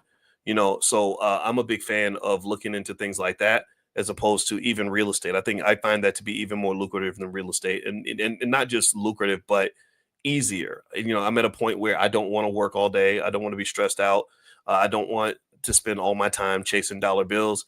I want to enjoy my life, and so everybody has their opinions, their different journeys, but that's my perspective on that. Now, someone asked about Forex.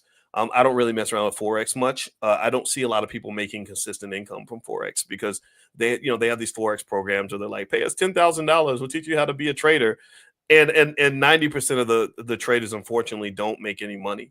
So even though in the Black Business School, we do allow people to learn Forex if that's what they really want to learn, I don't see that as a safe, consistent way to make money on a regular basis. I mean, there are people that can make money from it, but most people don't, and that's just the reality of it. So that's my 2 cents on that.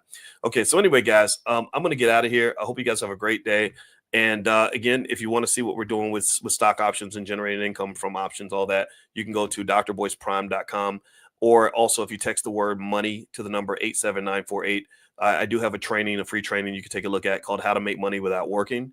So if you'd like to see that, text the word money to the number 87948 on your phone, and it'll come right to you right away. So look for that text and you can watch it and see what you think. I think it's the best way to make money I've ever seen. So anyway, have a good day, everybody. God bless you. And I'm going to go get ready to support my wife in what she's doing. She's doing her book club tonight.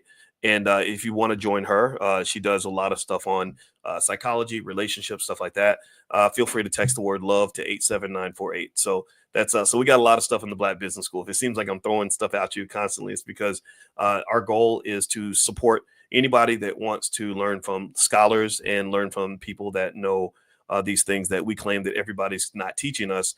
Well, no, I think that we should know everything about economics. I think we should talk about economics every day because I believe that our people will be and can be the best people on the planet when it comes to economics and financial intelligence. Don't think that where you are right now has anything to do with where you're going to be in 100 years, even in 20 years. Remember, if you read a book, I have my students in the Black Business School, I asked them to read a book called An Empire of Their Own, How the Jews Invented Hollywood. And if you read that book, it's very inspirational because it talks about how Hollywood was started by, Eastern European Jews who were heavily disrespected, didn't have no money, were not seen as any sort of a power group, but they took advantage of the new technology, which is these moving pictures. And so when you look at some of the big movie studios from MGM to Warner Brothers to, Universal, all of them, they all started from the same little pocket of people that just said, okay, we're going to build a better future for our community. We're going to control our message. We're going to build wealth for our people. We're going to build institutions for our children. And next thing you know, in 20 or 30 years, they were among the most powerful people in America. So I have no doubt that B1 people, for sure, like meaning forward-looking people in our community who really understand breaking generational curses, mental health, physical health, intelligence, things like that, people that want to do better, you're going to have power. Your kid's going to have power. Your grandkids are going to have power. So don't ever allow what's happening in 2024 to define what's going to be in existence in 2044, 2054, and 2064. I think the future for our people is very, very bright. And that's what I'm invested in. And remember, with investing, you invest in something before it happens. You get there early. So we're getting there early. We're on the ground floor because I believe in 50, 80, 100 years, they're going to be talking about what we did right now.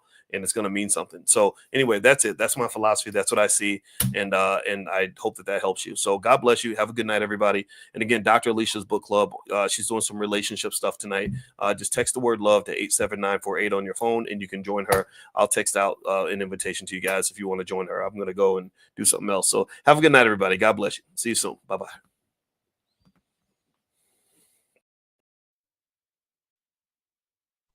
Good morning, everybody. Good morning. I hope everybody's having a great day. It's so good to see you. Welcome to Money in the Morning. My name is Dr. Boyce Watkins. This is our millionaire training camp.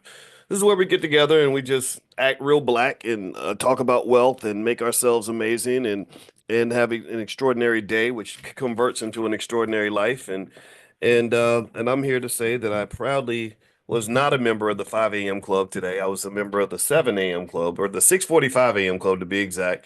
So, we made it happen.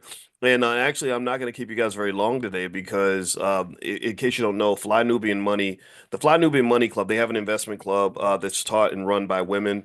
There are men and women in the club, but it's run only by women. We only want to hear women's voices. And as far as teachers in that particular space, we have spaces for men as well. And they're actually doing something today where Laura Key, who's an international real estate expert, is actually showing everybody how to buy property. She's really good at it, and everybody in the Black community should own property. Everybody should teach their kids to own property. So she's doing that today, and I'm gonna give you guys the link. You guys can get free access today to go check it out and decide if you want to be a member of the club. So just remind me before we go, I'll give you the link and you can join. They actually started now, which is the same time as this class.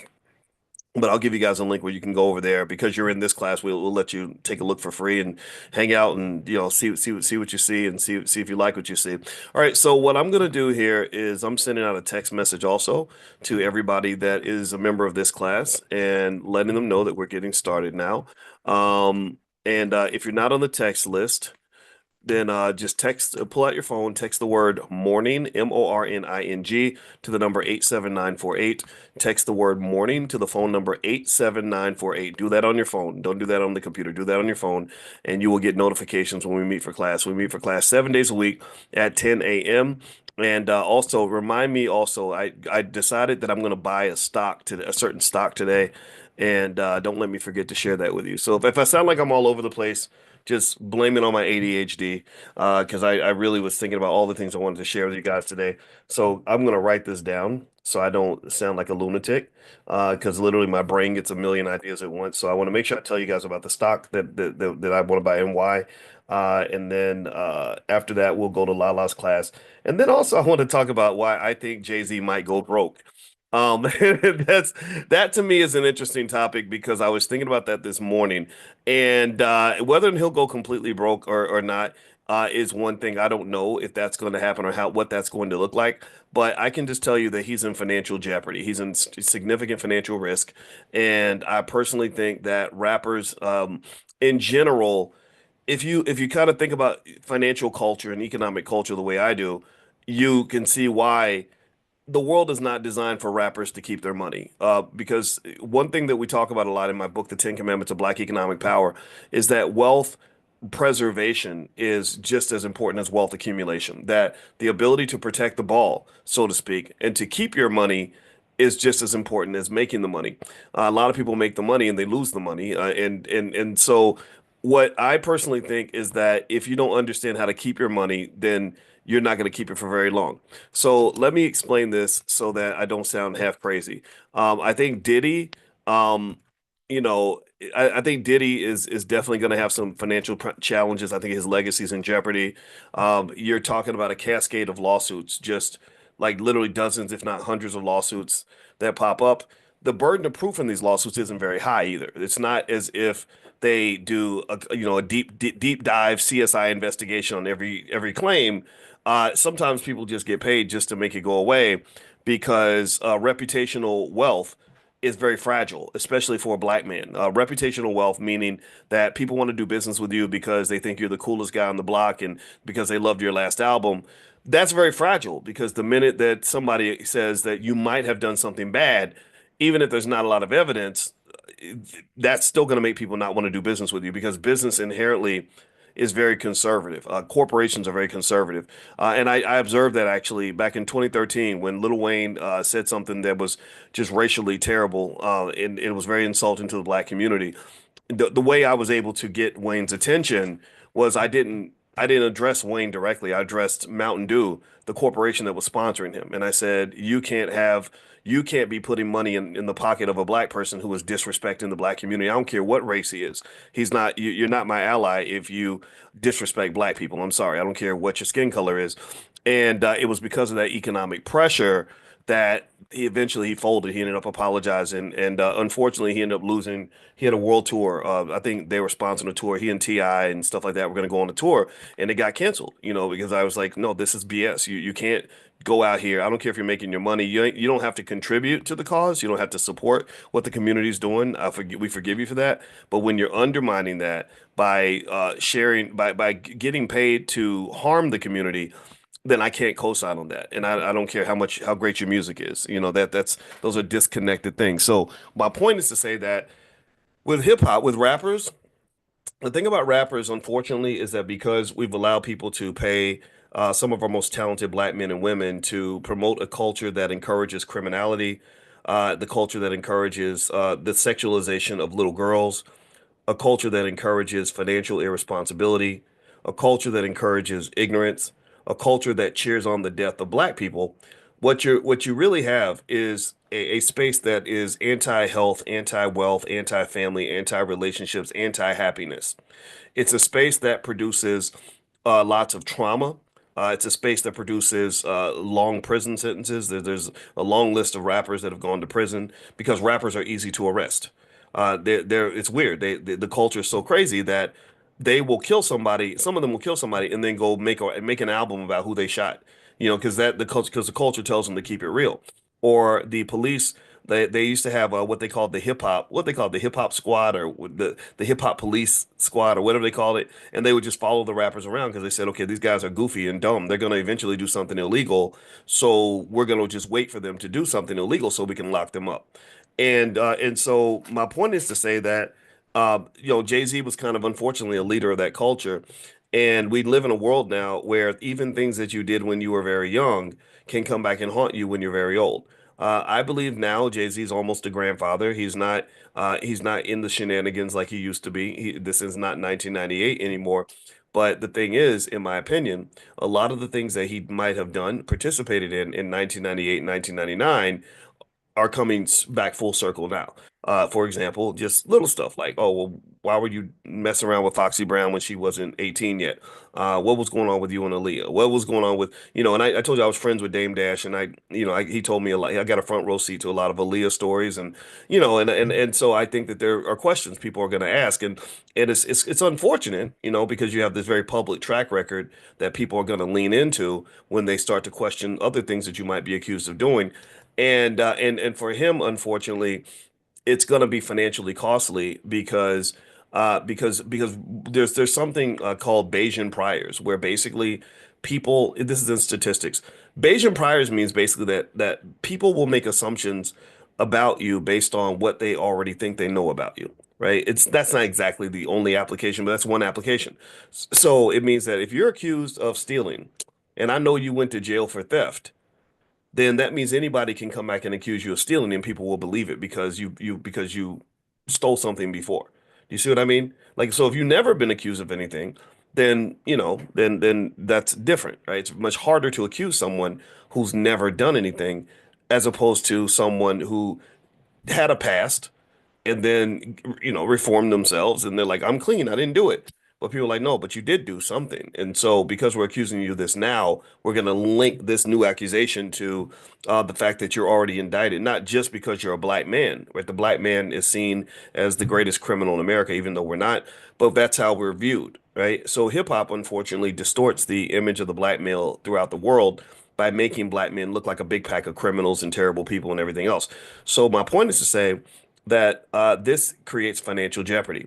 I was talking to my son the other day. We were going down to the Black Ownership Ball hosted by Jamal Green in Chicago. Jamal Green is a great guy, super smart, a great leader for the future. I look this guy up. I just have so much respect for him. Anyway, in fact, I got to bring him in here because I just like this guy a lot. Anyway, so we were on our way and we were talking about how Elon Musk became the richest man on earth. And Elon Musk right now has a net worth that is higher than Jeff Bezos and Bill Gates combined. He's now considered the richest human being to have ever lived. They said he just passed Mansa Musa. They claim Mansa Musa was worth about 440 billion. Elon's worth about 447 billion. All this happened after the election. Something amazing happened with his stock price. And I said to him, I said, well, people don't understand that wealth can be very fragile because Elon Musk, a lot of his wealth is driven by how people perceive him. A lot of his wealth is driven by how many people trust him. He can get bank loans because the banks believe in him. People invest in the things they believe in. They don't invest in the things they don't believe in. So I said, if something were to happen and he were to be painted in a negative light and people stop believing in him, then Tesla would go bankrupt immediately. When Elon Musk signed a plea deal with the Securities and Exchange Commission, Elon said it himself. He said, the only reason I signed this deal is because I knew that I would be under investigation.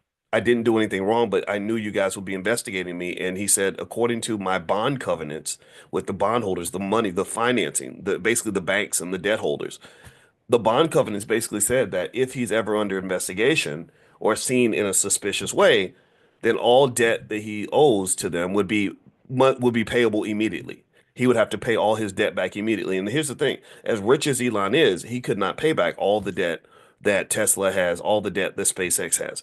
Most of these companies are funded by debt. Debt is driven heavily by belief and perception in the individual that receives the support. So going back to Jay-Z's disadvantage would be that he's a black man, right there, which already means that either people don't believe in you or their belief in you is very, very fragile. It can easily be tripped up. If someone makes an accusation, doesn't matter if it's true, then suddenly all that belief and support goes away. I bet you 99.9% of all of Diddy's business partners are gone because he is on trial. But for him, there's no such thing as innocent until proven guilty.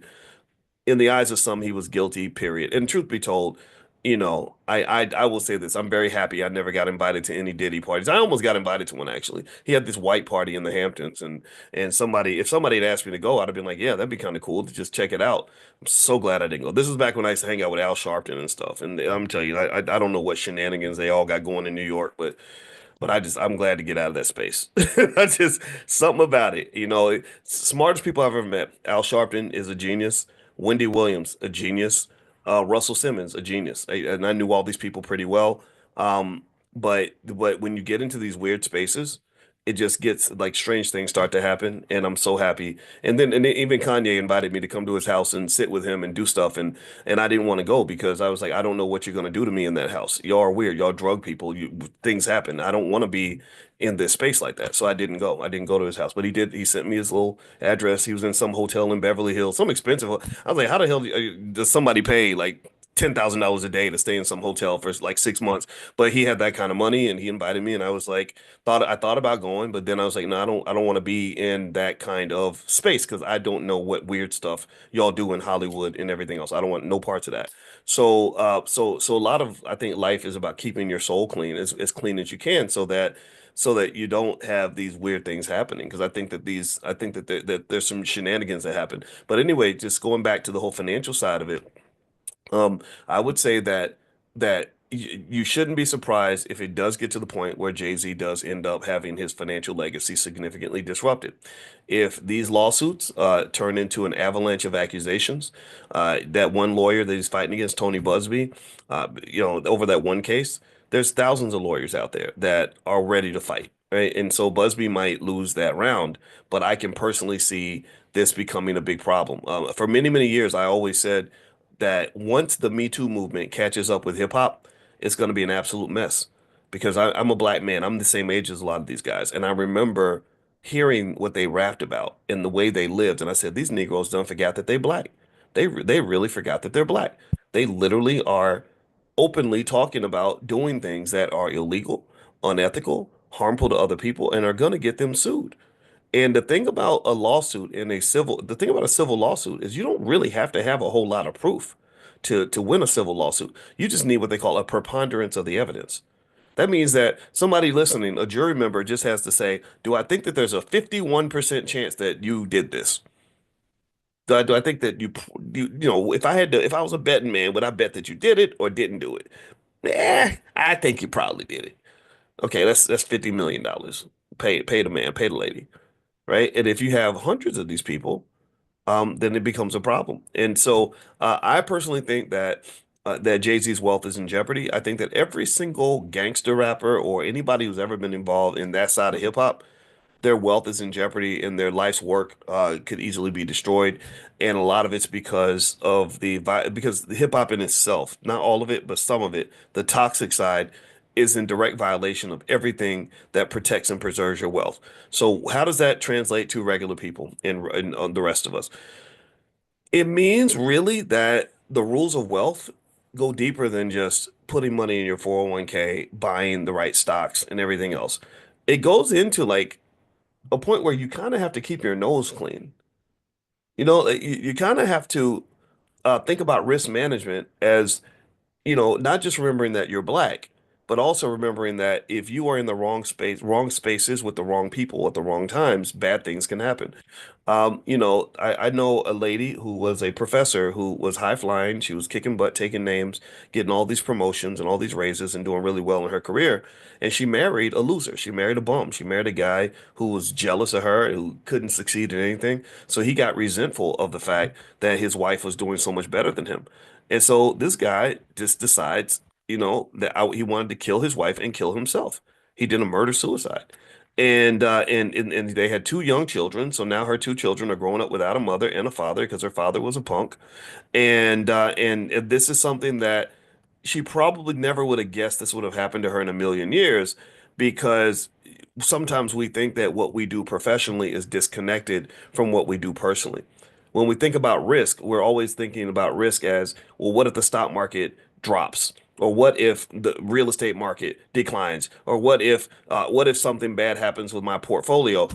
No, risk is anything that jeopardizes your wealth, including lawsuits, because you were wrong place, wrong time. Lawyers love to sue rich people. They always look for a wealthy person connected to a case because wealthy people are going to pay up sometimes. And if it's a wealthy person, if it's a black man with a stellar reputation that's making money from that reputation, and he's even remotely associated with some shenanigans, a fight happens at the club and somebody says, well, he spit on me or he punched me or whatever, they're going to throw him in the lawsuit in the hopes that he will write a check just to make the lawsuit go away.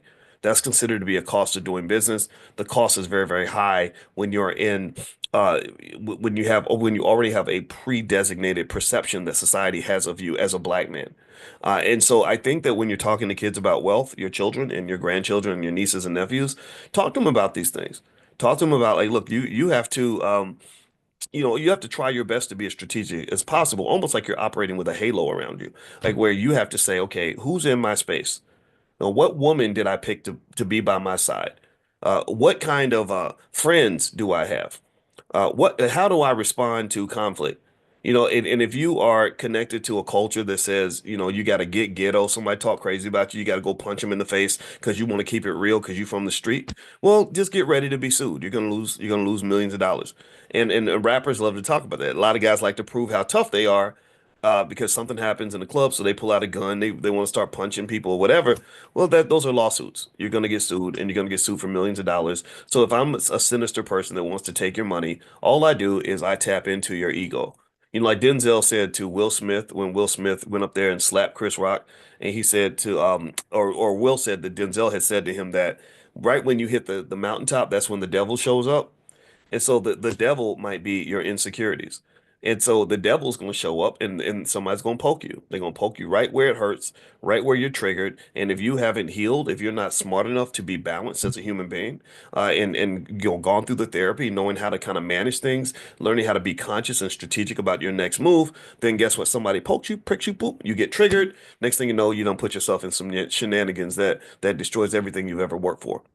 So how would I summarize this? Let's go back to hip hop then. Since we were talking about Jay-Z, I'm going to lay this out because I want to make sure I organize this thought properly so that you can really get this. So remember, I was telling you that the problem that I have with some segments of hip hop, I love hip hop, by the way. That's why I talk about it. It's because I love it so much. I know a lot of rappers that I admire and respect, from D1 to Killer Mike, Immortal Technique, all those guys. Even Kanye, I think, is very talented. He's just a little bit troubled.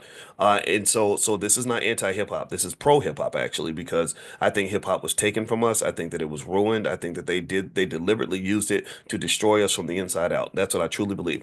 But remember, I was telling you that some segments of hip hop are bad. Why? Because I put up a tweet about it. And my Twitter is Dr. Boyce Watkins 1, Dr. Boyce Watkins 1. So feel free to follow me on Twitter. I'm going to read my tweet so I can be clear on my thought. And I'm going to link this to economics. And this is something that you'll never learn in any finance class that I've ever seen anywhere. But then I have a PhD in this, so I'm qualified to chop up this conversation in this way. So I'm going to go ahead and go out into a space that it may seem disconnected, but you'll connect the dots. All right. So here's what I put on Twitter. I said, when people talk about the culture, you ever hear people say, well, we're doing it for the culture. We're doing it for the culture. We're part of the culture. You turn your back on the culture, right? It's the culture, the culture, the culture. You have to be really careful about what you mean when you say the culture. Because when people talk about the culture, they're usually talking about something that relates to hip hop and rappers. Now, here's the problem with hip hop culture. Not all of it, but a big chunk of it. It promotes the death of black people.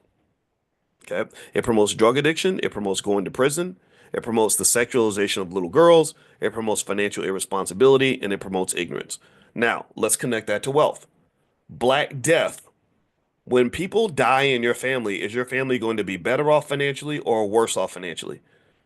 If you have the head of a household, a mother or father, or even the kids, and somebody gets hit by a stray bullet, or somebody gets into some gangster shit and it ends up in the morgue, or the provider, one of the providers of the household, is now deceased, is the household going to be better off or worse off financially? Are they going to run into more financial problems or less? Answer me in the chat. Especially when you talk about, people that maybe die with no insurance, and your kids are in front of the church begging the church to donate to the GoFundMe account because daddy didn't handle his business before he went out in the street. He was handling his business in the street, but wasn't handling his business at home. Number two, let's talk about drug addiction. Does a drug addiction enhance your ability to make money or reduce your ability to make money? If I decide to go out and get hooked on Molly Percocet, there's a whole song with a chorus like that, by the way. You should be put in prison for making a song like that because you're marketing drug addiction to children whose brains have not been fully developed. I talked to a black DEA agent who was pissed off and angry because he said, I don't understand why my people don't get the fact that these drugs destroy your brain. They eat your brain like a brain-eating bacteria. So he said, when you get hooked on some of these drugs, these kids, they never come back. It's not like they can say, yeah, I used to use all this stuff when I was 16 and now I'm okay. No, your brain, a big chunk of your brain is fried. I can think of at least 2 single moms I know right now who have sons that are in rehab, in and out of rehab. They're not assets to the family. They could be making money for the family. They could be building a future. They could be providing security. They could be helping the family, but instead they become a liability. So let me ask you this question again. Do drug addictions help or hurt? the family's ability to build wealth? What do you think? Give me a yes or no, or help or hurt. Answer in the chat. Okay. Third question. A third thing I said. Toxic hip hop promotes prison. They make prison sound like Disneyland. Like you go to prison, you keep it real, and you a gangster if you went to prison and you survived and all that. When someone goes to prison, does that help or does that hurt the family's wealth? When you are locked away and you're paying $5, $5 a minute for a collect phone call or whatever they charge, or $1 per email that to eat, or $5 an email, whatever, and working for 25 cents an hour or maybe $5 a day, does that help or hurt your family's ability to build generational wealth? Let's keep going. It promotes the sexualization of little girls. What am I talking about? Well, I'm talking about that stripper rap that's out here. The stripper rap is very popular. It's very popular. It's a very simple message. Just if you look good and you're a freak and whatever, then men will like you. Men will give you attention. It's worthless attention, but they'll give you attention. And so you can get money. You can get, a Gucci bag or whatever, but you might get an STD with the Gucci bag and an unwanted pregnancy, and you're going to become a single mom or whatever. So do you think that the sexualization of little girls helps or hurts their ability to have a wealthy life? Do you think that a little girl that is introduced to Cardi B and memorizes Cardi B lyrics instead of learning her ABCs and learning math is going to be better off long term financially or worse off? Is she more likely to build generational wealth or less likely? Because maybe she was so traumatized as a kid by the assaults that came because she's 12 years old trying to date a grown man, that she never is able to even elevate to the level where she can think long term because the trauma is so deep that literally her mental illness debilitates her from having the ability to really move forward in life.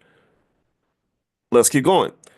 Hip hop, I mentioned that toxic hip hop promotes financial irresponsibility. So answer me in the chat. Is my wealth going to go up or down if I am buying Gucci and Louis and going to see Jake the jeweler and showing off because I got Gucci from head to toe, and I bought me a $500,000 car with my signing bonus, and I'm going to the club and spending $100,000 putting the money in stripper thongs? Is that going to help or hurt my ability to build generational wealth? Is it going to go up or down? Last one. I mentioned that toxic hip hop promotes ignorance. Is an ignorant person more or less likely to build wealth? Is an ignorant person who is not educated, who doesn't know what the hell's going on, who doesn't know up from down, who doesn't understand economics, capitalism, the systems, none of that, is that person going to have more money or less money? Is that going to help their wealth or hurt their wealth? But this is the culture. See, this the culture, y'all. This the culture, yo. Dr. Boyce, you ain't down with the culture, man. Man, excuse my French, cover your kids' ears. Cover your kids' ears. I got to be honest with you. Fuck you and fuck your culture. Okay? Just now you can uncover the baby's ears. F you, F the damn culture. That ain't my culture. That's the devil's culture. That's damn near say that's as bad as I'd rather go worship the devil than to get into your culture. That ain't no culture that I want to be a part of. That's not a culture that makes me into more of a man. That's a culture that makes me into masses, little beta male. And I'm not, you could take that culture and shove it all the way up your butt like you went to a Diddy party with no Vaseline. I care nothing about that culture. That is not my culture. I reject it. I reject it. I reject it to the point where everything that I said that the culture promotes, I want to do the opposite. Now let's dissect it further. What does the opposite look like? I mentioned that toxic hip hop celebrates Black death. Look at how many Negroes I killed today. I'll shoot a black man I'll shoot a Negro if he makes me mad, right? So instead of promoting Black death, how about we promote Black life? How about we want our children to live instead of hoping that they die? How about I work to keep my brother alive than to want my brother in a morgue? How about that? What do you think? You think would that be okay, or am I like out of touch? Or am I being a nerd? Or am I being a hater? How about instead of promoting drug addiction, how about we promote other forms of addictions, if you will, or other habits, healthy habits? Like maybe instead of being addicted to drugs, maybe kids can become addicted to learning, Right, right. Maybe instead of wasting our lives by doing things that are going to destroy our brains, how about we do things that are going to enhance the brains of our kids and make them smarter, make them more prepared, make them more strategic, make them more capable? Because you can't deny that the songs aren't promoting drugs. They are. They are. This is clear. People understand this at a high level. Anyone who listens to the music consistently knows that this is what's going on. How about instead of promoting prison, how about we promote freedom?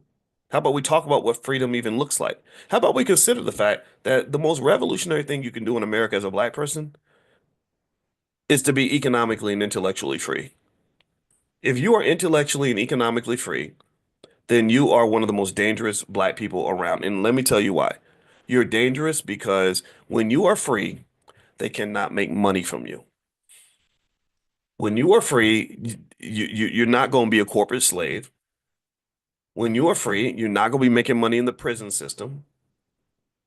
When you are free, they're not making money from you being a ridiculously excessive consumer of any crappy product that they throw at you. So freedom is very dangerous. Freedom is very radical. I think that's why maybe that's why my Facebook page got taken down. I had almost 1 million followers. They took it down. What am I doing? I'm not hurting nobody. Oh, that's right. I'm talking about things that are opposite to the culture, right? Because there's plenty of rappers that will tell your child to go get hooked on dope and kill himself, and their pages they'll have 30 million followers, right? So how about that? How about instead of promoting incarceration, we promote freedom, and by knowing what freedom looks like, studying it, being able to identify it, having the courage to pursue it, and having the courage to plan for it. You plan for it, it will happen. You plan for my child to be free. My child's a baby. I need my baby to be free. So I'm going to invest for that child. I'm going to teach that child. I'm going to make sure that they understand how the game works. I'm going to give them the game so that when they're little, they're not, and they grow older, they're not going to feel like they got left behind and forgotten and abandoned. They're not going to have a scenario where they say, gosh, I would have done things so different if somebody had told me. A lot of you feel that way. When a lot of you come to class in the morning, you're like, gosh, I wish somebody had told me this when I was 10 or 20 years old. My whole life would have been different. Well, I don't want your kids saying the same thing 50 years from now. You teach them while they're 10. You teach them while they're 7. Talk to them. Let's get going. How about instead of promoting the sexualization of little girls, maybe we promote the protection of little girls? How about that? How about we protect black women and really commit ourselves to that? And I'm not just talking about the men, I'm talking about the women too. Some of y'all promote the shenanigans and the sexualization and rapping Cardi B in the car with your little 7-year-old daughter in the back, or whatever. So I would say, because here's what I think. This is something I actually talked to my son about. I said, the hard part about dating for you, he's really tall, by the way. So like if you see him and I say, this is my son, you're immediately going to say, that can't be your son because you can't make a child that's 6'9". He has a great father. His father is a wonderful man, and I am the bonus dad. And it's an honor for me. It's a privilege. I love black kids. I just love the kids in our house. So that's another area where I'm a simp, apparently. Because I married a woman with children, but it's been a great asset to my life. And I was talking to him and I said, look, man, I said, you're tall. Women naturally love tall dudes. I didn't even know that because women never told me. I guess they didn't want to hurt my feelings, but apparently guys that are over 6 feet tall are like a hot commodity, and only 15% of men are over 6 feet tall. He's 6'9", so he's probably in the 1 percentile, right? So he comes in and he's a good looking dude. So he comes in and the girls instantly are like, who's that? Right? So I said, you have to be really careful when you're dating. I said, because we have a society where we don't understand the tragedy of the fact that 76% of black girls don't grow up with their father in the house. We act like that's not a big deal. That's not a problem. That everything's fine. And I said, but imagine if you didn't have your mother. Imagine if you grew up and didn't have your mother in the house. Think about what kind of man you would be. You'd be a very different person. And if you don't acknowledge that and notice that differential, then you might end up becoming something other than what you should have been. Right. And you may not even know that it was a problem if everyone tells you like, oh, mothers don't matter. It's okay. You can not have a mama and be okay. I believe that if we grow up without mamas, you think we have a dramatic increase in the percentage of serial killers in society. Like we have a whole lot of crazy psychopaths in the world because a mother's love is irreplaceable. And I also think a father's love is irreplaceable. I think a father's protection is irreplaceable, right? So I would say that when you talk about the little girls, I think that we are complaining about the problem that we're helping to facilitate and create. I think that when we're teaching little girls that they don't need a man, then you're harming the girl. You're putting her out here in the world where she's going to be very vulnerable. Because I don't care what you say, I think men matter.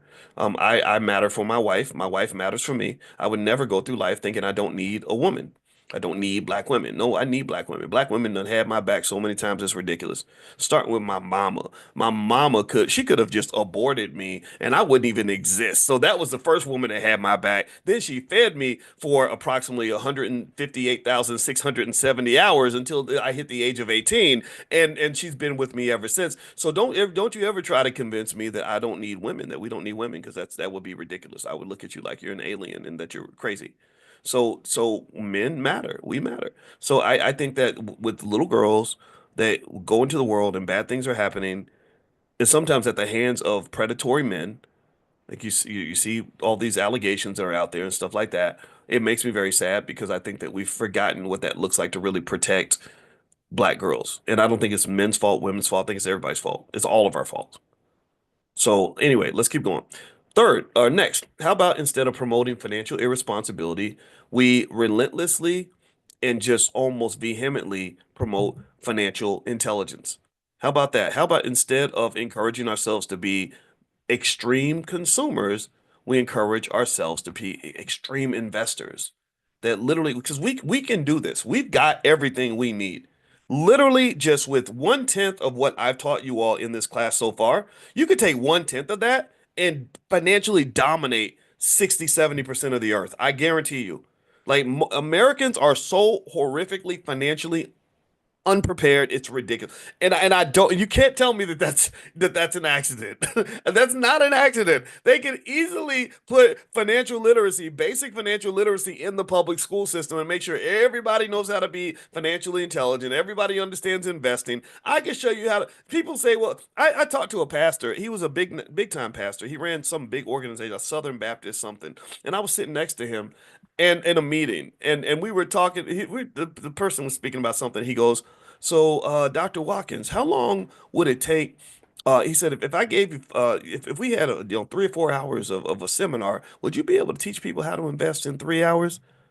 I said, I could show you how to invest with $5 in 5 minutes. And he kind of looked at me like, what?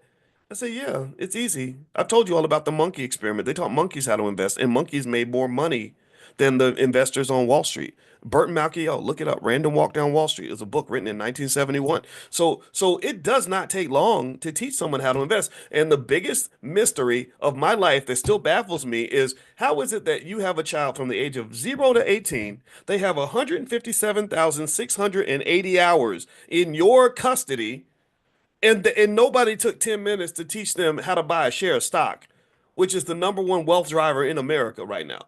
Elon Musk would not be the richest man on earth if he did not own a bunch of stock. Warren Buffett is right up there with him because he owns a bunch of stock. People are building wealth like crazy because they own a bunch of stock. So I'm like, how in the hell is it that so many people haven't just spent like a fraction of the money that we spend on everything else and bought some stock with that? It's not calculus. So the point of the matter is to say, I would say that if you want to be the opposite of the culture and build a better culture, then get rid of the financial irresponsibility and the goofball shenanigans and say, no, we're going to get serious about this. We're going to get gangster with our economics. You know, I love Jamal Green. I told you I went to Jamal Green's Black Ownership Ball last night. I came all the way from Kentucky to be there. I canceled. I was going to go to John Hope Franklin's event, the Operation Hope, the Hope Global Forum, and he had invited me. I like John a lot. But I was, with my mother. My mother's not doing well. But I said I got to get to Jamal's event because I want to support this young guy because he really gets it, and he got real gangster with the banks. He got real gangster. I think it was Chase Bank. And he said, you're not loaning money to the black community. You are a vulture. You are taking things from the community and giving nothing back. So he literally got on their asses so bad that they banned him from the banks. But they came around and they actually started loaning hundreds of millions of dollars more to the black community because of what he did. And I said, I have so much respect for this guy.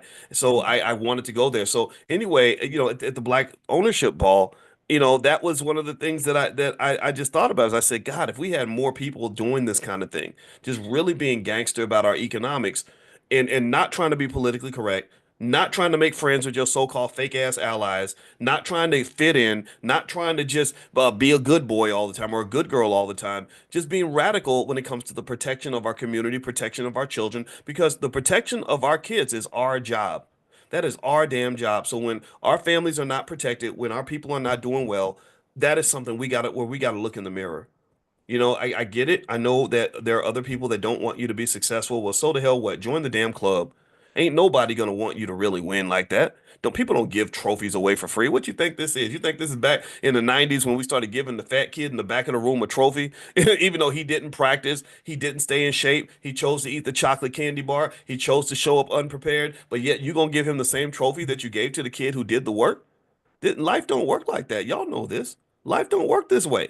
So to me, I think that us really tapping into the best of ourselves and turning inward and really just saying, okay, how do we really make sure we're ready for this thing? How do we really get out here and get ready to fight a little bit? I personally think we do that. Anybody who does that is gonna have a far greater likelihood of winning at something. You're going to succeed at something. And at the very least, people will know that you were there. People will know that you're not to be messed with. You're not to be shoved around. I scare people a lot. I don't mean to scare people. I think I'm a nice person because I believe deeply in love. I will love the hell out of you because I want to love first. But people know don't come messing with boys with no BS. And definitely don't come to me with some shenanigans because I'm smart enough to see what's going on and I'm not afraid to say I'm not doing that. That's stupid. That's bad. Why would you even expect me to go for this nonsense? So when people tell me that this is the culture, I want to just tell you, you come up to me because I've had people call me and say, I told you, rapper friends who are like, "Hey Doc, we don't want people to think that you don't like all the rappers." I said, I love the rappers, but that son of a bitch, oh, he's an enemy to the black community. You don't see it? Oh, he's a Klansman. They just put Negro colors on him. They colored him brown, and you think that the Klansman is one of you. We know that all skin folk ain't kinfolk. We know this. So why are you trying to tell me that somebody whose actions are harmful is somehow my brother or my ally? I can't make you my ally. I don't hate you, but I'm not going to let you come up in my house with no shenanigans because if something bad happens to the people that I'm supposed to protect because I decided to let you come in there and do that to my children, then that is my fault. That is on me. So last thing I would say is we talked about, how the culture promotes ignorance. So how about instead of promoting ignorance, we promote intelligence? How about we make intelligence cool again? How about we stop making or letting people make the smart black kid feel bad or feel embarrassed or let people say, well, you acting white because you reading books and stuff and you speak in a certain way and you just that stuff like that should make us violently angry, not to the point where you're ready to fight somebody for real like that. I don't want to promote no violence, but really, it's insanity to me. See, here's the thing. Okay, let me tell you about dumb people. See, dumb people can't be blamed for being dumb because when you're dumb, you're too dumb to know how dumb you are, and that's okay, right? That's all right. It's dumb. I forgive you for you know not what you do. But you know what pisses me off? You know what drives me crazy? Is when you have a smart person who pretends to be dumb just so they can fit into the culture. I want to fit into the culture, right? Because they feel like it's cool. That makes me sad. That makes me angry because I'm like, but you know what you're doing. You know that that's stupid. Why are you doing this? Where's your testicles at? Where's your courage, dude? Like, why would you act dumb just to fit in with dumb because you think dumb people are winning? And I get it, right? There's peer pressure and all that, but I hate that because that's a wasted resource. That smart person could have been as smart as they could have been really smart and done some really smart stuff and really solved some important problems, but instead they're like, you don't. Like, okay, we don't need more dumb people. They've already flooded the market. There's already too many. There's an oversupply of stupid people. Let's take the smart ones, the hardworking ones, the intelligent black people, the people that really know what's going on, the ones that really want to learn, the ones that want to grow, and let's elevate them. Let's hold them up like Simba and the Lion King and be like, this is who we are. This is the culture. But instead, I got to go to a damn political rally and see Megan the Stallion twerking and all this other nonsense, or some comedian up there telling jokes. Hey, because a black man is a clown. In case you didn't know, they love it when we show up as clowns, rappers, or athletes. That's pretty much it. Very childlike demeanors, because athletes they play a game. Children play games, right? Comedians tell jokes. You're a clown. That's why they like it. That's why they feel comfortable with you, right? And then, unfortunately, many rappers have been trained to degrade themselves and degrade their community. They love that. Oh, they'll clap for that. They'll give you all kinds of money. And because we don't understand the power of money in terms of how money can shape perceptions in an awkward and terrible way, we think that you're successful because you have money, when that is not success. That money is not a symbol of success. That money is a symbol of an epic failure. That's what that money is symbolizing. It's not symbolizing anything great, anything successful. It's symbolizing the fact that you sold out more than anybody else, and that's why you got paid. And if I don't tell you anything else about money, I need you to understand that all money is not good money. Some money is poison. So with that said, I want to see the smart people. You know, I want to see the black man or black woman that's like trying to build rocket ships like Elon Musk. I want to see the black man or black woman that specializes in quantum computing and can explain to me what a qubit is, right? And how quantum computers are going to dominate the world one day. I want to hear from those people. I don't want to. I'm tired of hearing about the rappers and the comedians and the athletes. And God bless them. Some of them. I mean, I'm not saying they're all stupid. I'm not dismissing them at all. Some of them are cool. Some of them are growing and all this. I respect that. But man, some of this stuff. It's like, Lord Jesus. Let me tell you a story that really made me angry. This happened in, I guess I need to stop, but I guess a lot of stuff makes me mad. But there was I went on the Breakfast Club one time, and there was this rapper named Trinidad James. And anybody remember Trinidad James? In case you don't remember, Trinidad James had a whole mouthful of gold teeth, and he had a whole bunch of chains. He'd wear like 40 chains. And he had that song, Gold All in My Chain, Gold All in My Ring, Gold All in My Watch. Don't believe me, just watch. Igga, igga, igga, don't believe me, just watch. Right? You remember that? I mean, the song was so bad that I saw it and I put it on Facebook. I said, what is this crap? And people were making fun of me. They were like, Doc, that's a spoof. That's not a real music video. And I was like, oh, I'm sorry. I got it. I must have messed up. I must be getting old. I thought it was real. I thought it was a real song. Well, guess what? It turns out that they were wrong and I was right. This was a real song. He became a real rapper. He was famous for about 25 minutes. And so I went on the Breakfast Club, and he came in the day before me. And I was like, oh God, I'm so glad that guy didn't come in the same time I did, because I just can't take it. It's too much. And somebody said, no, Doc, he's actually really smart. He just acts dumb, because he wants to, make his song popular. And I said, okay, now you really done made me mad. Now I'm really pissed off, because it'd be one thing again if he was dumb, I would forgive him for his disability. Like, okay, you just think this is good because you don't know any better, and that's okay, right? It's all right. But the fact that you know better, the fact that you're smart and you're behaving this way, you're behaving like a damn animal, just because so these white folks will write you a check, that bothers me, man. That really, that really just it doesn't just upset me. It angers me, because you're damaging so many of our children. You're not, as a black man, I think that we all have a responsibility to be stewards of the community, right? I think this is why I love to mentor black kids. I love to, I was happy to marry a woman with kids. Like, even though the guys are like, don't do that. I didn't. Black kids are great. That's the future, right? I invest in the future. And to me, when we don't uphold that responsibility and we give them just horrific examples and don't try our best to at least try our best to set a good example for them, that makes me sad. I think that that's a dereliction of duty. I think that we have not met our responsibility. And I encourage you to consider what I'm saying. I'm not. You don't have to agree with me. I'm an angry black man this morning, and I understand for some of us it may be a little bit hard to digest. But I say this in love. I will, and in fact, I don't. I say this in love and just with clear determination. F the culture, F that culture. Ain't nothing about that culture. I just dissected that. There's nothing about that culture that's going to promote your wealth. There's that culture is part of the reason that black wealth is not going up. Now, who's responsible for the creation of this horrific demonic nonsense? I don't know. We can debate that. I'm not here to say black. I don't think black people created any of that. I don't think that black folks had anything to do with planning this. I think that there were people who might have planned this who don't want to see you win. They don't want to see you thrive.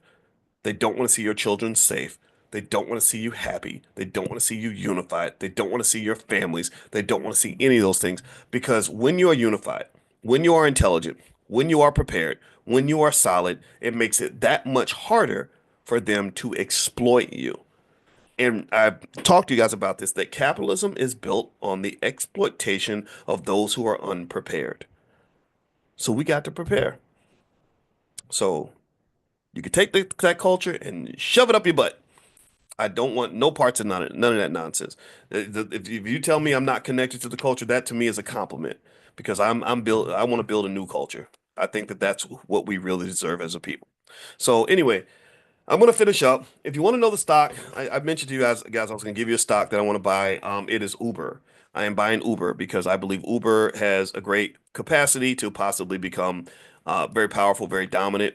I think as this robo-taxi thing kind of takes place, there are many players in the robo-taxi space, and I believe that they're going to have to go through Uber, because Uber has a really extraordinary infrastructure that will, the technological infrastructure that will allow them to be a critical aspect of the long-term development of this robo-taxi space. So I think Uber is a stock worth taking a look at.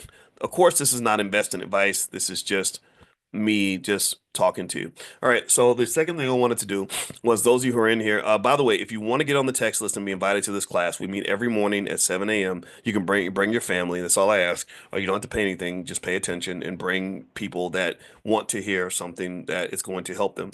If you want to be invited, just text on your phone, text the word morning, MORNING, to the phone number 87948. So text morning to 87948. And last but not least, Laura Key, she's an international real estate expert. Right now in the Fly Nubian Money Club, she's doing a special session on how to buy your first property. So you can't say nobody told you. She can answer all your questions. I put that link in the chat. So if you guys want to go, and if you're watching like right now, you literally can leave right now and go over to her session, and then decide if you want to join the Fly Nubian Money Investment Club. I put the link in on YouTube, and I just put the link inside the Zoom. So feel free to go hit that link, pop over there, and check out what she's doing over there. I'm going to go watch, because she's super smart and she knows a lot about real estate. And I want to support you guys in your effort to buy property and to learn how to get past the loopholes. All right. So anyway, hope you guys have a great day. God bless you. Thank you guys for listening. And last but not least, if you want to start your wealth building journey, feel free to go to blackmoney101.com. That's blackmoney101.com. So have a good day, everybody. Oh, and one more thing I want to mention too is I forgot to mention that Aisha Verzi is in here, and she is. If you're interested in real estate, stuff like that, Aisha's been a supporter of the Black Business School for a long time. So if you want to talk to Aisha about whatever you're doing with your family in terms of real estate and stuff like that, then you can, not real estate, I'm sorry, insurance and whatever your financial goals are, you can give her a call. And Aisha, if you're here, put your phone number in the chat so that everyone can see it. Because I don't have your number in front of me. So so share your phone number so that others can give you a call. All right, guys. So have a great day. God bless you. And I will see you all very, very soon. Take care. Bye-bye.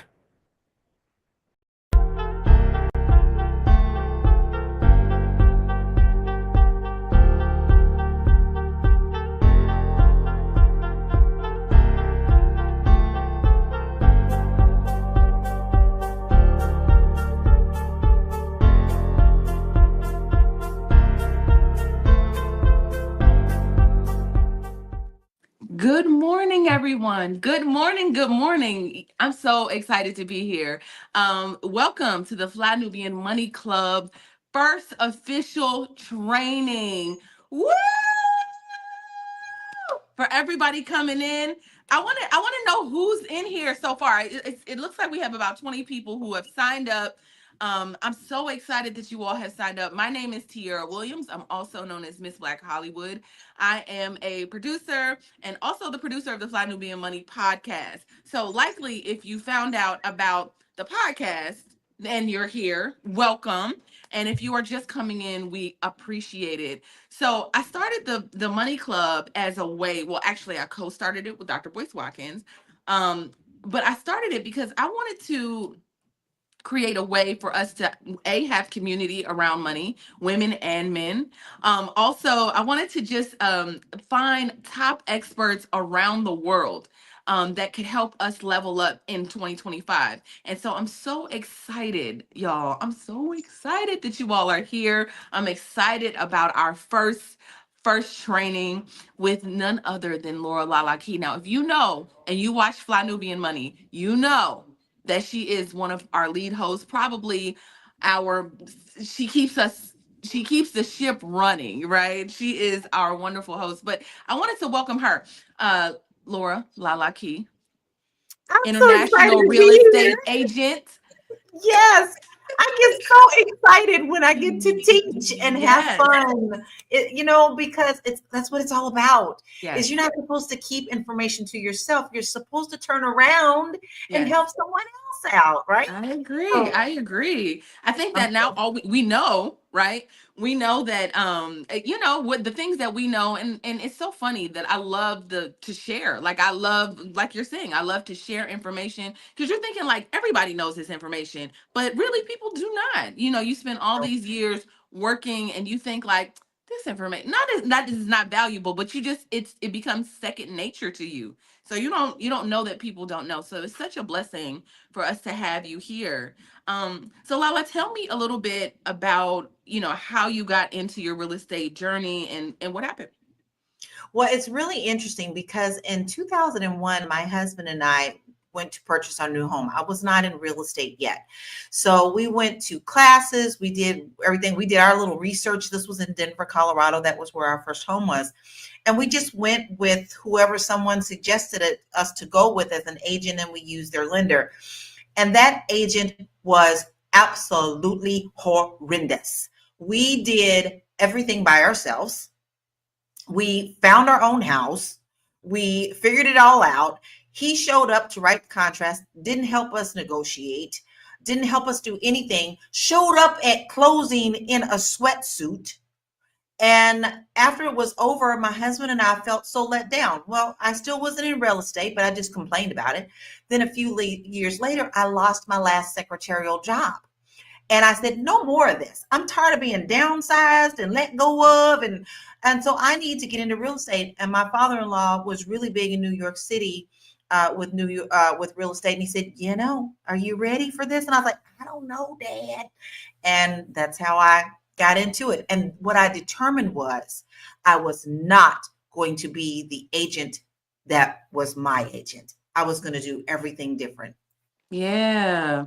So how did you get into the international, right? Because and I'm sure you were wonderful at that, right? I think I've heard you say like you found the spots that other realtors didn't, the places that other realtors didn't want to go, foreclosure and, those other places, just making yourself, just standing out in the market. So like you got into that, and tell us a little bit about that and how you got into international real estate. Well, when I first got into real estate in 2006, that's when the market crashed and everybody was like, oh, you picked the wrong time to get in real estate. Don't worry, this ain't gonna be a big deal. And it was a big deal. So all the agents who were established and used to just putting a sign in the yard and making money like that didn't bother to learn the short sales, the HUDs, the foreclosures, and I knew nothing. So therefore I had a clean slate. So that's what I learned, and that's how I built my own business. At that time, all I had was this little tiny pink camera. We didn't even have the smartphones.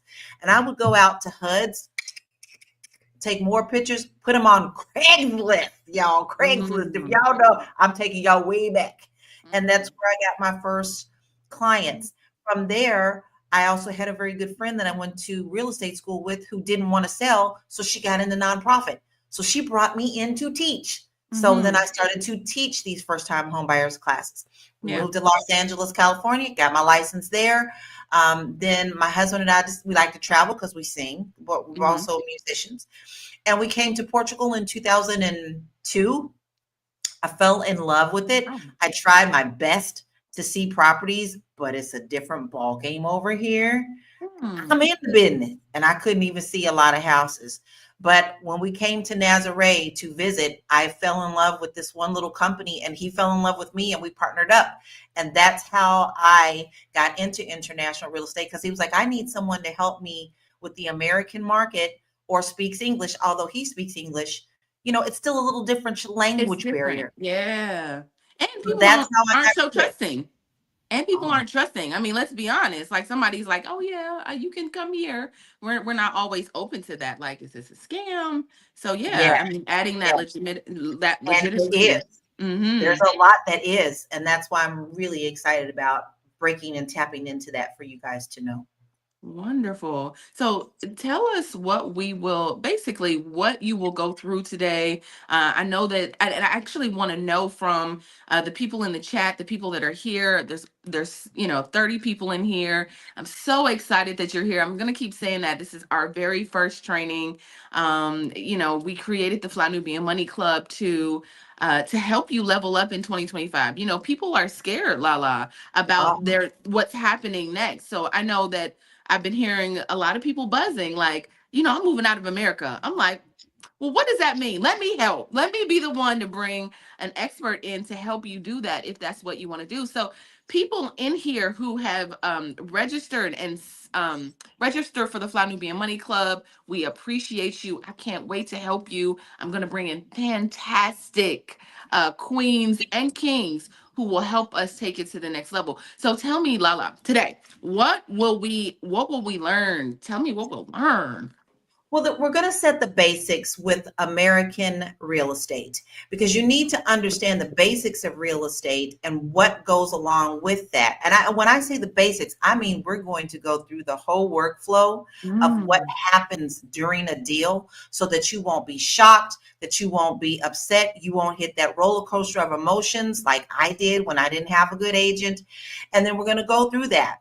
Once we go through that, I've kind of set the stage with that for us to walk into international real estate. What's a little different? What can you expect? Where you can possibly look? Emotions, all sorts of things, because it's not like USA, but yet it's still based on the same principles. Josephine said the housing market, because it's about to be dry. A lot of people do feel like that, especially with this new administration coming in. Thank you for those thoughts, Josephine.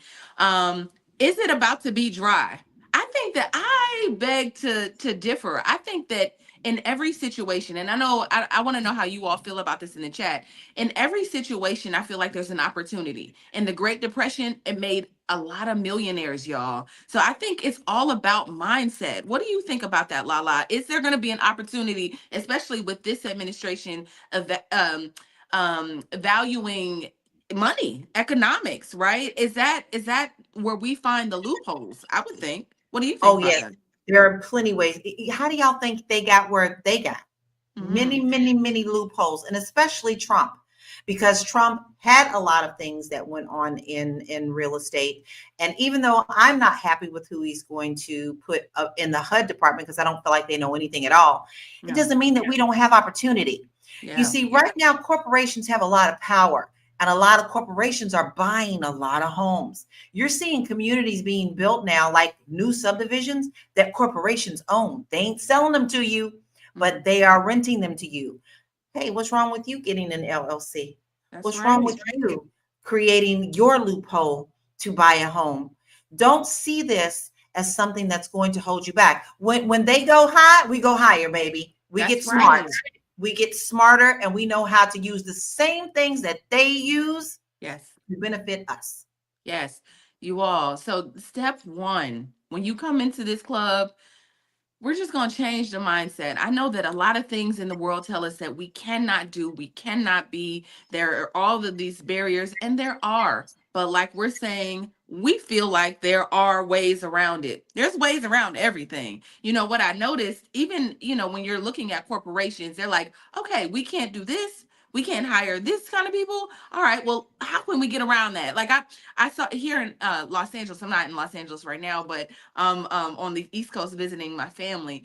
And what I read was that a lot of the hotels couldn't they couldn't hire. There was an issue with them employing certain people because, you know, they were hiring foreigners and, you know, for, you know, labor, and they were paying them cheap. And so there was like some type of issue with that where it was like they couldn't hire them anymore. They couldn't do like overtime. They went and got like they figured out a loophole and started like hiring people like the French, and like there was a loophole because somewhere in France they, you know, it was just. So what I'm saying is there's always a way. There's always a way. Always a way. Or else we wouldn't be here. We wouldn't be here. Just step out there on faith. Sometimes you may hit a wall, but what are you going to gain if you didn't even try? So at least try, and it may open up another door for you once you've tried that and go, oh, wait, I didn't know there was a door over here. Let's try this one. Yeah. So you have to stay in the right mind frame. Listen, I get tied up and passionate about our real estate and our country too, because I don't want to see our country going through what it's going through. But listen, it still doesn't mean that your life is going to stop just because it changed. You've got to switch your mindset. All right, Lala, I'm ready. All right. I don't know if you're ready. Do we need to know anything else? Any other cool, you know, we can start to ask. I would love to know, and this is like a sidebar, in pertaining to real estate, do you all have anything, and I'm talking to the people in the chat, is there anything in particular that before we start, is there anything in particular that you want to know? I'm curious, so that start to put those things in the chat. Like, why did you come today? What is it that you want to get out of this training? Do you want to buy international? Tell me, you want to buy international? You want to buy domestic? If you want to buy in the States, where? I'm just curious, so we can know who we're talking to. So go ahead and put that in the chat. I will take myself off the stage and allow you to roll. Yay! I hope you're excited because this is going to be fun. So I hope that you have your favorite beverage. You got your notebook. I also have a free notebook for you that you can download with these steps. And you can download that at bit.ly wish list to welcome Matt, all lowercase. So go ahead and download that. Wish list. Wish list to welcome Matt. Yes. Okay. I'm going to put that on the banner. When I hop off stage, but you can take it away. You all, Laura Lalaki. Thank you. All right.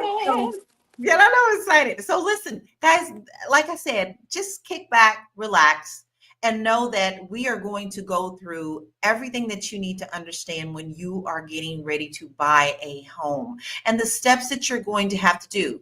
Because you hear a lot of people say, you can come to this training, and they talk about the down payment, they talk about the lending, they talk about the realtor, but they don't talk about what you have to go through during those steps. They don't talk about contracts, inspections, appraisals, things of that nature.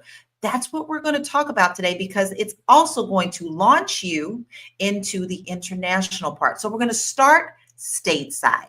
And as I said, all you have to do is go and download the workbook that goes with this. It's bit.ly wish list to welcome Matt, and you will have the steps. You will have to double opt in, because why?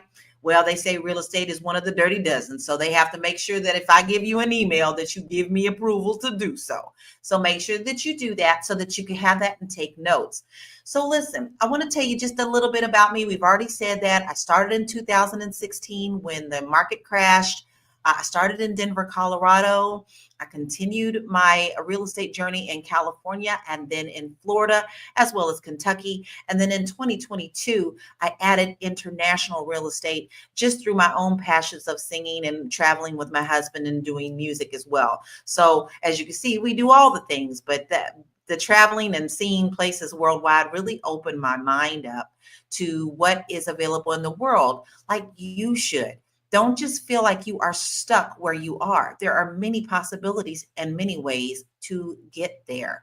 So, the first thing that you're going to do, and one of the main questions that I have is finding an agent or finding a lender first. It doesn't really matter. So I'm going to start with an agent. So when you are finding an agent, talk to people that you know who have purchased a home already. Ask for referrals. Ask them if their agent was good or not. Then you want to make sure that you verify their credentials. Go online, kind of look and see if you can find anything about them. But here's the two things that I want you to find out the most. First of all, you're going to contact me because this is what I do. I have a big network, but I wanted to at least show you there's some other ways of going to this step. You need to consider their availability. Well, Lala, what does that mean? Hey, are they only an agent that works Monday through Friday? Are they only an agent that works on the weekend? Are they only an agent that works during the working times during the day? There are many different types of agents that do different types of business. And let me give you an example. I do REO, which is bank-owned properties foreclosures. I have that experience. Well, most of the other agents that do that, they don't really work on the weekend. Why? Because the banks aren't open on the weekend. So you need to talk to them about their availability to see if they are going to fit with your schedule. And you also want to make sure that you establish communication guidelines with them. Are you a texter? Is that how you want to communicate? Are you old school and say, listen, I need you to pick up that phone and call me? Are you an emailer? I want you to confirm that we talked today in an email. This is very, very important because if you don't establish how you're going to communicate, then you're going to be very frustrated. And you don't want to start off kicking off being very, very frustrated. You want to make sure that that person is going to communicate with you. Do you know that's pretty much the number one thing that I hear about people is my agent didn't communicate with me. I didn't understand what was going on. I told you myself when I purchased my home, we ended up doing it all ourselves. And then, my agent came to the closing in a jogging suit to pick up his check. That is not acceptable.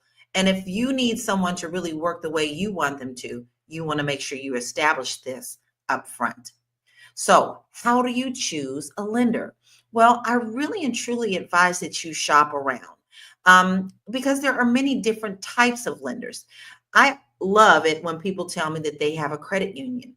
A lot of the times, credit unions can be very, very competitive with other types of lenders. So you want to go there first. Try that first. Then you can look to a mortgage broker.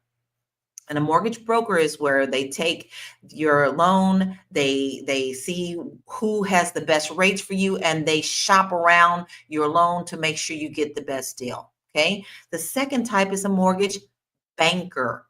A mortgage banker actually funds your loan. Then after you close it, that's when they assign your loan to another lender to service it. So you want to make sure that you know that those are two different things. You've got your banks that are traditional banks. You could talk to them. You can talk to your credit union, or you're going to get a mortgage broker or a mortgage banker. So ask questions when you talk to the lender. Before you fill out anything, ask them, what type of loans do you offer? Do you have any special programs? Do you work with down payment assistance? Because some do not. And if you are using down payment assistance and they don't understand that or use that, you may be missing out on free money. And speaking of down payment assistance, my loves, every state has them. Every state. All you have to do is to Google it. Google down payment assistance programs in Los Angeles, California, and you will see. And don't go for the top ones that they put at the top because those are advertisements. Go down to the bottom and see that there is LIPA. There is special programs for police officers. Those are things that you need to know. And if you can tap into those, do so. You'll also find out that sometimes there'll even be special programs for just a neighborhood or a school district. So not only do you have the state down payment, the city down payment, you may even have specialties of being a teacher or a doctor or whatever. And every state is different. So when you talk to your lender, say to them, hey, do you know of any special programs that may fit into my criteria? And they'll tell you if they do or don't, or tell you if they don't work with them or not. Then you want to make sure that you understand all of their fees, because lenders do have additional fees that you'll see tacked onto your loan. So you want to say to them, hey, what other fees outside of my lending fees are you going to charge me? And what does that look like? And make them explain it to you and put it in writing. And finally, once you have found your lender, I don't want you to just get pre-qualified. That doesn't matter. Pre-qualified means nothing. I can call a lender and say, hey, I make $350,000. My bills each month are only $1,800. How much do I qualify for? Well, Miss Key, you qualify for $1 million, blah, blah, blah. Well, I didn't give him any paperwork to prove this. A pre-qualification means absolutely nothing.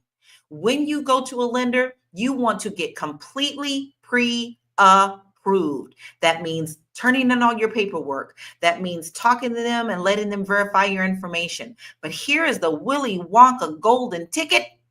You want to ask them to please give you a DU underwritten approval.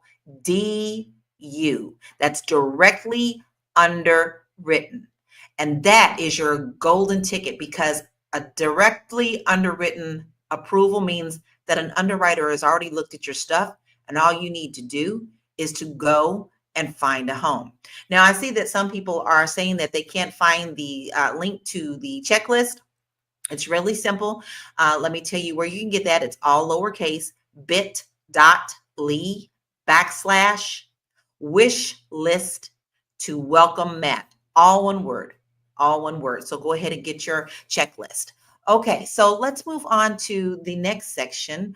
Once you have found your lender and you have found your agent, now you need to understand that you all are a family. I kid you not. You are now brother, sister, cousin, because your relationship needs to be tight. Because if one person drops the ball in your pieces of your puzzles, it can mean you losing the deal of your lifetime. So you want to make sure that you have everyone introduced, everyone is on the same page, and the same questions that you ask the realtor, you want to ask the lender. How do you work? Do you work on the weekend? Can you provide me blah, blah, blah? You want to do that before you start looking. Now, once you have done that and you have chosen your agent, you need to understand different types of agency. And there are a few. And here are the ones that are very, very important. And we had a massive change in real estate this year. And this is why I'm going to spend a little bit of time on this so that you can understand why an agent is going to ask you to sign an agency agreement. First of all, you have a couple of different agencies. Who represents you? First of all, the listing agent. The listing agent is the person who puts the sign in the yard, has the pictures taken, and negotiates on the behalf of the seller. The seller, the one who is selling the house. The buyer's agent / seller's agent, sometimes in some states, is the one who represents you. They are going to help you find the house. They are going to write the contract. They're going to help you with inspections and appraisals and you name it. They're going to do everything that they can to get this deal closed for you. They work for you, not the seller. So they represent you and what you need to do to buy a home. Then there's a dual agent.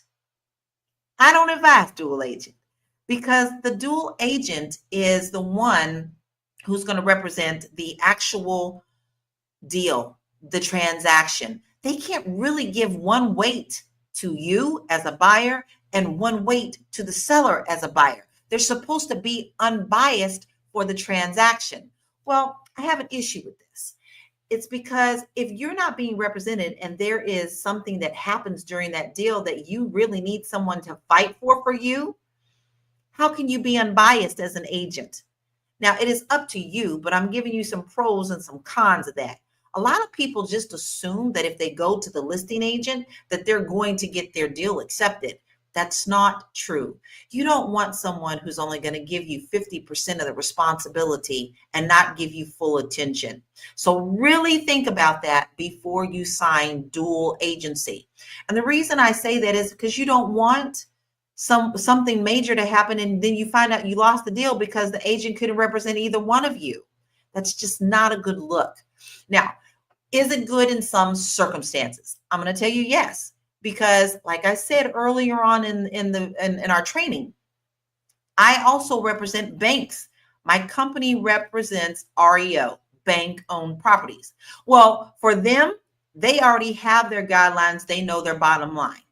When they hire me, they don't care if I they want me to bring the buyer because they know that I already understand what they're looking for and what they won't accept, and I can advise that buyer correctly. Doesn't mean you're also going to get a deal just because it's REO. That's not how real estate works. But sometimes you may. So in those cases, if you're going to work with someone who is a listing agent for like an REO, you may want to go ahead and choose that person because they understand, and it's okay for you to use someone who does that. I don't like to do both sides, to be very honest, because when I give my all, I give my all to someone, and it's really hard to split yourself into two people. So just take that into consideration.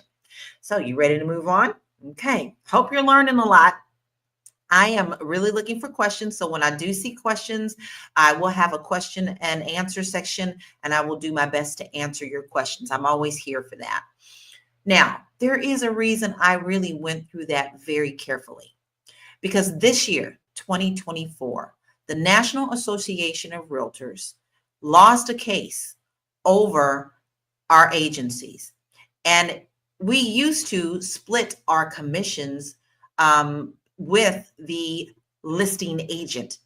That was negotiated with the seller, and then we were just told what they were going to give the buyer's agent. No longer the case. You have 3 options now, and you need to talk to your agent about every home that you look at to see which agency it falls under. There's 1, the seller offers to pay the buyer's agent. That means you don't have to pay the buyer's agent. The seller's agent, the listing agent is going to give your buyer's agent a percentage of what was going on. And you have a right to always ask what they're earning on each house. I always tell people. 2, the seller is only offering a little bit of compensation, but not all. Maybe they're going to pay your buyer's agent, but not up to what they expect to earn in that deal. So then that agent can negotiate with you. Okay, well, the seller is going to pay me such and such amount, but my office is requiring me to have such and such. How will you be paying the additional commission? So you have to have that conversation before you even go out, and you need to sign a document to make it clear. There is no handshakes in real estate. There is not that old school spitting your hand, shake your hand thing and move on. You need to have everything in writing. And then 3rd, the seller may not pay your buyer's agent anything at all. And if that's the case, you need to have that discussion with your buyer's agent on how they will get paid in the deal. Now, currently, this change happened so fast and so quickly that lenders are kind of scrambling a little bit to see what they can do. You can possibly negotiate with your lender saying that, listen, if I need to pay my agent, can I wrap this in my loan? Is there something that I can do about helping to pay my agent? I'm only limited. So these are all hard conversations that you need to have before you get in the car. Before you start having an agent send you stuff. You need to have these conversations and understand why they're asking you for buyer's agency now, because now it's pretty much illegal for us to show you a house without having buyer's agency. So you want to know an insider trick? You want to know an insider thing? You don't have to have buyer's agency for a very, very long time. You can write buyer's agency many different ways. Maybe you're testing out this agent and you're like, I don't know about this agent yet. So you sign agency to show you houses just for that Saturday. You can do it just for that. You can do it for one house. You can do it for a certain amount of months. Typically, my clients stay with me anywhere from 3 to 6 months. Although sometimes I've had a client up to 2 years because they just couldn't find the house that they wanted. But you always can renew those agencies and ask them to write it for a certain amount of periods. That's an insider trick. I hope that you'd love that so that you don't feel so scared about signing that agency. But when you get that document, read it before you sign it. Okay. Now, we're going to move on to the next section. We're going to start looking at properties. Now that you have your agent, now that you have your lender. Now, you can't tell me you're not already looking at houses because it's so easy to do so with websites like Redfin and the dreaded Z word. I won't even say that word. It's not my favorite. But there's many ways that you can see homes online, even without signing up for anything. So the internet has opened up a whole new world of being able to see properties. So what I want to break this down into is the types of homes you will see. And I don't mean styles, because this part is very, very important. Here's the key phrase for this. The home must fit the loan. The home must fit the loan. If you have an FHA loan, which is a government-backed loan, there are only going to be certain houses that you can see. You cannot see a whole bunch of fixer-uppers if they don't fall into the government guideline. Remember, the home must fit the loan. So if it's a fixer-upper, you may not be able to see that with an FHA loan. You may be able to see it with a conventional loan. You may be able to see it with a rehab loan. But certain restrictions with HUD and FHA loans will not allow you to see certain things. So you have a standard sale, regular buyer, regular seller, no problems in between, ain't nobody bothering you. You have a probate. A probate is when someone has passed away and someone is now the executor on that property. And this can vary different ways. If there is a real person who the will was written correctly, it may flow smoother. However, if that person passed away and didn't have a will established or probate established, you still may have to deal with the courts. That's another question you want to ask your real estate agent. Do you deal with probate properties? Because not every agent does. You're going to deal with short sales. Now, the reason I put this one in here, guys, is because I really do feel that some of these are going to come back. With me working with the banks, I'm starting to see a lot of people still fall behind on their houses. So it's called a short sale. A short sale is when someone owes a certain amount of money on a house, right? But they have to sell it, but it's no longer worth what they bought it for. So now they have to ask the bank, hey, Mr. Banker, I need to sell my house, but it's not worth what it used to be. That is a short sale. The bank now has to get involved and say, yes, you can sell it for this price. And it's a process. It takes a little bit longer than just a standard sale. Then you have an REO. REO is real estate owned. Real estate owned. Foreclosure. And there are a couple of different types of foreclosures. You have your standard foreclosure. Then you have your HUDs. Urban Housing Development is HUD's properties. Those are foreclosures. So if someone had an FHA-backed home and they foreclosed, the government promised to buy it back from that lender who serviced it. So that's where you get the special HUD homes. So those are out there as well. Those are a little easy to get. I think you remember I told you early on in the presentation, I started with HUDs and I was very successful at it and they were pretty easy deals. Not all HUD homes are in bad shape. I've had people purchase homes where all they had to do is back their truck up into the driveway and move in. And then I've had HUDs where people had to maybe just fix one room. Maybe the kitchen needed fixing, and and then you've had some, oh Lord, then I've had some that need a complete rehab. It just all depends on what you see. And there's a special website for that too. That you can go to and check those out and only see which ones are in that state. And I'll provide that to you in a minute. So those are the type of properties that you're going to see. But the key thing to remember is what? The home must fit the loan. You can't buy fixer-uppers with FHA unless they're using a certain loan product called the 203K. Okay, so they do have a rehab thing, but that's a lot harder to deal with. And that's just another topic that we will hit on another day. Just know that there are ways around that too. So let's move on. We're looking at properties. We've seen them.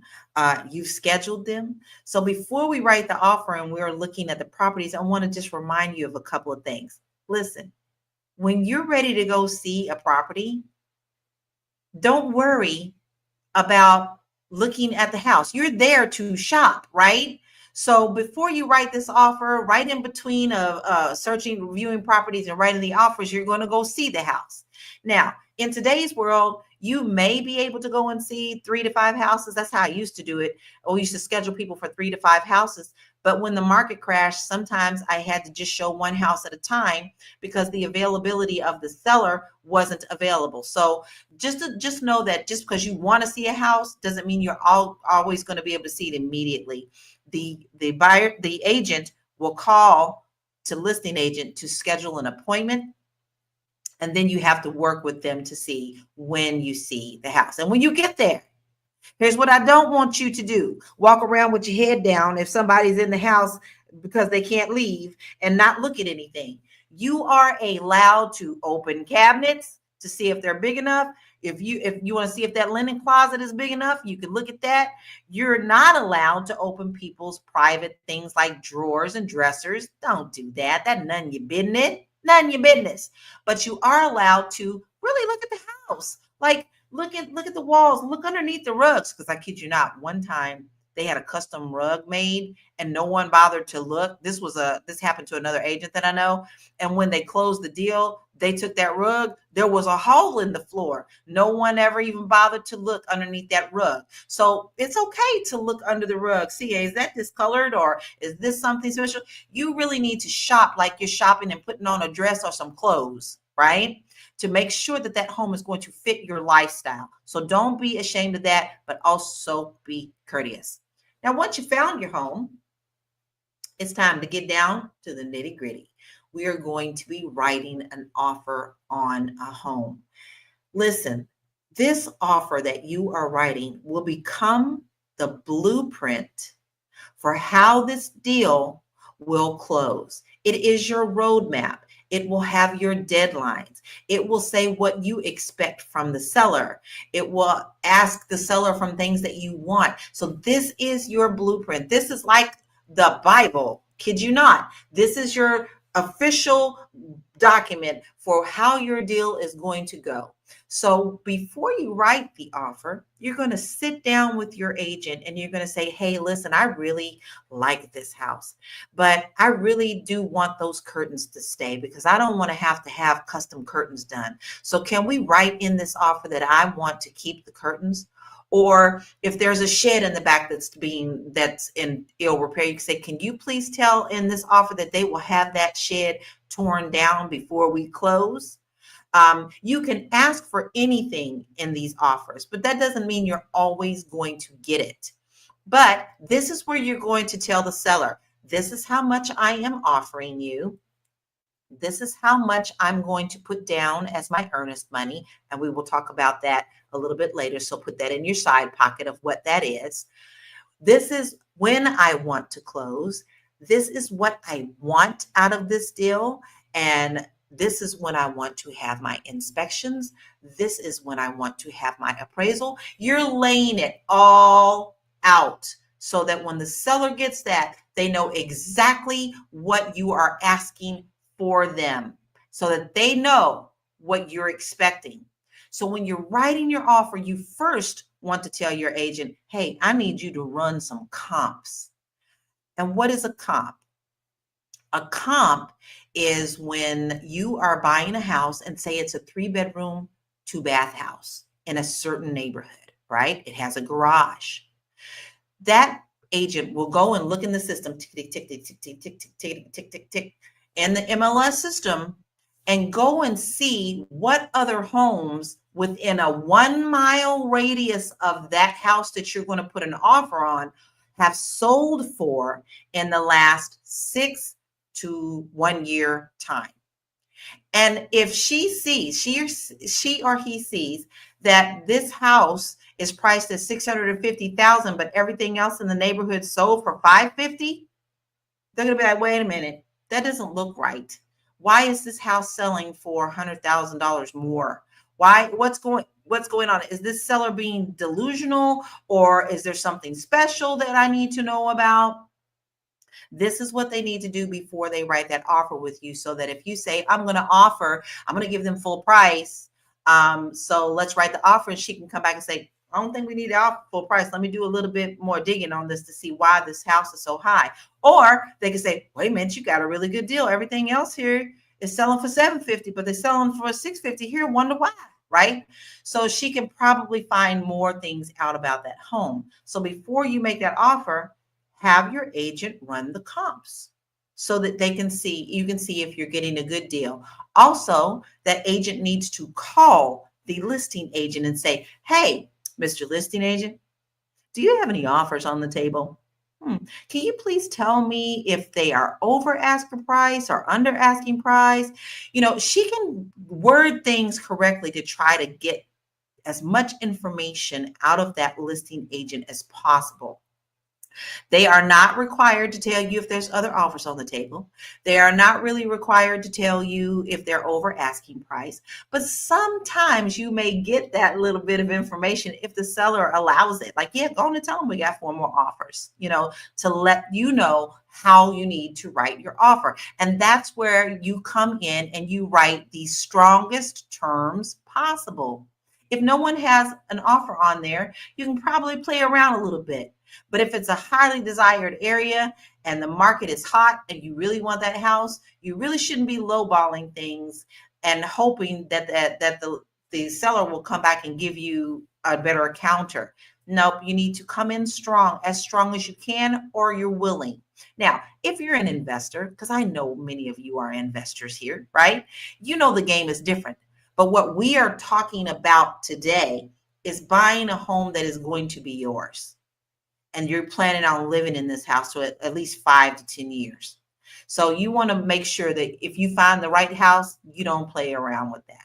So once you have that offer written, it's time for you to sign that. This puts your legitimate bind on it.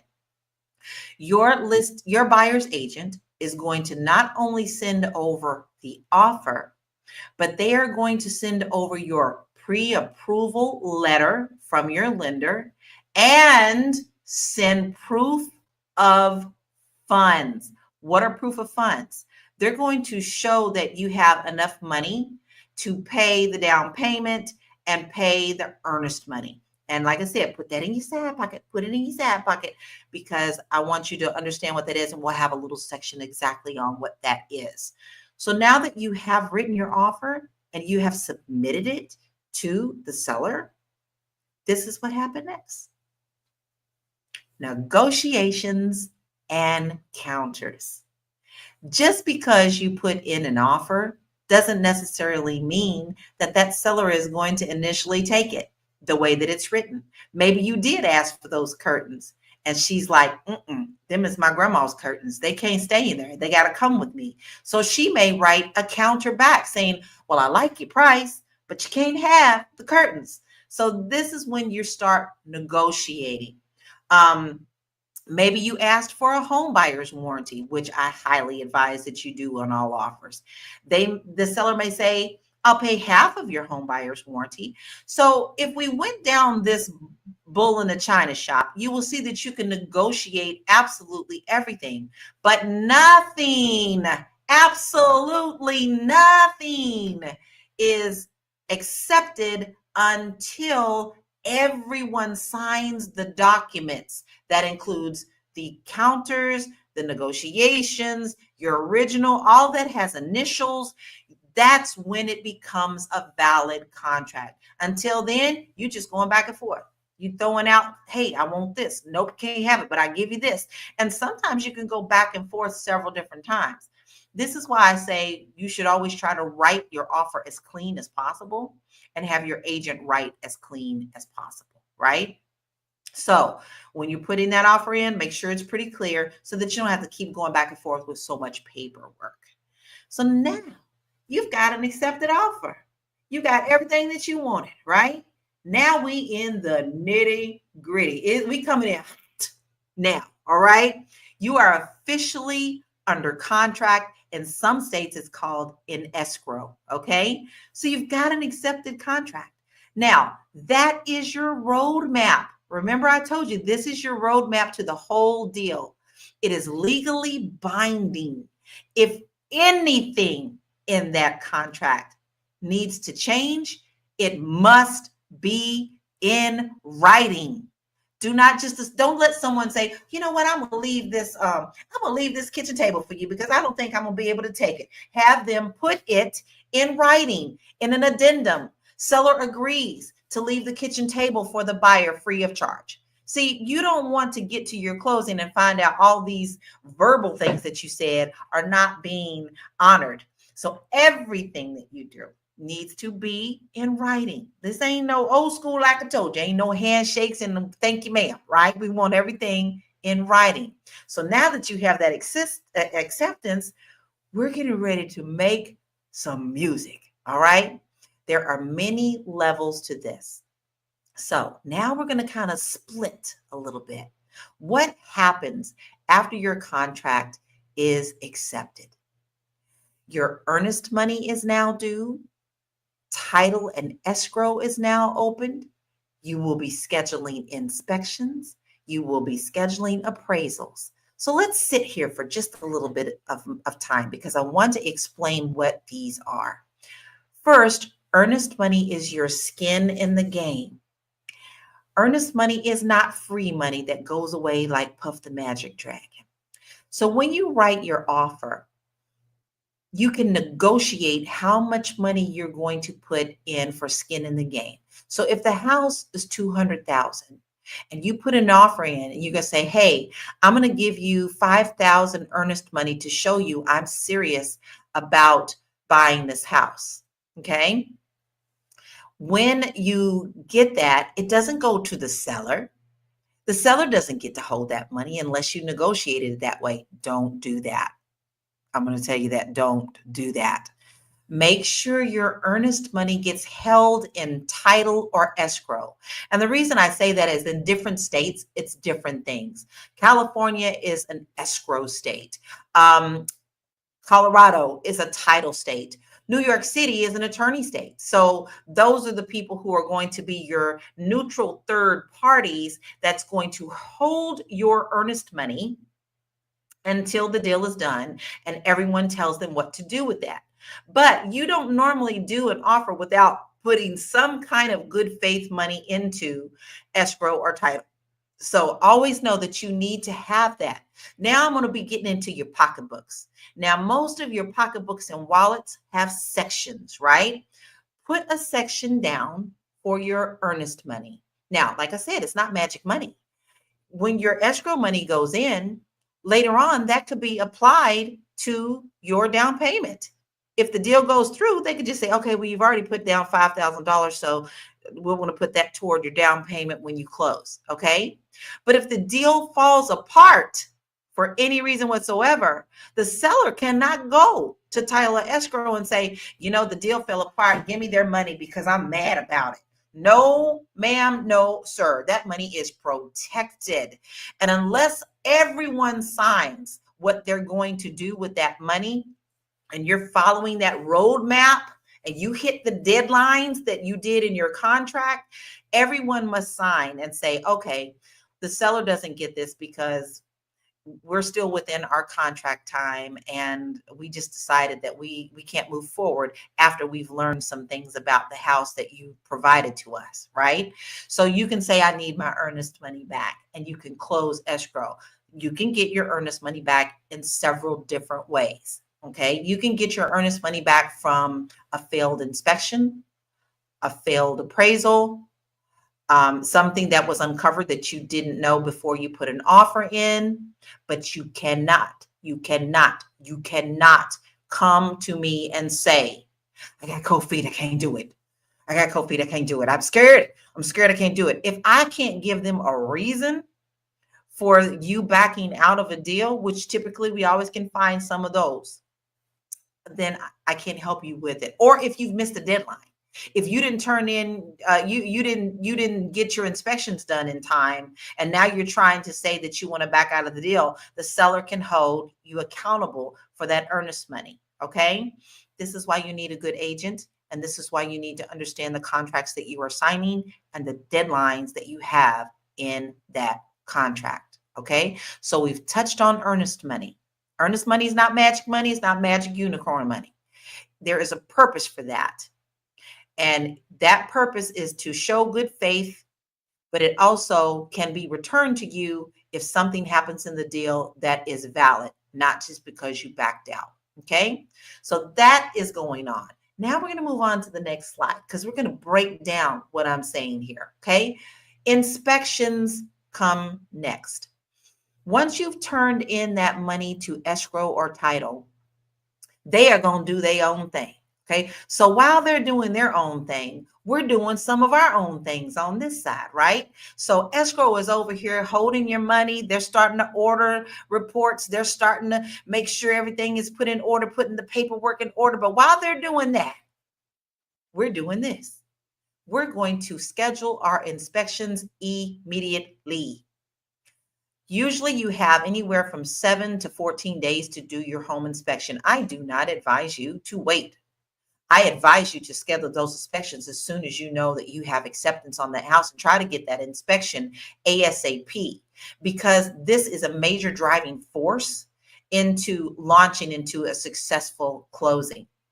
You're going to have several different types of inspections. Yes, Lala, several. And I'm going to tell you why, because you may run into some things you didn't even think about. First of all, you are going to get a general home inspection. Get it by a licensed inspector. Now, your agent probably has a list of them, but you also can do your homework too. But I know I have some that I know are good, and I always have a list of 3 to 5 for my clients. So your agent should have that, okay? You cannot get Uncle George down the street to come and inspect your house. Well, Uncle George bought a home. He bought a home 15 years ago. I'm going to have him come and look at this house. No. If Uncle George is not an inspector, you don't get to call Uncle George in. He can come and look at it and talk to you, but your general inspector is going to be the one. What are they going to do? They're going to get on the roof. They're going to get in the crawl space. They're going to turn on the appliances. They're going to look at the electrical box. They are going to do absolutely everything they can to find anything. They're going to look at the outlets. They're going to test the outlets. They're going to, honey, sometimes them general inspectors come out. They come all nice and pristine, and they leave with dust and cobwebs all in their hair and everything else. And I will tell you, I have been underneath the house before, and I appreciate what they do. I don't ever want to do it again. So you want to make sure that you hire an inspector. Now, coming from California and coming from Florida and Kentucky, I know that there are different prices for inspections. In California, a typical good inspector is going to cost you anywhere from $500 to $1,000 for a typical sized house. A lot of times they charge via the however big your house is. Okay. In Kentucky, I know that there are some for $250. All right. So it just depends on what state you live in, and the economy for that state. All right. And I do want to remind you, I'm going to take a deep breath. Okay. You know, all this stuff that I'm telling you right now, you probably feverishly writing down. Don't worry. We have recordings for you. This is all being recorded and can be found on flynubianmoneyclub.com. So take a deep breath because this is a lot of information I'm giving you, right? But just know that you can go back and reference this. But I do hope that you're taking good notes and you did download the workbook that I gave you because it gives you the flow chart of everything that we are working on today. And you could do that at bit.ly/wish list to welcome Matt. All lowercase, just like that. Okay, so now you've got your general inspector, right? He doing his thing. Don't you dare tell me that you're not coming to inspection. No, ma'am. No, sir. You need to be there. You may be twiddling your thumbs for an hour, but you need to be there because sometimes that you can follow them around. If you can say, hey, but what does this look like? Now don't bug the person, but you can be taking notes yourself while you're walking around the house. And while you're there, you can take advantage of this time of being in the home and looking at it while the inspector is doing his thing. Measure your curtains, measure where you're going to put your couch. Start making plans of, I want my kitchen to look this way, right? So this is your opportunity to come in and breathe in the house and kind of start looking at yourself living there, okay? Once that inspector has looked at everything, and this includes, like, thank you for mentioning that, the AC, the heating system, all of that, okay? All of that. Then he will come to you afterwards and say, hey, Mr. Buyer, let's have a talk. Let's me, you, and your agent sit down for a minute, okay? Let's go over what I found. That person will go over everything that they found in that house. They will let you know if it's a safety issue or if it's something minor. It is their job to make note of everything. So they will give you a lot of things that are minor that may not make a big difference, but they will also tell you about the safety situations that need to be done. Remember, the home must fit the loan. If something dangerous is in that house and that doesn't fall on the FHA list, you've got a problem. But we have solutions for that. Okay. So while he's doing that, he'll say, all right, here's what we found. You can discuss this with your agent. I'm going to go back to my office. I'll probably have this full-fledged report for you within 24 hours. Okay. So when you get that report, he's actually going to have pictures and the reports of everything. Now let's go back to the last slide for inspections, because we're not quite finished with that. But Lala, you just told me he looks at everything. Well, he looks at everything that he's supposed to, but guess what? You need to talk to your general home inspector to ask them if they also include the following: mold, big in wet states; radon, big in mountainous areas like Denver, Colorado; sewer. Oh my God, do I have stories for you on sewer. You need someone to come and put a scope down into those pipes to make sure that there isn't any blockages, there isn't any roots that have gotten in there. You want to do that. These are all extra fees. And you also want to have a termite inspector to come out. Then if there's a specialty that your general home inspector doesn't cover, such as a chimney or a pool or a sauna, you need to check to make sure your general home inspector also has people who can check into these things, because it's worth the extra money. And let me give you a little side story on why. Okay. I had a client, beautiful client, buying a house in Los Angeles, California. Love the couple. Found their dream home. Okay. Little lady and husband had lived there for many years. The husband had it built. She was 92 years old. She had lost her husband. Her children were like, it's time for mom to come and stay with us, so we need to sell the house. This little lady had been living in this house ever since it was built. The drains were slow. She just thought, over time, the drains have just gotten slow. We did a sewer scope.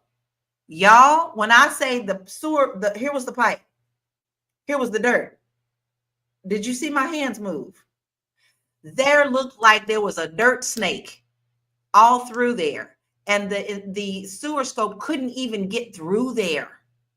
So I negotiated to have that pipe fixed. That would have cost my clients $25,000. $1,000 if they did not have that sewer scope done. Inspections are a point of renegotiation. If you find things that are not kosher or you're not willing to do or it's not safe, you're going to have a request for repair. And this is where you get to renegotiate things, ask for things, let the seller know that you found some things. And then this is where you go back and forth to say if that seller is going to fix it or not. And if they say no, and you're like, I ain't got that kind of money, this is where what? You can back out of the contract and get your earnest money. Okay? So you must really be diligent about getting your inspections and done on time. So I hope that little horror story scared you enough to know that you need to have some additional. I'm not about fear, but I am about being smart. You don't want to move into a house and then find out there are major issues. Okay. So after you're doing that, you're also your title rep. We can go to the next slide now. The title rep is still doing their search. Okay. What is title? Title is where they dig in. They're doing this on the side while me and you doing another dance. Okay. We're doing the cha-cha. They over there doing the Hollywood shuffle for a minute. All right. So title digs into the history of the property. It verifies the ownership. It checks to see if there are liens or encumbrances. It checks to see if there's easement restrictions. What are easement restrictions? Maybe someone put a fence over on your property or your property's over on someone else's fence and it was recorded and you didn't really know about it. Now you have to deal with a survey on the property. Do you want to really deal with that or not? So the title is doing all of that, and that title search should come to you fairly quickly, and it will tell you everything. Does this person have a right to sell this home? Is it really theirs? So that's what you want, a clear title. Now, there's almost always a lien on the property, right? Well, that's scary. What do you mean there's a lien on the property? It's usually the mortgage. A mortgage is a lien. So if that house is not free and clear, the mortgage on that house is a lien. So it shouldn't freak you out because the seller is going to have to pay that at closing and the house will be free and clear. Now, there are also other kind of liens you need to be aware of. It's called a mechanic's lien. So if someone had a sun deck put on that house and they didn't pay the person for doing that, that contractor could put a lien on the house and that must be paid for before the home is sold. That's not for you to pay. The seller needs to deal with that, but you at least need to be aware of it. Okay. So while we're doing our cha-cha, title is over here doing the mamba. All right. And don't forget, you can get this whole training at flynubianmoneyclub.com. So this recording will be there. All right. We're cruising along, right? So let's move forward. Now, while cha-chas and sambas are all being done on this side, you got a whole nother country dance, line dance going on in the background called escrow. Right? I told you that escrow holds the funds. It collects all the documents. It ensures that everything is in compliance and it gets all your paperwork ready for closing. So they over here doing their own little thing with Beyonce doing a line dance. All right. So just know you have several different entities. Now, if you live in a state that combines these, it could be one office. But if you live in a state that has many different, you may have escrow office, you may have a title office, you may have an attorney's office. So, but in some states, they're all in one, right? They're all in one. So just know that wherever you live, different states have different policies, but you're still going to be dealing with all of these principles. Okay. So make sure that you know who they are. They have introduced themselves to you. Your agent is involved. The seller's agent is involved. Your lender's involved. Because guess who else is doing a special dance in the background while we're doing all this? Your lender. Your lender is going to be calling you. Hey, I need some updated documents. I need this. I need that. You'd be like, I just gave it to you. But no, I need to update it. So I suggest that you have a folder, and anytime you get anything new, a new pay stub, a new bank statement, put it in there. So when your lender calls you and says, I need updated, here you go, give it to them immediately. So as you can see, we're learning a lot of dances as we're moving along. Okay. So let's move on to the next section. Attorneys, like I said, can do all of this stuff too. Like New York, they do all of this. They receive and prepare all the documents. They facilitate the closing. They may provide you with legal advice and guidance. So it just depends on what state will do what. Okay, now let's move on to the next section. Y'all ready? The lenders back here doing their dance. So I want you to understand what else they're doing in the background. They're not just collecting and calling and doing things. They're ordering your appraisal. And let me explain something about appraisals. When we had that crash in 2006, 2007, 2008, there was a lot of corruption found with lenders, appraisers, agents, everybody. Some people were just dirty. They just got into little bundles and all worked together. Well, because of that, new restrictions came out. I am not allowed to talk to the appraiser. Neither is the sellers, the listing agent. Neither is the lender. When it's time for appraisal, they will push a button to order that appraisal, and that appraiser will be sent out. Unless the appraiser contacts me, I cannot say anything other to them, because I can show up to the house and say, hey, Mr. Appraiser, here's the comps that I use. Thank you, bye. I can't give them a coffee, and I bet not even smile. Just give it to them and walk away, because they will consider that, you don't want any kind of corruption with that. Okay. So just know that nobody's really talking to this appraisal. There's a button pushed and there you go. Right. So also underwriting. Remember I told you that magic Willy Wonka underwriting approval.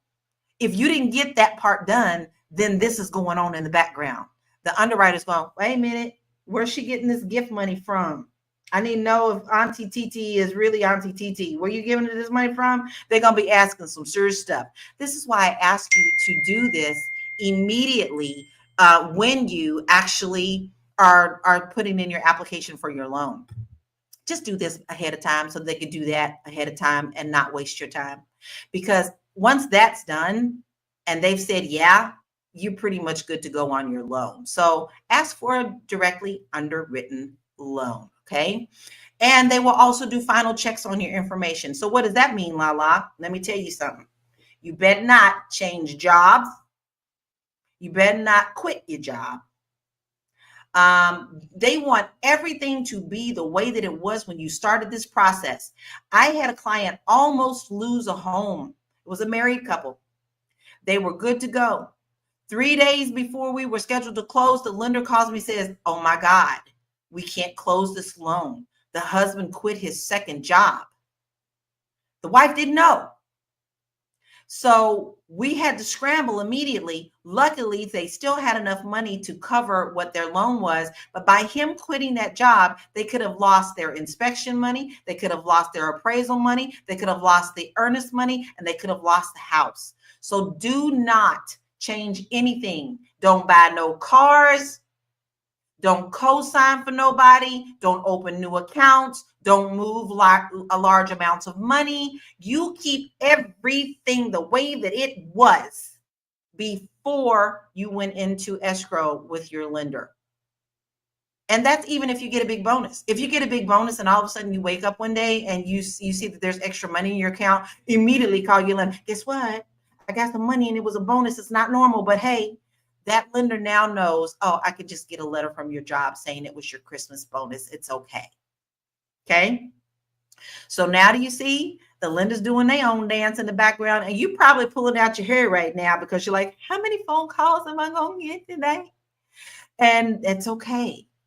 But because you're taking this class, and you always can go back to flynubianmoneyclub.com and watch the recording, and also look at the handout I gave you about the process of this.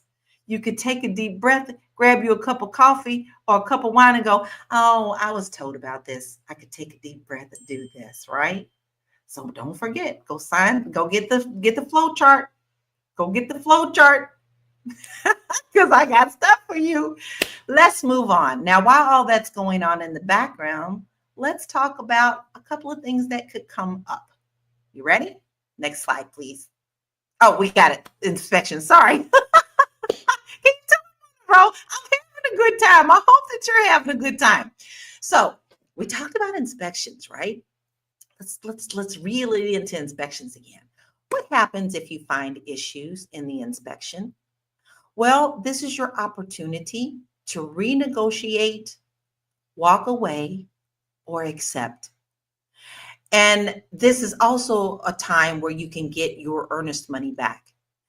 If you do this in accordance to the timeline deadline on your contract, this is the first way that you can get out of a contract if you're not happy. I had a client in Los Angeles who absolutely loved a house, but when we found out how much money it was going to cost to fix the chimney, and the seller wasn't willing to do that, they had to back out because they weren't willing to put in $15,000 to fix the chimney. So this is why it's important to have these inspections so that you can kind of know what you're walking into. It's like kind of like a car warranty, right? You want to make sure that you go in, and this is one of the warranties you want to be, I want to see what it looks like under the hood before I really buy it. Okay. So this is your point to say to the seller in writing. It's called a request for a repair that says, hey, here's what we found, and I would like you to fix the chimney, or at least give me a credit, or remember what did I say? What's the thing we're going to take? The home must fit the loan. If it's something safety, this electrical panel is out of date and it's considered a hazard. FHA, my loan won't cover it. I need you to bring the electrical box up to date.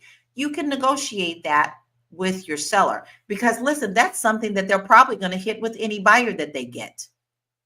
Now, I won't say you're always going to get it, but if you are asking for safety things, they know that they're going to have to deal with that with you or with someone else. And so therefore, 9 times out of 10, you probably will get a successful negotiation with that. Okay. But if they say no, and you're like, I ain't for it, we walking away. Or you ask for things, because here's my rule. Okay. So this is just a little trick that Lala does. Okay. Side note. I'll ask for like 3 little things when I know that there's one that I can probably negotiate, so it don't sting the seller as bad, right? See, I need you to fix this light switch, but hey, did you know that chimney needs about $5,000 worth of work? And so they may say, well, I'm fixing the light switch, but I'll fix the chimney. You see, that's called negotiations, and they also feel like they've actually won a little bit. So, you know, don't be too silly with them. Like, hey, I don't like that paint. There's a paint chip underneath the window. I need you to fix that. You're not going to ask all that, right? But you are going to ask things that you can't handle or you're not willing to move forward with, okay? Remember, if you back out here and you're within your deadline, you get your earnest money back. You don't get your inspection money back. This is also why I tell here's a side, you want another trick? This is why I always tell my lenders that I work with, your lender, whoever you bring with or whoever I provide, please don't order appraisal until we finish inspections, right? Because I don't want you to pay for inspections, for an appraisal, if we're not going to move forward, because then you'll be out of that money too, right? So I'd rather us do our inspections first before we order appraisal. And this is another reason I have you to do it early. Okay. So, all right. Now you got some education about inspections. Don't forget, you can go to FlyNubianMoneyClub.com, get the re-recording, because it's a lot of information. Still hope you're enjoying, but you can come back to this and take extra notes. Let's move forward. So now we have appraisal, right? What is appraisal? Well, appraisal comes and tells you if the value of the house is what you offered and what the house is worth. Appraisal has been a nightmare for a lot of people. Matter of fact, I just had a deal, believe it or not, in Los Angeles, California. Before I listed the house, I did the comps. We came up with a price that we knew would fit in those comps. We had an appraiser come in who didn't know the area, didn't look at the information that he was supposed to, and he came in $50,000 under. That buyer couldn't buy the house anymore because he stood by his appraisal, even though they tried to fight it, but he stuck by his appraisal amount, and that couple couldn't buy it anymore, and we had to go back on the market. Now, they got their earnest money back because they were in deadline. They were within deadline, But they couldn't come up with the extra $50,000 that they wanted for this house. Now, here's the good thing. I am now closing on that house with another couple where the appraiser who knows the area came in at value. So here's what happens. If the property comes in, and this is if you're using loans, if you're paying cash, is a totally different game, right? So if you're approved for, if your offer was approved at $750,000, I'm going off California prices, right? So, and it comes in at $750,000, your lender's like, yay, let's move forward. We good, right? If you offered and was accepted at $750,000 in Los Angeles, California, and then the appraisal comes in at $850,000, you got equity, right? The seller cannot come back and say, wait a minute. You mean this house was worth $850,000? And nope, they can't come back and change the price. They accepted that price at $750,000, right? Now, if it comes in below what? The home must fit the loan. The home must fit the loan. It doesn't qualify anymore. Your lender is not going to say, oh, we're still going to give you $750,000, even though it came in at $700,000. No, you have to renegotiate with that seller, or you must come up with the extra money in between. Or if you can't, you can say it didn't appraise, I must back out. If you are within time of your contract, you can back out and what? Get your earnest money back. Skin in the game, skin in the game. You don't get your appraisal money back. You don't get your inspection money back, but you do get your earnest money back. Okay. So this is why it's important to have your client, even though I ran comps, that appraiser just didn't understand that area. Matter of fact, came in from a different area, knew nothing about it, and just didn't even listen to anything that we said. My seller had put in new rooms and a new bathroom. He didn't even account for that. Yes, sir, it does account. So unfortunately, that's what happened, but somebody else's loss was somebody else's win. Okay, let's move on. All right, guys, we've hit all the bumps.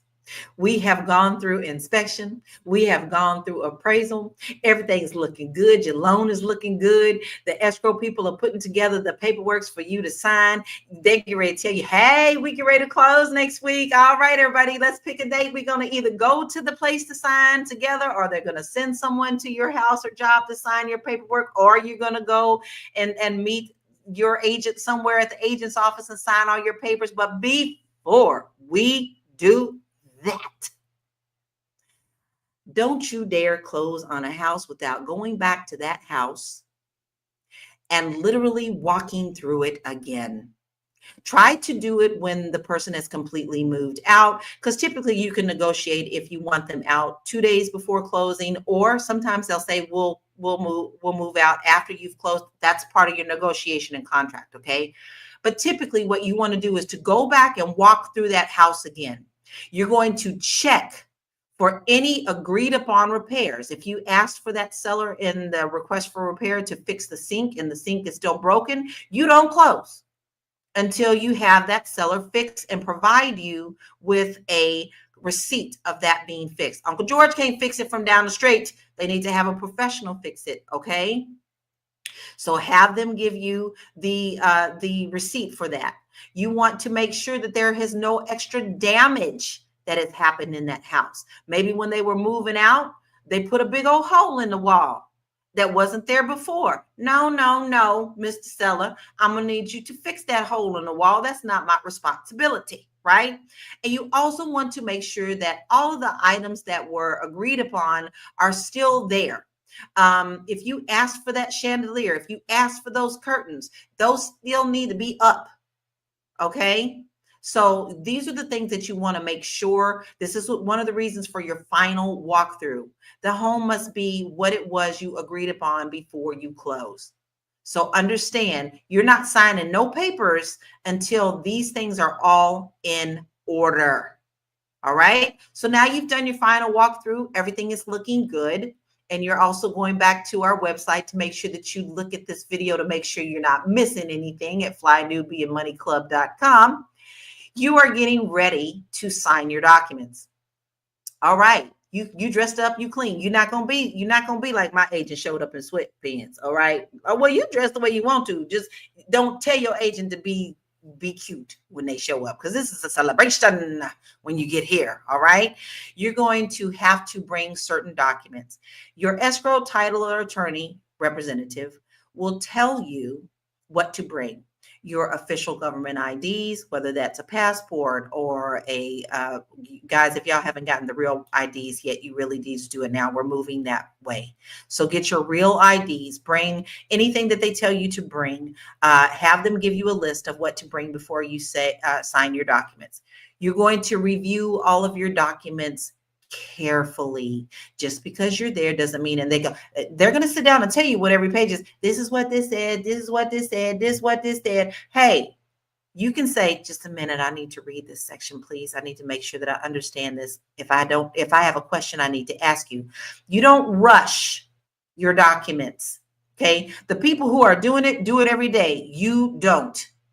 So you want to understand what you're signing before you sign it. Do not sign it and then say, I'll ask about that later. Too late.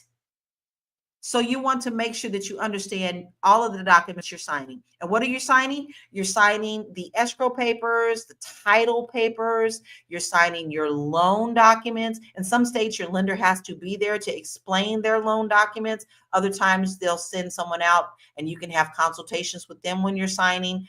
Just depends on what state you're in. But don't you dare sign anything unless you really fully understand it.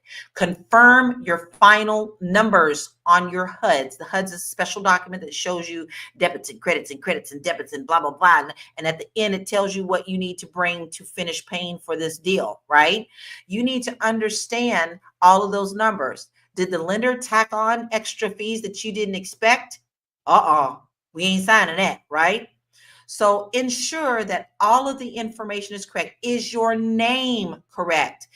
Did they misspell your name? Then things need to stop so that they can be corrected. Do not rush and ask questions. We are not celebrating yet. We have not gotten finished yet. This is one of the most important things I need you to take from this presentation. Don't sign on anything that you don't understand. Once you have understood it and signed it, now we can move on. Verify, verify, and verify. Final funds must be presented to close the deal. In some states like Colorado, people would bring their checks. This was a long time ago when we did the checks in early 2000s, right? Now, pretty much things are wired. So here's what I want you to understand. When this is being wired, guys, you need to make sure that you call the escrow company or title company or attorney's office and say, hey, I got the information on where I need to wire these funds. Can I please verify with you? Do this at the bank. Do this with your teller. Can I verify this account? 1, 2, 3, 4, 5. I'm sending this much money to this account. Please tell me that that's correct. Yes, that's correct. Because there are people who are out there who know how to be smart, and they'll send you these things that look real official. And if you wire final funds to somewhere that is not officially getting these funds, you are out of luck. So while you're there, don't just assume that just because you have this official paper, because anything may be looked official, that is the right information. When you go to your bank to wire these funds, you are literally calling the escrow company and saying, I need to verify this information. Then you can move forward, okay? Not me, but there was one person in my office who their buyer got screwed because they wired a large amount of money to the wrong company. And they ended up losing the deal, and it ended up being a terrible, terrible, terrible situation, and everything was in chaos. Don't forget, you can go to flynubianmoneyclub.com and check out this presentation. So now you verified your funds, you sat down and closed your papers. So what's next? Congrats, you're now a homeowner. But don't you dare move into that house until you do what first? already have that locksmith come and change those locks, because there is nightmares. I told my client 50,000 times in Colorado, change the locks, change the locks, change the locks. I'll do it, Lala. I'll do it. I paid for her locksmith as a gift. Okay. She just never did it. 3 months later, this man walks into her house with the key talking about, hey, sister, I'm home. He walks in, he's scared, she's scared, they all screaming. He didn't know his sister had sold the house, and she didn't change the locks.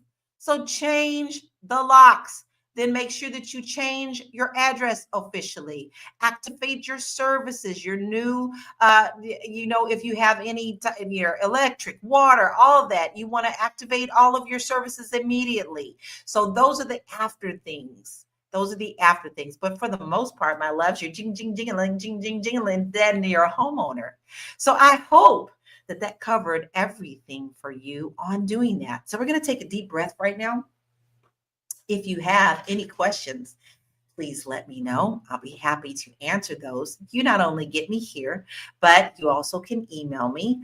And when you get my email with this presentation, you'll have my contact information as well. Okay. But you also can do it here at bit.ly/Laura Key Info. Okay. So we're going to take a deep breath now. We've got the lay of the land on how to buy a home stateside. Okay. And I do advise that, guys. It is really important for you to own a piece of land. If you can't qualify for that 4-bedroom house right now, but you can qualify for that 2-bedroom condo, I would highly suggest that you do that right now, because that property can literally launch you into that 4-bedroom house if you're patient and you wait.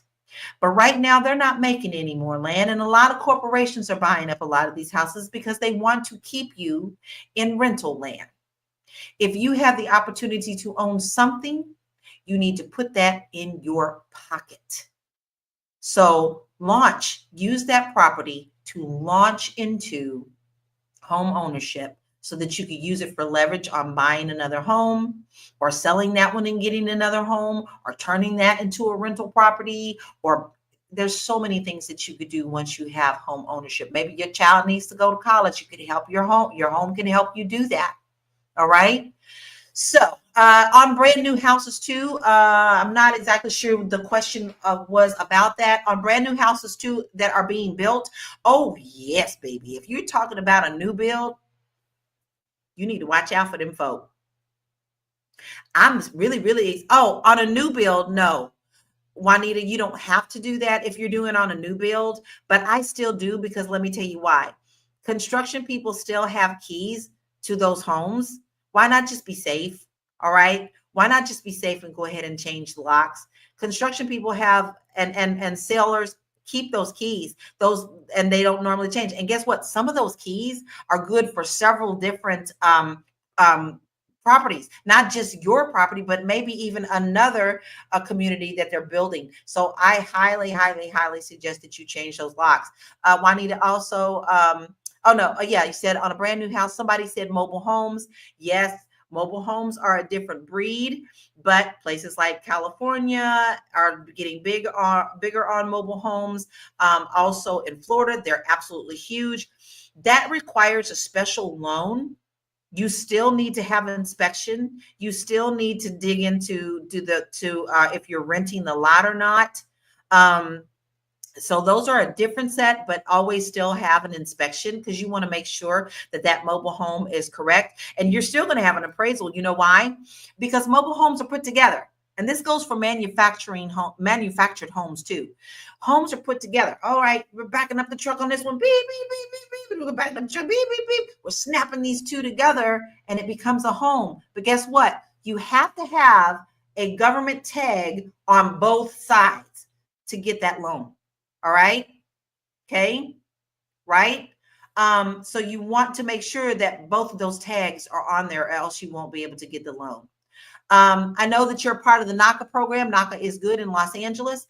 And we talked about down payment. So yes, down payment will help you. And there's many different down payments and programs such as NACA that will help you. However, I want you to understand when you're dealing with places like NACA, you are going to jump through a lot of hoops. You're also going to, it may slow the process down. And sometimes it can limit you on what houses you buy, because some sellers are like, I have to wait this long. It's not a negative. Just know that what you're walking into may take you a little bit longer in those type of programs. But I'm very glad that you're using NACA. I have dealt with NACA, especially in Los Angeles. All right. Let me take a sip of water. All right. Because now, what you going to do about it if you want to buy international? Oh, Shaquita, you said Italy. And I got some places for you, but we're going to talk about what you need to do when you are possibly thinking about moving out of the country. There's a lot of things that you have to research before you do that.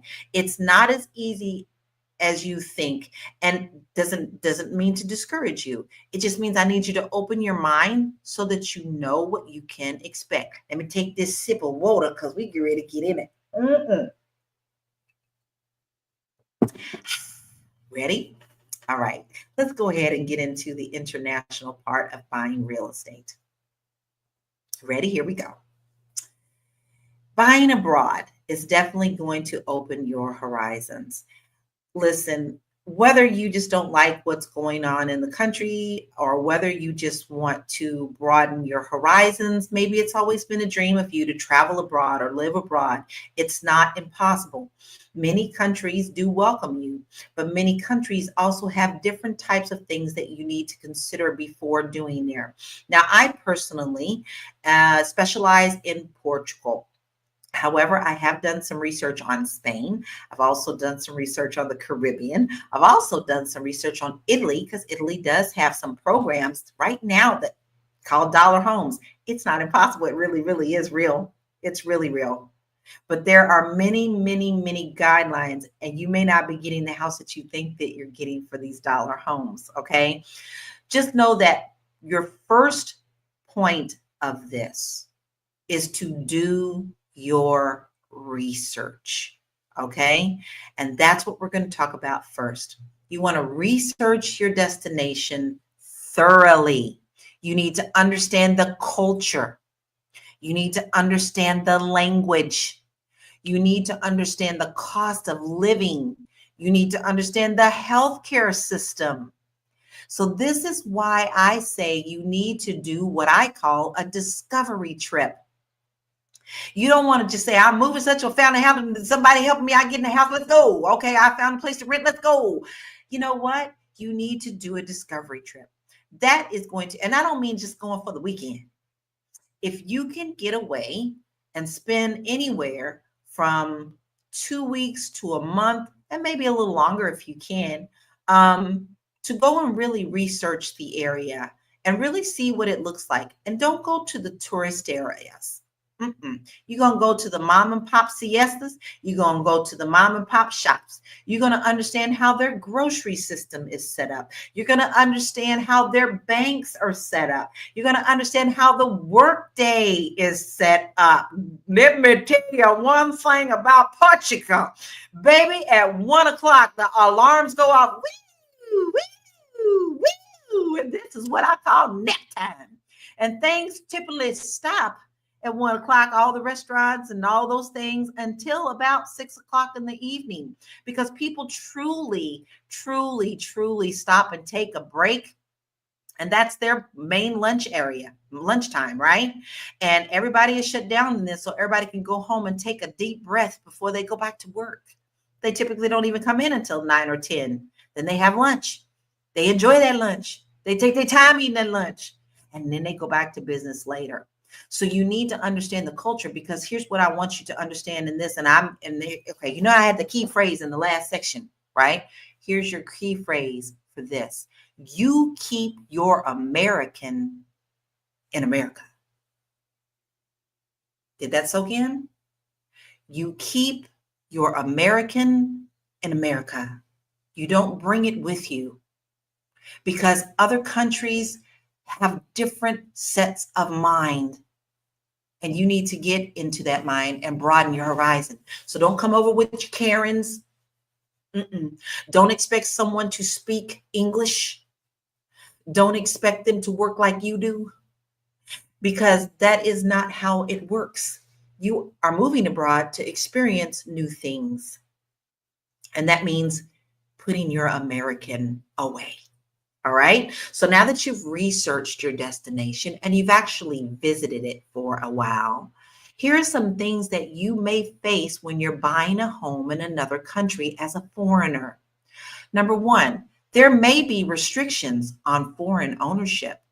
There are some countries that will not allow you to buy in their country unless you go through certain procedures or certain hoops, or you're going to promise dual citizenship, or you're going to promise to buy, put so much money into their system. You know, these are the things that you need to research. Not all countries will allow you to come and just buy a home in that in their country without certain guidelines being hit. You also need to understand that there are complex legal and bureaucratic, I can never say that word, governmental processes. Okay. That means you need to understand what their tax system looks like. What does it look like when you buy a home as an American? Are you going to be extra taxed on that? So that ties into tax implications and costs. Okay. This ties in. You need to understand what that means. Okay, before you move forward. And there's so many references, guys. You can even talk to the local embassy, contact the local embassy in America and see, hey, where can I go to get some information about moving to your country, and what are the guidelines, and where can you point me to do that? Okay, so that's where you start. You start there. You just do a simple Google search a lot of the times, and you'll find if you go to the embassies, they will have the list for you. Okay, there may be financing difficulties, y'all. Some people may not allow you to take a loan out on a property in their country. They want you to come with hardcore cash, baby.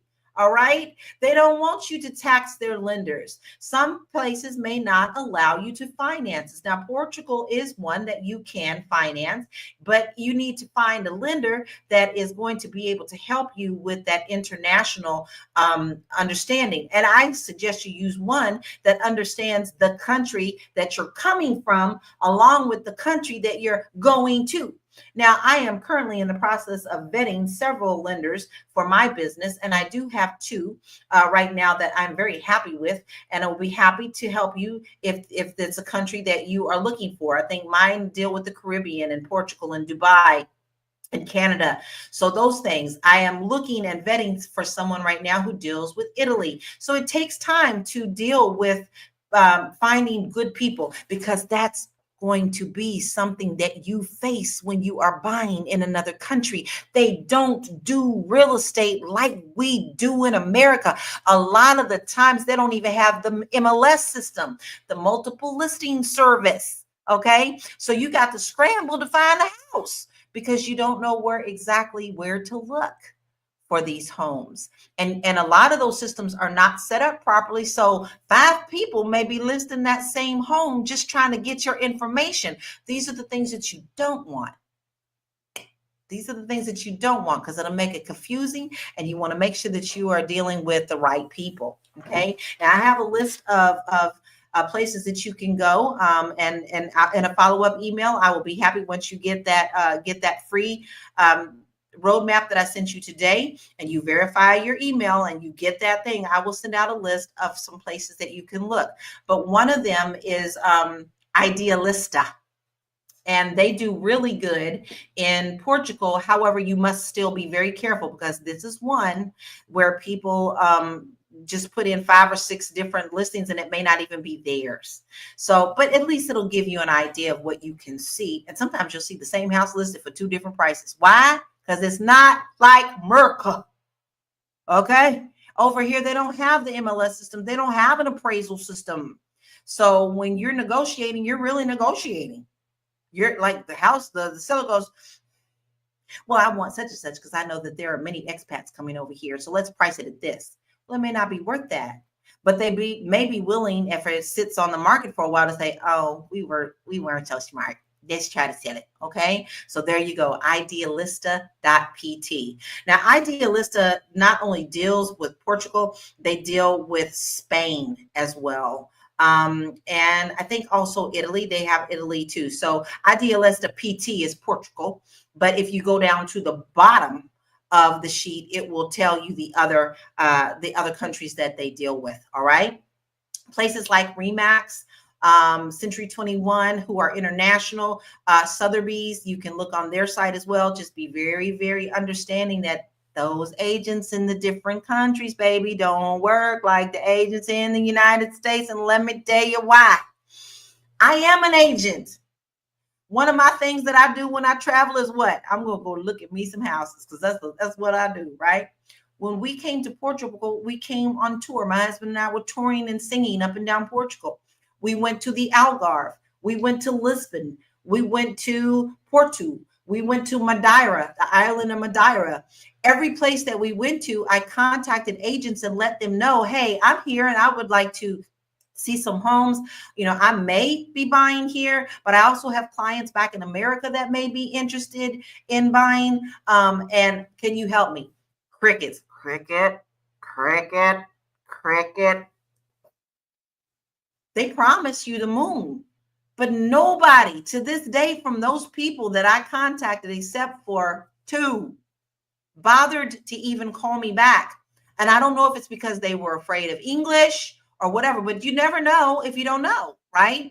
They didn't even bother to call me on my email list, but I'm on them email list, but they didn't even bother to call me. I called them and left messages. Nobody called me. It wasn't until I met Renato in Nazaré.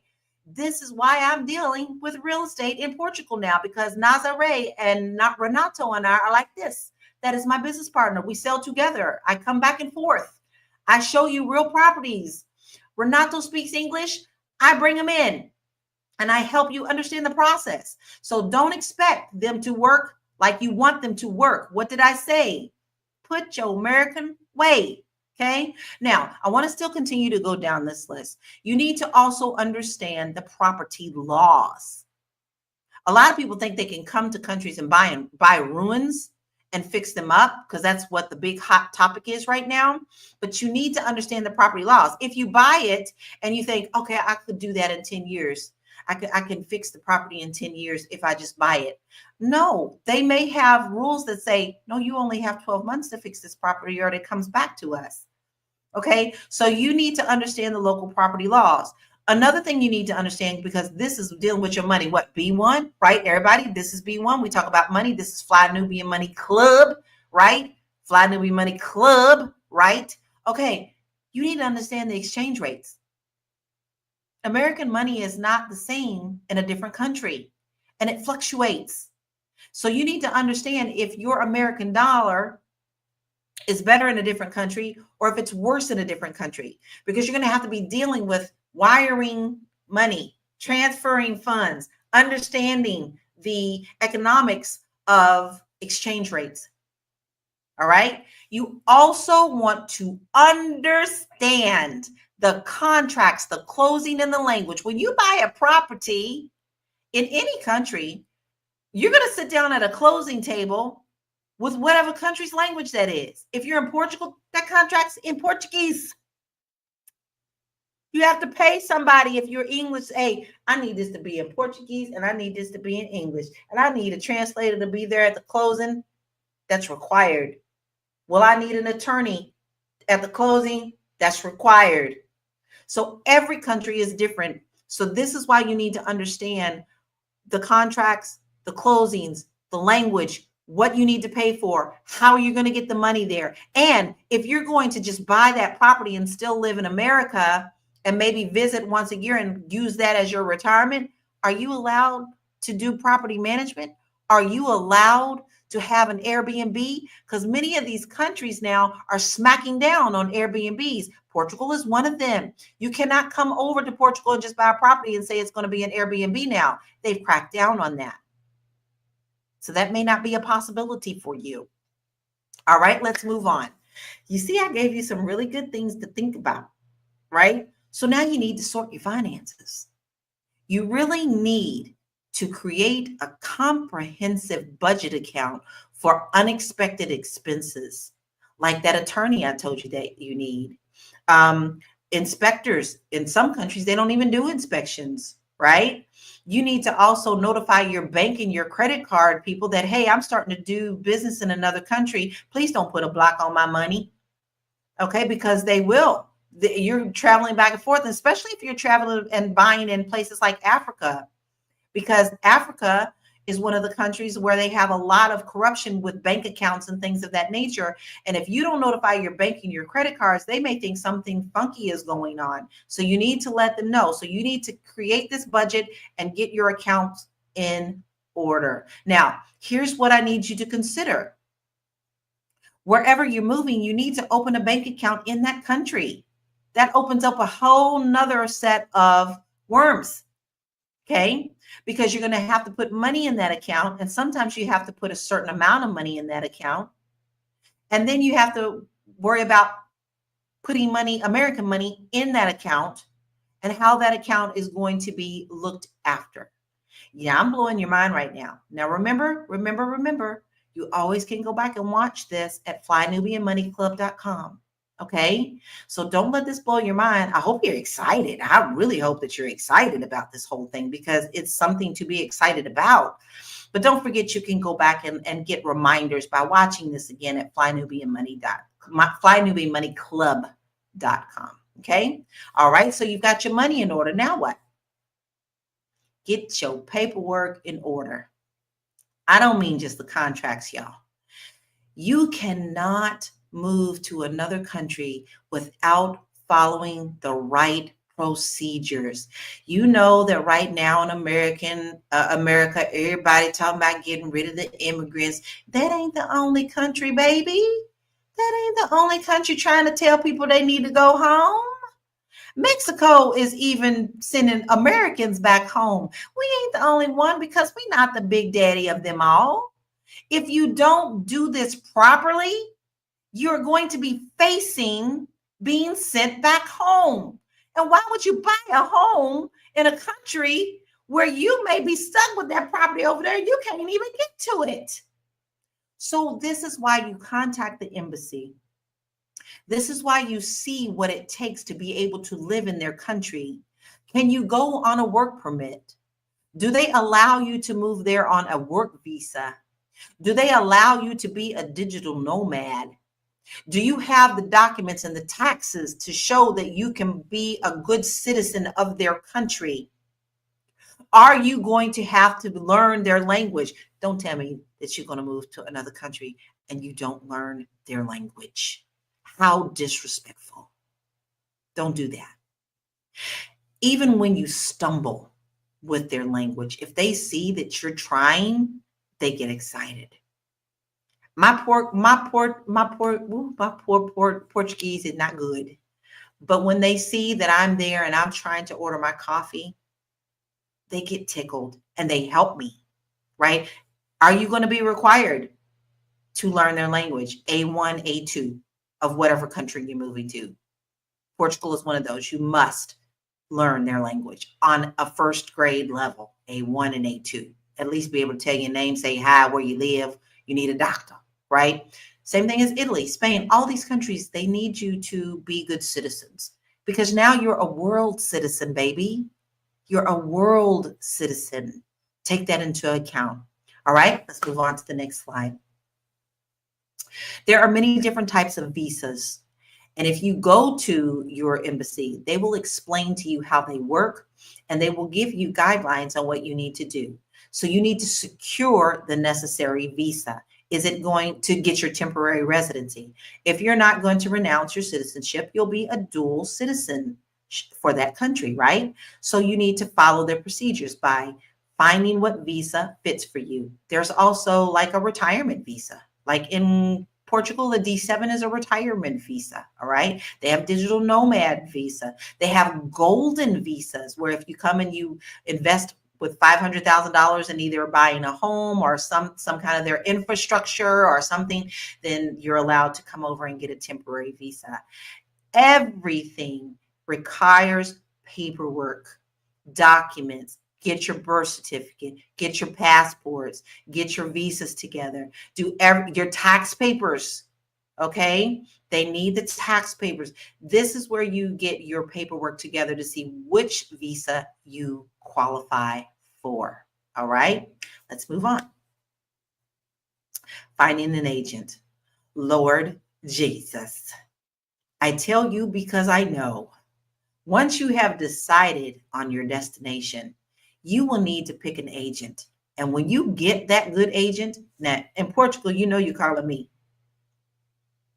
Okay, I got the resources for you here. We're going to find someone in your area in Portugal that I can work with and walk you through this. I am in Nazaré. I got you in Lisbon. I got you in Porto. I got you in Algarve. Those are the major cities. All right. Everything else in between falls in between. I got you. Right.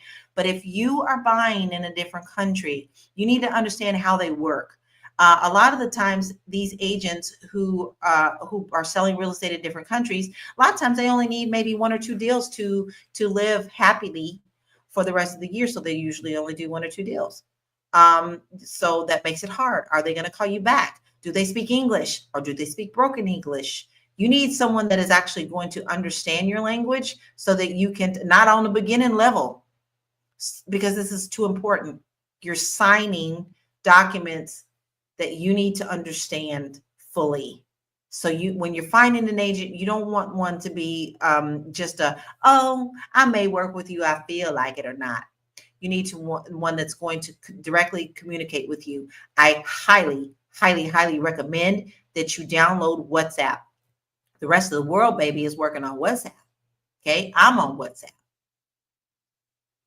I get international calls all the time. WhatsApp. You need to use that because most of the countries use WhatsApp as the main tool of negotiations and talking to people and back and forth and talking to their families even when they're not out of country. Because some of these mobile companies like T-Mobile and all those in America, over here it's different. Their prices are very high for texting and calling. So WhatsApp is free. So most people use WhatsApp. Okay. So once you find that agent, you're going to go back to what I taught you in section 1. Talk to them. How do they communicate? Do you know the area? Do you know English? What's going to happen when I find a house? I'm coming over to do a discovery. Can you show me at least 10 houses when I'm coming over to do a discovery trip? Okay. So those are the same things that go back to our training from the beginning. Okay. This is why I did America First. Now, can you get a loan? Securing a mortgage as a foreigner truly is different than doing it in America. Some places won't allow you to do a mortgage. Some countries don't want you to do a mortgage. They only want you to pay with cash. But there are many countries that do allow you to do a loan, but you need to make sure that your lender understands fully that you are an American and you need to understand the international part of the loan. Okay. Like I said, I work with two. Well, I have 2, and then I have another one I'm working with for Italy. He understands the Caribbean, Canada, United States, Portugal, Dubai. All right. So you need to work with someone. And then also, sometimes you have to work with an attorney. No ifs, ands, or buts. You have to work with an attorney, but you have to understand that the attorney settings in America are a little bit different than like some attorneys. That's what they do. I'm an attorney because I do real estate. Like that's what they do. They don't necessarily do any other type of law. They just do the real estate only. So you also can get representative companies, guys. If you dig into it and you're like, oh my God, this is too much. I don't know how to do all this. This is too much because it is very heavy. You can call a company that will represent you for a fee. They will help you put together your visa paperwork. They will help you to get your visa. They will help you find an agent. They will go home shopping with you. They will help you find an attorney. It's not cheap. But sometimes if it's overwhelming for you and too confusing, it's worth you buying into that program. But you want to make sure that they are legitimate. Because right now, while everybody's talking about moving abroad, there are a lot of companies going, oh, we get this money, right? So no, you want to make sure that you work with a reputable and you can research them and know that you're working with a good company that can help you with that. All right, so let's move on. Please learn the language. A lot of these countries have free courses, just like America, where you can learn the A1 and the A2 level of that country's language. Even a basic knowledge of it will help you in your daily life. Don't go put your American away. Keep your America in America. You came out of that country to learn and grow. So you want to do it properly. Immerse yourself. Go to the coffee shops. Go to the movies. Go to the little fiestas that they have. All right? And don't just assume that they speak English. That's disrespectful. Now, most countries require their citizens when they're in school to learn more than one language. A lot of times it's English, but a lot of times it's also French or Italian. So don't just come and assume that they automatically know your language. And yes, there are Google translators and they help, but don't depend on that. Okay? Make sure you learn, you can get free classes to learn the language. All right, next. Almost done, guys. All right, we're almost done. We're in home stretch. So before we hit this home stretch, I want you to know that you can go back and watch any of this again on flynubianmoneyclub.com. All right, because this is a lot of information and we've gone over stateside and international, and that's a lot. But I don't want you to feel like, oh my God, I forgot everything. Go back to flynubianmoneyclub.com and watch this. Okay. All right. Now that we've gone through that, I want you to really think about if you are ready to move abroad. In the handout that I told you to download, and that's bit.ly / what did I say is move? Okay, wish list. See, talk a lot, you lose a lot of brain cells. Bit.ly / wish list to welcome mat. All lowercase. You'll get the handout for today. Don't forget, when you get the email, you have to go back to your email to approve. Allow me to email you. There's a 2-step process to this so that you could get this. The second part of the handout is a quiz. And it's a quiz that I have put together for you to assess your readiness, if you are ready to move abroad or not. It's going to ask you some tough questions, and it's going to put you right where you need to figure out where you need to be. Hey, am I ready to move now? Is all my paperwork ready? Hey, let's do this. Or I'm almost there, but I don't quite have everything in order. Let me get back to my research. Or I ain't ready at all. Let's get it together. Right? This will help you assess where you are in this process. And let me tell you something. When I was a little girl, I dreamed. I'm a vocalist. My husband's a musician. I dreamed that I would travel the world singing. I'm living this dream. I'm living the dream of singing and visiting countries. I'm living in the dream of back and forth to Portugal. I'm living the dream of being a world citizen. It is not impossible. You just got to get out of your own way. And I get really emotional when I talk about this because you don't have to stay stuck. Are you a digital nomad? Do you work for yourself? Can you pick up and move and experience different countries? Can you go spend 3 months in Thailand? Can you go spend 3 months in Portugal? Can you go spend 3 months in Italy and take your visa, which is a worldwide pass, and visit this world? Do it so that you can have stories for them grandbabies and encourage them to do the same. I am Laura Lala Key. I'm also known as the Real Tea Goddess. I don't take that lightly. And I encourage you to be the light. Whether you're buying at home or you're buying abroad, you are investing in yourself. You're not alone. And if you need to tap into someone else to help you, do so. And that's what you have with us at flynubianmoneyclub.com. We're helping you and uplifting you and cheering you on. So that's what I have for you today. I got it all in our time frame. I appreciate you being here. And I'm so glad you took the time to spend some time with me. Now, I don't know if I'm going to have someone else come back on with me for a few minutes, or if we're going to end right now. But don't forget that you can go to flynubianmoneyclub.com to watch this presentation over again. I want to shout out some people. Thank you, Big Mac, for being here. Darlene, thank you for being here. Ida, thank you for being here. Terry, being here. Oh my gosh, look at all these people. Athena, we have, oh man, look at this. Naomi was here. Lori was here. Oh, Juanita was here asking questions. I am so grateful for you. This is a family, right? Family. So this is what we do.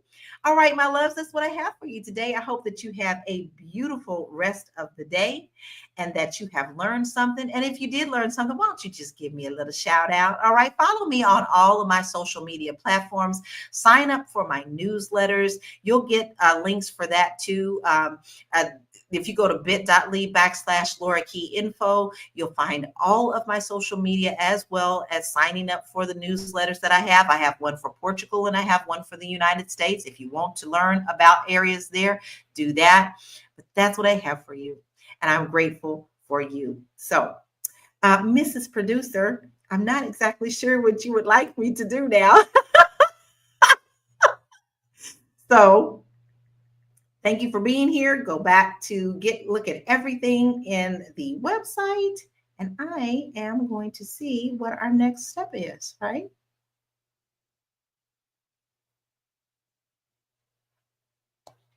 I can't hear you. Come on. I was like so enamored with what happened just now. You all, I hope that you enjoyed. I was so into it. I was like, oh, okay, well, she got it. But I just oh my gosh, such a great, you guys. That presentation was amazing. So funny. I was backstage like, oh, and I think I just got caught up in the rapture of you. So I thank you so much for coming. Thank you. I hope you all enjoyed it. Listen, you all, this is what you can expect. I saw some people saying that this presentation was excellent, and I knew it would be. Lala is excellent. She is someone that you would want to work with if you want to go and have real estate abroad. I think that this is where you start. You start with my sister Queen over here. She is going to get you together. She's going to get you right. You don't have to worry about being scammed and all of that. So make sure that you reach out to her, because even if she doesn't do real estate in that country, I'm pretty sure she can help you get somewhere, like get where you're going. And provide excellent information. And it may take a little time. So I do want you all to understand that if you do reach out to me and we're in your initial stage of finding you someone, be patient, because we will get you to the right people. I'm not just going to be assigning people stuff and go, here you go. No, I want to make sure that you are taken care of. Yeah. And then you also said something about just making sure you all make sure that you go to her website, sign up for newsletters. If you need consultation, please, please, please, let's not just talk about what we want to do. Let's just do it. Let's send the emails. Let's do the things. Start today. All we have is now. And you know, I'm so I think I'm so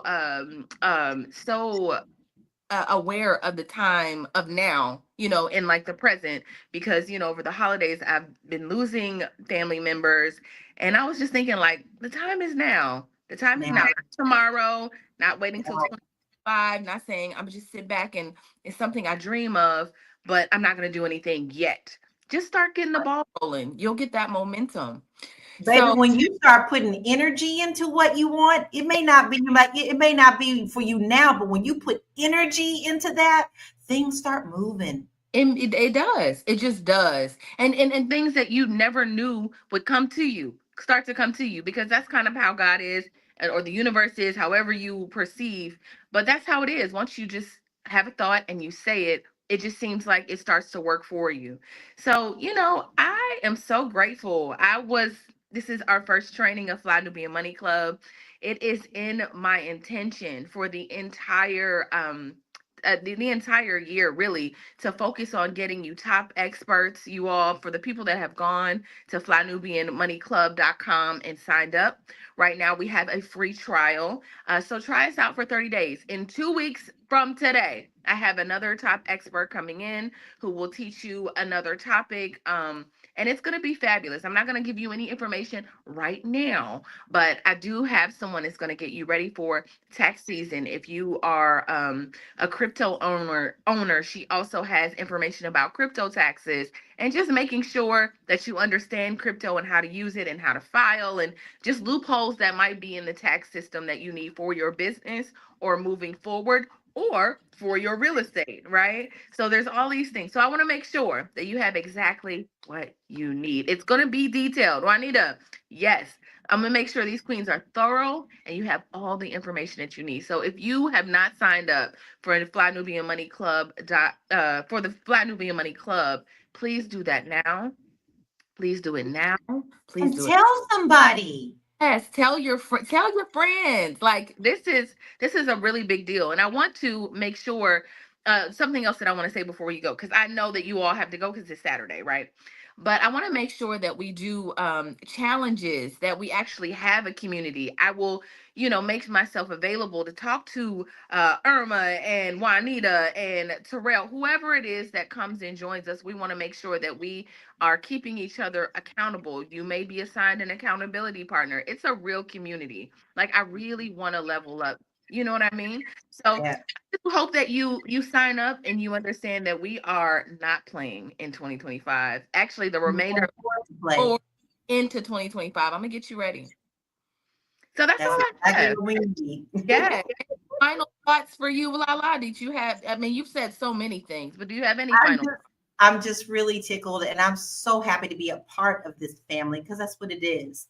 Yeah. We do have to get ourselves in order and continue to lift one another up because we're not hopeless. Yeah. We're not hopeless. We always have a way to continue to shake off that dirt and move along. And if this is one of your dreams, do it. Because no joke, Tiara said she's had a lot of loss, and so have I. And this is one of the reasons that I'm doing what I'm doing right now, singing across the country, selling real estate in other areas, because you only got one ride around here and you don't know if you have tomorrow or not.